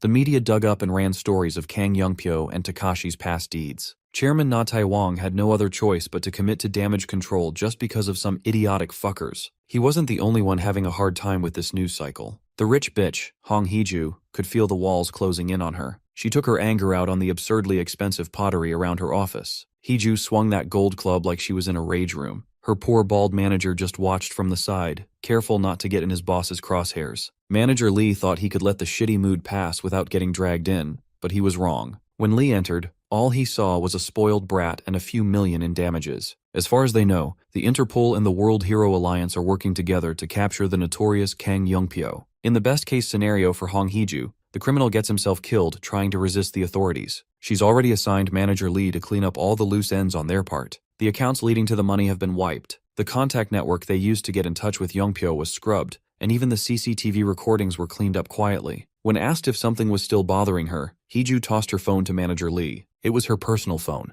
The only people who know this number are family. But the most recent text doesn't read like one that came from a blood relative at all. There was no caller ID. It was a text urging Hong Hee-ju to cooperate or risk an evidence leak. The message was signed by K. It's highly likely that this was Kang Yongpyo's desperate attempt to get out of the worldwide shit list. The fact that Hee-ju was tied to that bastard at all is already a ruinous disaster. Poor Manager Lee had to tank a vase hit on the way out of that miserable office. If his bald-ass head gets dragged into this any deeper, he might get screwed too. Perhaps it's time to cash out of this place and find a way to survive somehow. When Manager Lee opened the door, he was greeted by the imposing figure of an old man. The look in his eyes was the look of a killer. This man is Seo Kyung-chol, T-Group's chairman and Hong Hee-ju's father-in-law. Manager Lee recoiled back at the sheer aura of the man in front of him. He kept himself together, apologized for the intrusion, and got out of the way. Hong Hee-ju's tantrums quickly ceased with the patriarch of the family present. Kyung-chol gave the foolish girl a brutal slap in the face, the kind that you'd see in a power slap. Down on her knees, she trembled in fear of losing everything.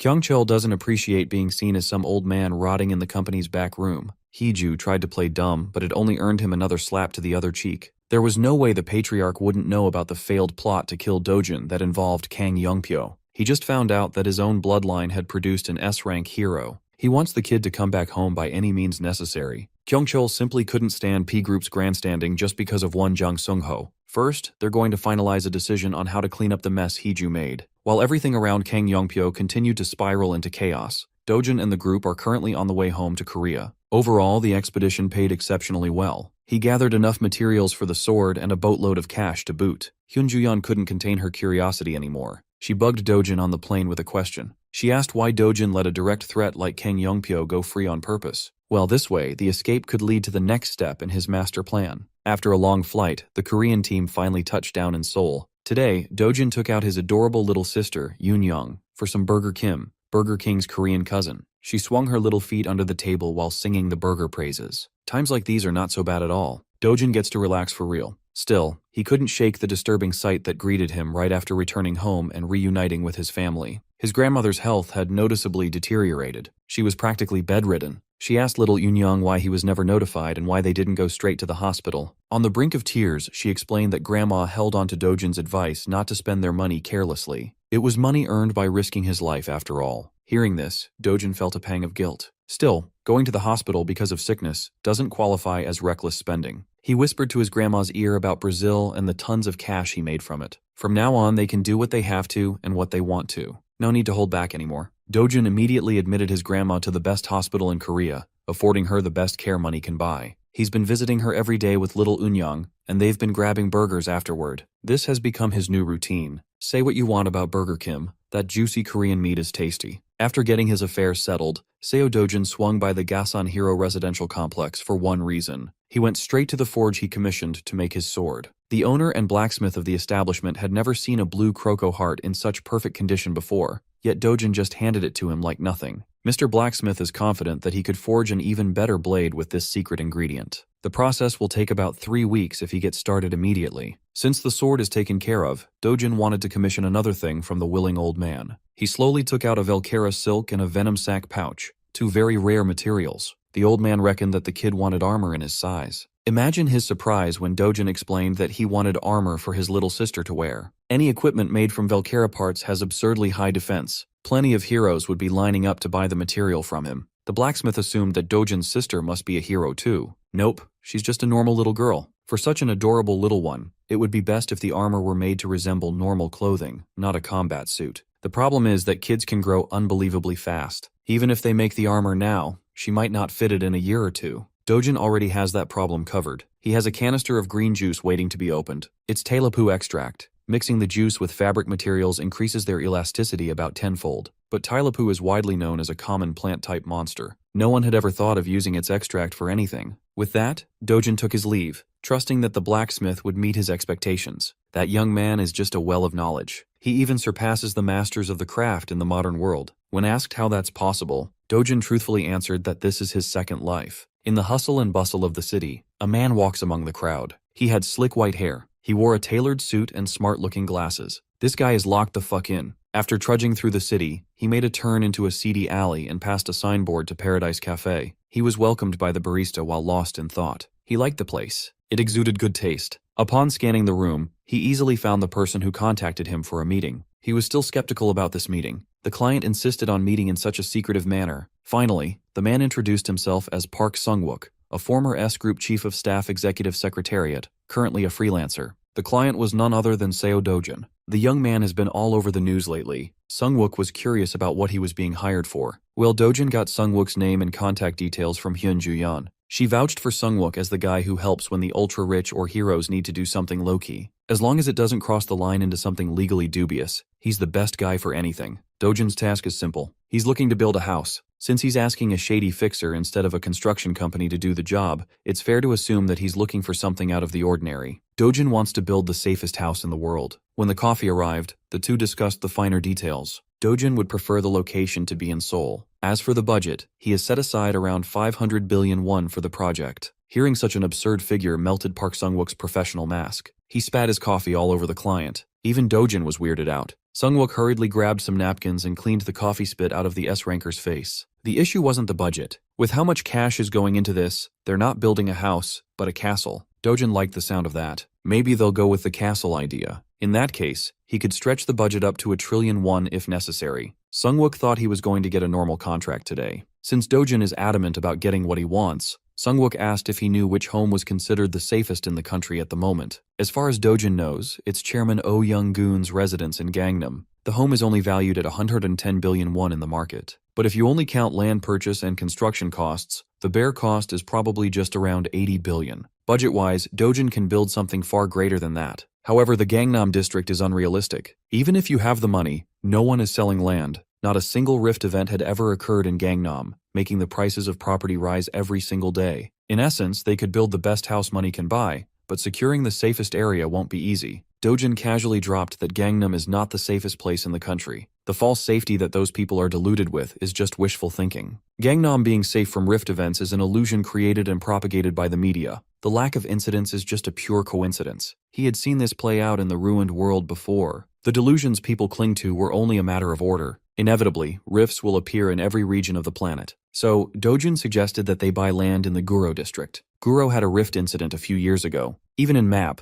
a district not that far away, there was a rift event recently. Dojin would know. He was there. Sung-wook curiously asked if there was some special reason to pick Guro as their site. Dojin's reasoning wasn't some 5D chess move. He chose Guro because it was close to their first house. After the meeting with Sung-wook, Dojin strapped up and got back to work. Today's target practice is gosh dang dinosaurs. The first prey sensed him coming too late. Poor Lizard was cut by a brand new sword. Dojin was extremely pleased with the old man's work. It turned out to be even better than he expected. He saw how hard the old blacksmith worked to complete this work of art. The old man even proclaimed it his masterpiece. When it came to payment, the old man refused to take a single cent for his work since the material was entirely provided by Dojin. It was too late. The young man had already scanned the QR code and sent the cash. The blacksmith stood his ground. His satisfaction can't be converted into a few bucks, unless those few bucks added up to 1 billion won for a single sword order. Dojin doesn't like being in debt. He's also generous to people who do him good. For 1 billion won and some material hunting, he was able to upgrade his combat capabilities by a ton. The poor dinosaurs of this rift were experiencing a second extinction event. With the way he was dicing them up, these lizards would probably prefer being wiped out by another asteroid. Having committed to building the house with Park Sung-wook, Dojin committed himself to crack hunting for the next several weeks. He just wanted a 10,000 pyong 33 square kilometers of land in the Guro district.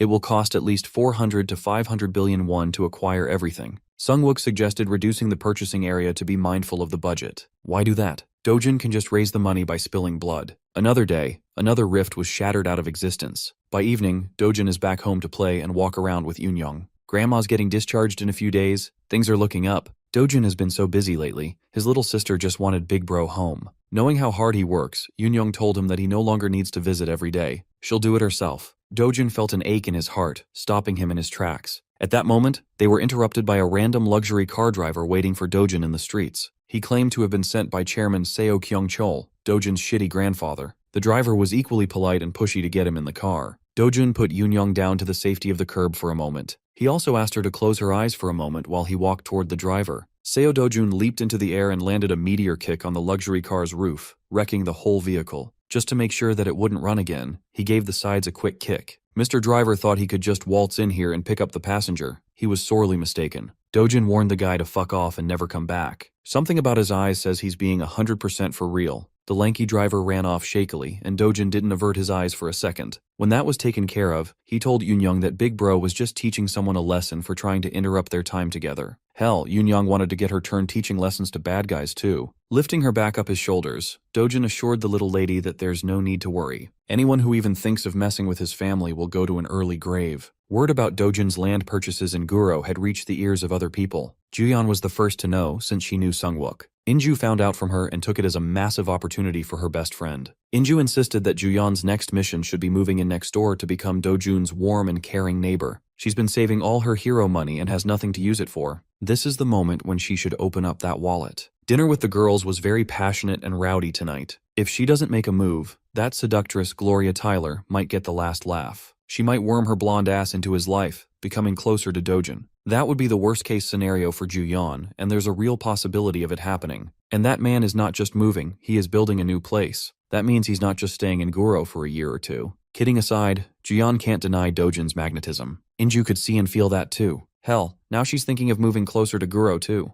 Inju likes seeing her best friend squirm, so she suggested that absurd idea to get a rise out of Juyeon. Well, she was partially serious about it, but not for dramatic reasons. Inju is eyeing Guro for a different end goal. After Brazil, she became sure that no matter where they go, Cleom Guild needs to be on the right side of history. It would be a lot easier to do that if they hitched their wagon to a sports car flying down the highway. You can't deny that Seo Dojun is moving like a sports car these days. Everyone who's seen him in action would understand that he's on a different level compared to other S ranks. There are levels to this shit. So, Inju is thinking of putting up a mixed-use building and running the guild office out of it. If she's going, then Juyeon has all the more reason to pull the trigger on a crazy stalker plan. They already toasted the idea. There's no going back. A few days later, Dojun paid an overdue visit to the Hero Association to talk with the chairman. In the past 2 weeks alone, the young man had cleared 9 rifts consecutively. The payout isn't small, so Na Taewang thought a face-to-face meeting and payment were necessary. He also wanted to hear the reason for the rift hunting spree straight from the culprit. The old man is worried that the kid is rushing in fear that Korea might become a hot zone like Brazil. Dojun was just focused on watching the cash hit his account. For some light work, he was paid 45.2 billion won. With this cash injection, he's fine for now. He should be able to slow down the clears. Still, the chairman wanted a straight answer to quell his anxieties. Dojun asserted that he's just doing what's in front of him. These days, he needs a lot of money, so he works for a lot of money. He shared his plan to build a house, and Na Taewang was dumbfounded. Since Dojun's here anyway, he also brought up something he'd like to ask the old man regarding the construction.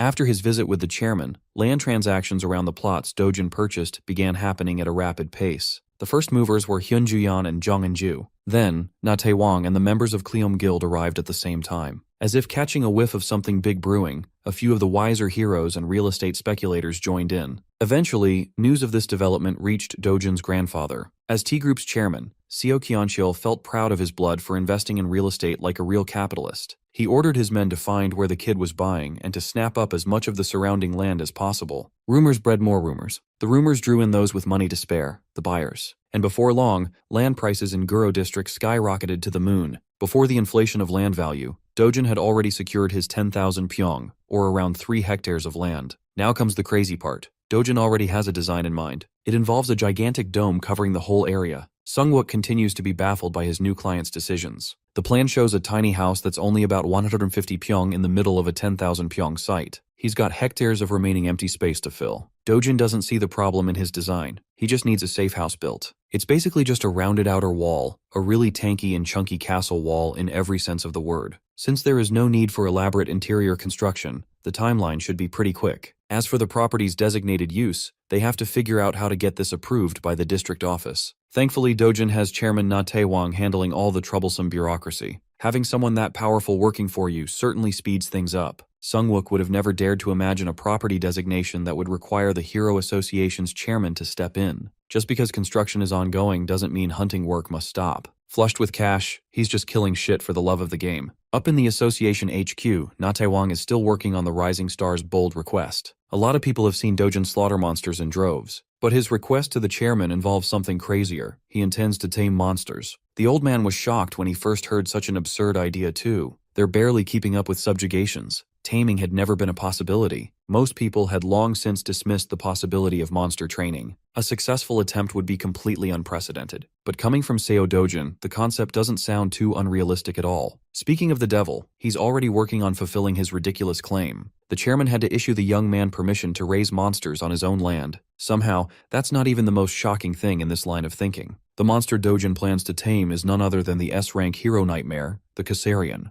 Equipped with his new blade, Dojin felt excited to get a good workout but promised to take it easy today. As soon as the beast sensed the intruder barging into its nest, the Caesarian whipped its tail around to decimate the tiny human. When melee attacks didn't work, it opened its maw and unleashed some kind of nuclear blast. It roared and flew up, its centipede-like body supported by massive wings. 1 hour later, the sounds of combat had subsided in the volcanic mountains. The beast, trying its best to kill him just 60 minutes ago, is now behaving like a spoiled puppy. Caesarian looked exhausted and beaten, yet completely submissive. Dojin patted its snout and promised to come back in a bit if the little monster behaves. He entered this lair ready for combat, and he exited while humming a tune. The beast, notorious for being one of the toughest to hunt, is now down on its belly, purring like a cat. In the middle of the night, Hyun Juyeon was woken up by a phone call from Seo Dojun. Still half asleep and with drool on her face, she picked up. He could tell that he woke her up, but he really needed to ask her something. Dojin wanted to know if they distribute magic stone powder at Stonemen by any chance. It was a strange question. Energy is lost when they get crushed into powder form. No one in their right mind would turn precious magic stones into fine dust. Well, Seo Dojun is not in his right mind, and he needs some powder for something.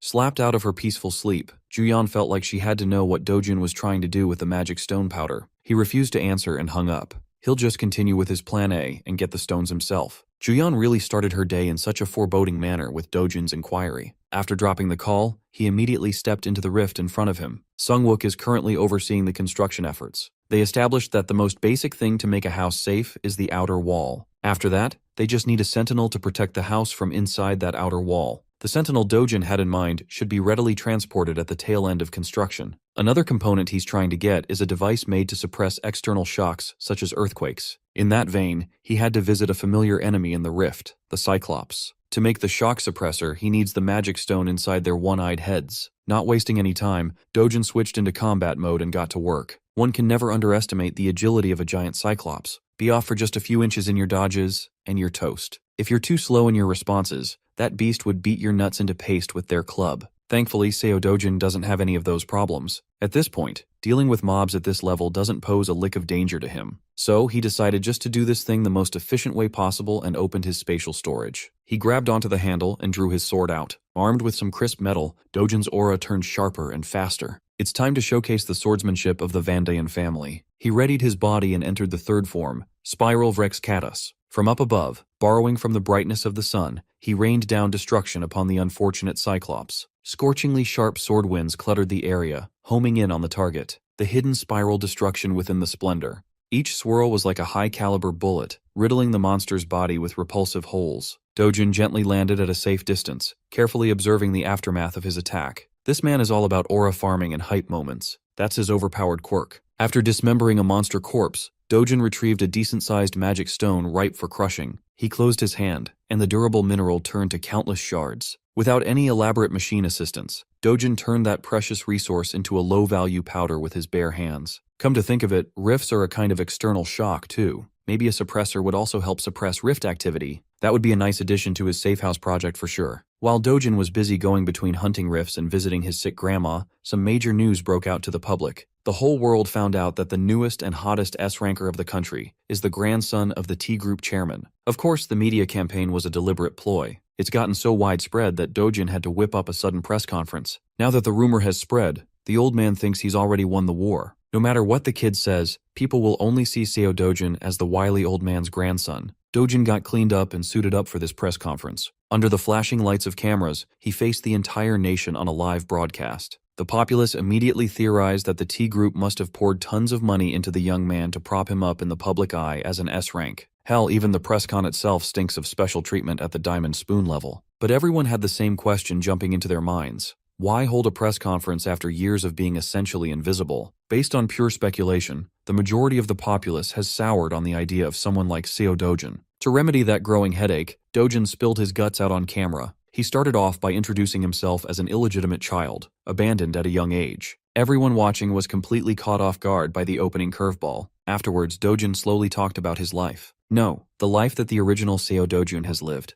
In a brief, clear, and meaningful manner, the whole world listened and internalized his experiences. Even those who were skeptical of Dojin's words gradually developed some sympathy for the guy. Accounts from his school friends corroborated all his claims. Interviews with past employers where he worked a ton of part-time jobs were being broadcast on the air. Overnight, the perception about the mysterious S-ranker turned overwhelmingly positive. As a result, T Group's stock price, which had been steadily rising until the press conference, tanked and plummeted by 30% in no time. He gave his scumbag grandpa the only wound that would hurt, the financial kind. The old Seo Dojin, meek and weak, had one simple wish: for his grandma and little sister to live safely for the rest of their lives. Soon, that promise will be fulfilled. The current Dojin is working hard to make it happen. Through his own efforts, he's about to secure the greatest safety of all. He already dealt with loan sharks long ago. T Group quieted down after the press conference tanked their stocks. Kang Youngpyo is still out there, but that dumbass will eventually fall into his trap. The only thing left to be wary of was the rifts that could appear at any time without warning. But once the house is completed, it'll be able to withstand any rift-related incidents. As instructed, the engineers prioritize the outer wall first. The residence itself will be finished soon after. Dojin would like to expedite the construction to move in as soon as possible. The project manager argued that constructing the home of the world's greatest hero will take a bit more time because they cannot afford to overlook even a single screw. Dojin offered to double the construction fee, and the manager's tone quickly changed, promising the compound would be completed within 10 days. Tonight, Dojin gave all the workers a break. No one is allowed to see what he's about to do. Under the bright moonlit sky, he brought out every mana stone he painstakingly gathered. He had to hunt all sorts of monsters to secure the necessary materials for this ancient ritual. Dojin planted each high-grade mana stone deep into the foundation of the compound. Once in their rightful place, they formed an intricate magic encompassing the massive plot of land. The setup came together perfectly. Just to be safe, Dojin added pure powdered mana stones to suppress any unforeseen variables as well. Once the bizarre ritual was completed and the stronghold was ready, he ran off into the night to fetch the guardian. Meanwhile, the rich bitch Hong Heju secretly met with Kang Youngpyo to demand the death of Seo Dojin once and for all. She paid exorbitant sums for his fake IDs, hotel fees, and background checks. Hong Heju was running out of patience. She wants Dojin's head served in a platter as soon as possible. Kang Youngpyo heard that the bitch was recently cast out by her family, so she's taking her frustrations out on him. He asserted that he's put all his businesses and paid hits all so he could focus on taking Seo Dojin down. Heju thought calling him a scaredy cat would spur Youngpyo into action, but she was sorely mistaken. He wanted to turn her into a fine mist of blood and guts right then and there. Usually the easiest way to deal with a fellow S-ranker was to grab some old geezer or brat as hostage for leverage. But Dojin never leaves his family's side these days.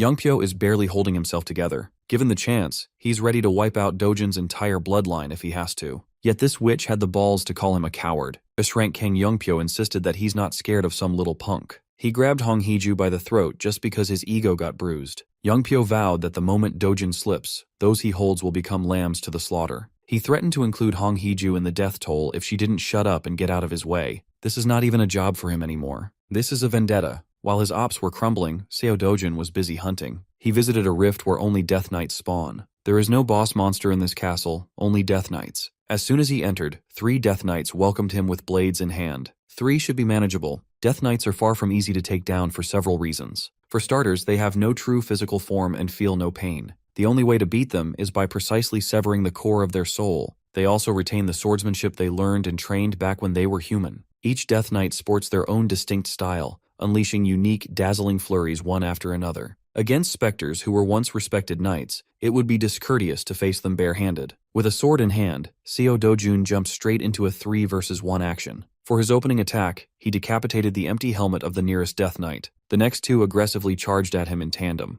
It's been a while since he had a proper sword fight. As far as he can remember, he's held a blade since he first learned how to walk. He was destined to be a sword god from birth. The Death Knights did their best to keep the pressure up, but their blades were far too dull. To handicap himself, Dojin elected not to use any martial techniques, just pure swings and fundamentals. With a handicap in place, the hunt should be far more enjoyable and challenging. It also makes every exchange infinitely more exhilarating. The last Death Knight out of the 3 that welcomed him couldn't even get an attack in. Dojin was a bit disappointed. He thought at least one would stand out even among the so-called normals. Thankfully, his wish for a challenging match was answered by a new arrival. The Rift must have recognized his level and sent out an elite to give him a run for his money. Judging from her breastplate, this one must have been one hell of a lady knight back in the day. From the first exchange, Dojin could tell that this one was a cut above the last 3 he massacred. The edge of its blade was razor sharp. Keeping up without techniques was a challenge. This was what he was searching for, a chance to let off some steam through earnest combat. He parried a perfect swing, complementing the Death Knight's fine strike. Exploiting the opening made by the parry, he made the busty Death Knight drop down to her knees in defeat. With his blade, Dojin properly christened her to stand as his sentinel. Dojin had inducted 5 elite Death Knights over the course of 2 days. It was a rewarding number for the effort exerted. He could have gathered the same number sooner, but he had too much fun with his handicap. Conveniently enough, the Death Knights are bound to Shadow, making transport a breeze. The recruitment of guards is complete. A security team that doesn't need to eat or sleep and does its job at 100% uptime was locked in. Next on his shopping list is a guard dog. For that, he returned to a familiar rift, the Caesarian's nest. The ancient draconic beast did not welcome him with open arms at all. This particular Caesarian immediately recognized Seo Dojin as the human who wreaked havoc last time he came to the rift. Dojin asserted that he didn't come to play today, so the scaly bastard should just follow along like a good boy. The Caesarian's pride didn't allow for a peaceful surrender, calling Dojin nothing but a bug. But when faced with the threat of bloody murder, even the Caesarian's pride surrendered. The beast looked into his eyes and knew that this human was built different. Those weren't empty threats. For the sake of survival, the Caesarian followed his orders and let the human ride on its back. Dojin instructed the big baby to go outside the gate, and the monster tried to protest against leaving its home. He gave that overgrown chicken a death glare and muttered a single word, "Go." Scared of a painful death, the beast relented and flew out of its territory for the first time in its life. Dojin and his new pet flew over a nearby city, causing a commotion and striking fear in the hearts of civilians. Imagine walking around the city and seeing an ancient beast fly overhead. That beast was being commanded to be careful not to crash into buildings while flying to avoid 9/11 Part 2. This time, a dragon did it. The Caesarian scoffed, and Dojun swiftly tightened his grip and made it lower its gaze, quelling its rebellious nature. The monster finally snapped at the worst possible place. It threw a temper tantrum above a populated city. Its roars nearly ruptured the eardrums of every civilian in the area. Seeing normal humans writhing in agony, it regained its confidence and cockiness, declaring itself a superior existence. Dojin had to discipline the big chicken by giving it a bone-breaking whack. From that point forward, the Caesarian moved quietly and obeyed his every word. Their first stop was Guam, a United States territory in the Mariana Islands of the Pacific. The Caesarian landed on the barren ground of the abandoned state, and Dojin dismounted. Rift zones can form anywhere in the world. One rift tragedy struck the remote island, leading to mass evacuation and total monster takeover. Right now, Guam has become an isolated monster lair. Seo Dojun brought the Caesarian to this chaotic place for one simple thing. In here, the ancient draconic beast could go crazy to its heart's content. And so, the big chicken unleashed its fury and frustrations on the monsters that ravaged the territory. Against some run-of-the-mill rift beasts, Caesarian looked like an invincible raid boss. Dojun just watched from the sidelines and harvested mana stones from every kill. As long as Caesarian earns its keep, he'll make sure it gets its daily walks like a good dog. Eventually, Dojun's new house was completed within the agreed timeline. The house itself had 1 basement level and 3 above-ground levels. The interior is equipped with state-of-the-art tech and home systems. Grandma, Yoon-young, and Hyun-juyeon saw the massive residence for the first time and were overwhelmed by its size. It's not even a house anymore. That shit is a palace. Aside from the scale of their new home, the slumbering beast in the backyard was an even bigger distraction. Seo Dojun simply asked his grandma to treat the Caesarian as a chicken in the yard of a country house. Excited, Yoon-young wanted to run in and take a look inside the house. While grandma and little sis were exploring their new home, Dojun stayed outside with Juyeon. She waited for his family to leave before bringing up the eerie energy rising from the ground she had sensed since earlier. Besides the giant dragon in the backyard, there's something deadly hiding underneath. Dojun was impressed by how sharp Juyeon's instincts have become and assured her that it won't pose a danger to those he cares about. She must have picked up on the Death Knight squad's hidden presence. More importantly, Dojun wanted to thank her for always taking care of his family while he was gone. To return the favor, he invited Hyun-juyeon to have a meal together over the coming weekend. Just the two of them, no distractions. It would have been a romantic move if he hadn't forgotten that he had already promised to go to the amusement park with Yoon-young this weekend. Now he just looks like an ass. Dojun had been so absorbed in gate hunting lately that he momentarily forgot. It can't be helped. Little Yoon-young must take priority. To save him from the dilemma, Juyeon offered to go together. He can just take little sis and waifu to the amusement park together. She's the best girl for real. The days flew by and the weekend arrived. 2 of South Korea's most powerful S-rankers and a little girl went to the amusement park like a happy family. Given their high profiles, they cannot avoid the public eye. From afar, they looked like a match made in heaven couple, and the general public agreed. Dojin made Juyeon's ass hurt in bumper cars. The roller coaster barely had an effect on the S-rankers, but Yoon was having the time of her life. By sundown, the little girl was knocked out cold, drooling on Big Bro's shoulder. On their way back home, Juyeon caught him stealing a glance at her. He remembered how fondly Yoon talks about big sister Juyeon.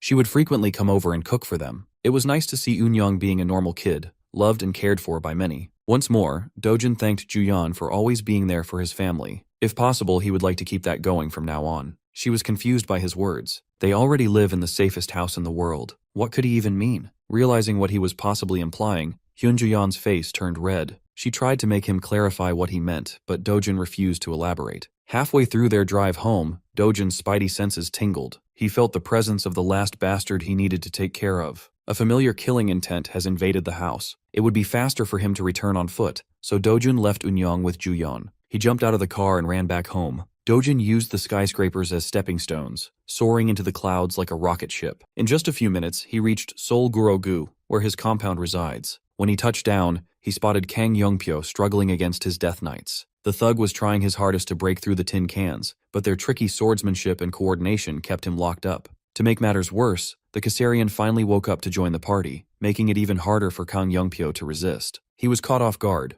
Who in their right mind would keep a dragon as a guard dog? Dojin expected this bastard to make his move when neither Juyeon nor he was around. If Kang Youngpyo had been a little less cowardly, he wouldn't have gotten caught in the trap. Having seen enough of his pathetic power, Dojin made his army of elite death knights stand down. He called out Kang Youngpyo for barging into his house, only to be pitifully chased away by his guards like a common criminal. Dojin doesn't want to hear any ear-splitting barking today. He wants all the smoke. The angry Kang Youngpyo loaded up an aggressive attack, but his wind-up was met with a fist to the skull. Dojin laughed. He just swung lightly, and this fraud couldn't even dodge a simple punch. While the thug was trying to recover, Dojin kicked him in the gut, rearranging his internal organs. Youngpyo threw up stomach bile while refusing to believe the reality. Sure, they were both S-ranks, but they are worlds apart when it comes to power. Dojin cocked his fist back and offered to be a little gentler on his next attack. It took every bit of Youngpyo's brain power to move his head to the side. A piece of his ear was deleted out of existence. Had he not moved his head, his brain would be blown to bits right now. Although it was humiliating, he finally brought out his final gambit in hopes of leveling the playing field in a head-on clash. Instead of trying to beat Dojin fair and square, he'll use his last resort to go after the kid's family instead. Dojin chuckled as he let the thirsty boy drink his special drink. Youngpyo's body twisted and transformed into something even more grotesque. His left arm turned gigantic, nearly bursting at the seams. He looked like he had just come out of a long goon session. This was the effect of the Okeanos potion, which grants the user the left arm of a titan. It's a valuable one-use item. This thug must have gone into debt just to buy one from the black market. Youngpyo pounded the ground with his titan arm, thinking that this maneuver would put Dojin's grandma in mortal danger. He pounded the ground with enough force to generate tectonic movement, but the house remained motionless. The overgooned thug was banking on the earthquake to distract Dojin with his grandma's peril, but nothing happened. He tried to use his head, but it was useless. The magic stone powder he sprinkled on the land absorbs all kinds of shock. Right now, Grandma Dojin is chilling like a villain in her luxury massage chair. Everything Youngpyo tried miserably failed. He was in despair. From now on, he'll be paying the price for targeting Dojin and his family. Grabbing Youngpyo by the hair, Dojin slammed the shitty gangster to the reinforced ground. He gave that man CTE, knocking him helplessly unconscious. For good measure, Dojin gave that empty skull a good kicking, launching the limp body into the skies. By the time Yoon and Juyeon reached home, Kang Youngpyo was completely out of commission. Juyeon made sure to cover the little girl's eyes. Big Bro looked a little too menacing right now. Kang Youngpyo was barely alive when he was handed over to the Hero Association. That night, Seo Dojin was visited in his dreams by the previous owner of his body. It's been a long time since they first met. The old Dojin thanked him for making all those wishes come true. He has no more worries on his way to the other side. He's done more than what they agreed on at the start. Old Dojin didn't even know how he could repay the man who took over his life. New Dojin was just glad to be of service. These days he wakes up to Hyun Juyeon's beautiful smile every morning. Old Dojin already paid him back plenty. Thanks to him, the sword god finally found his happiness.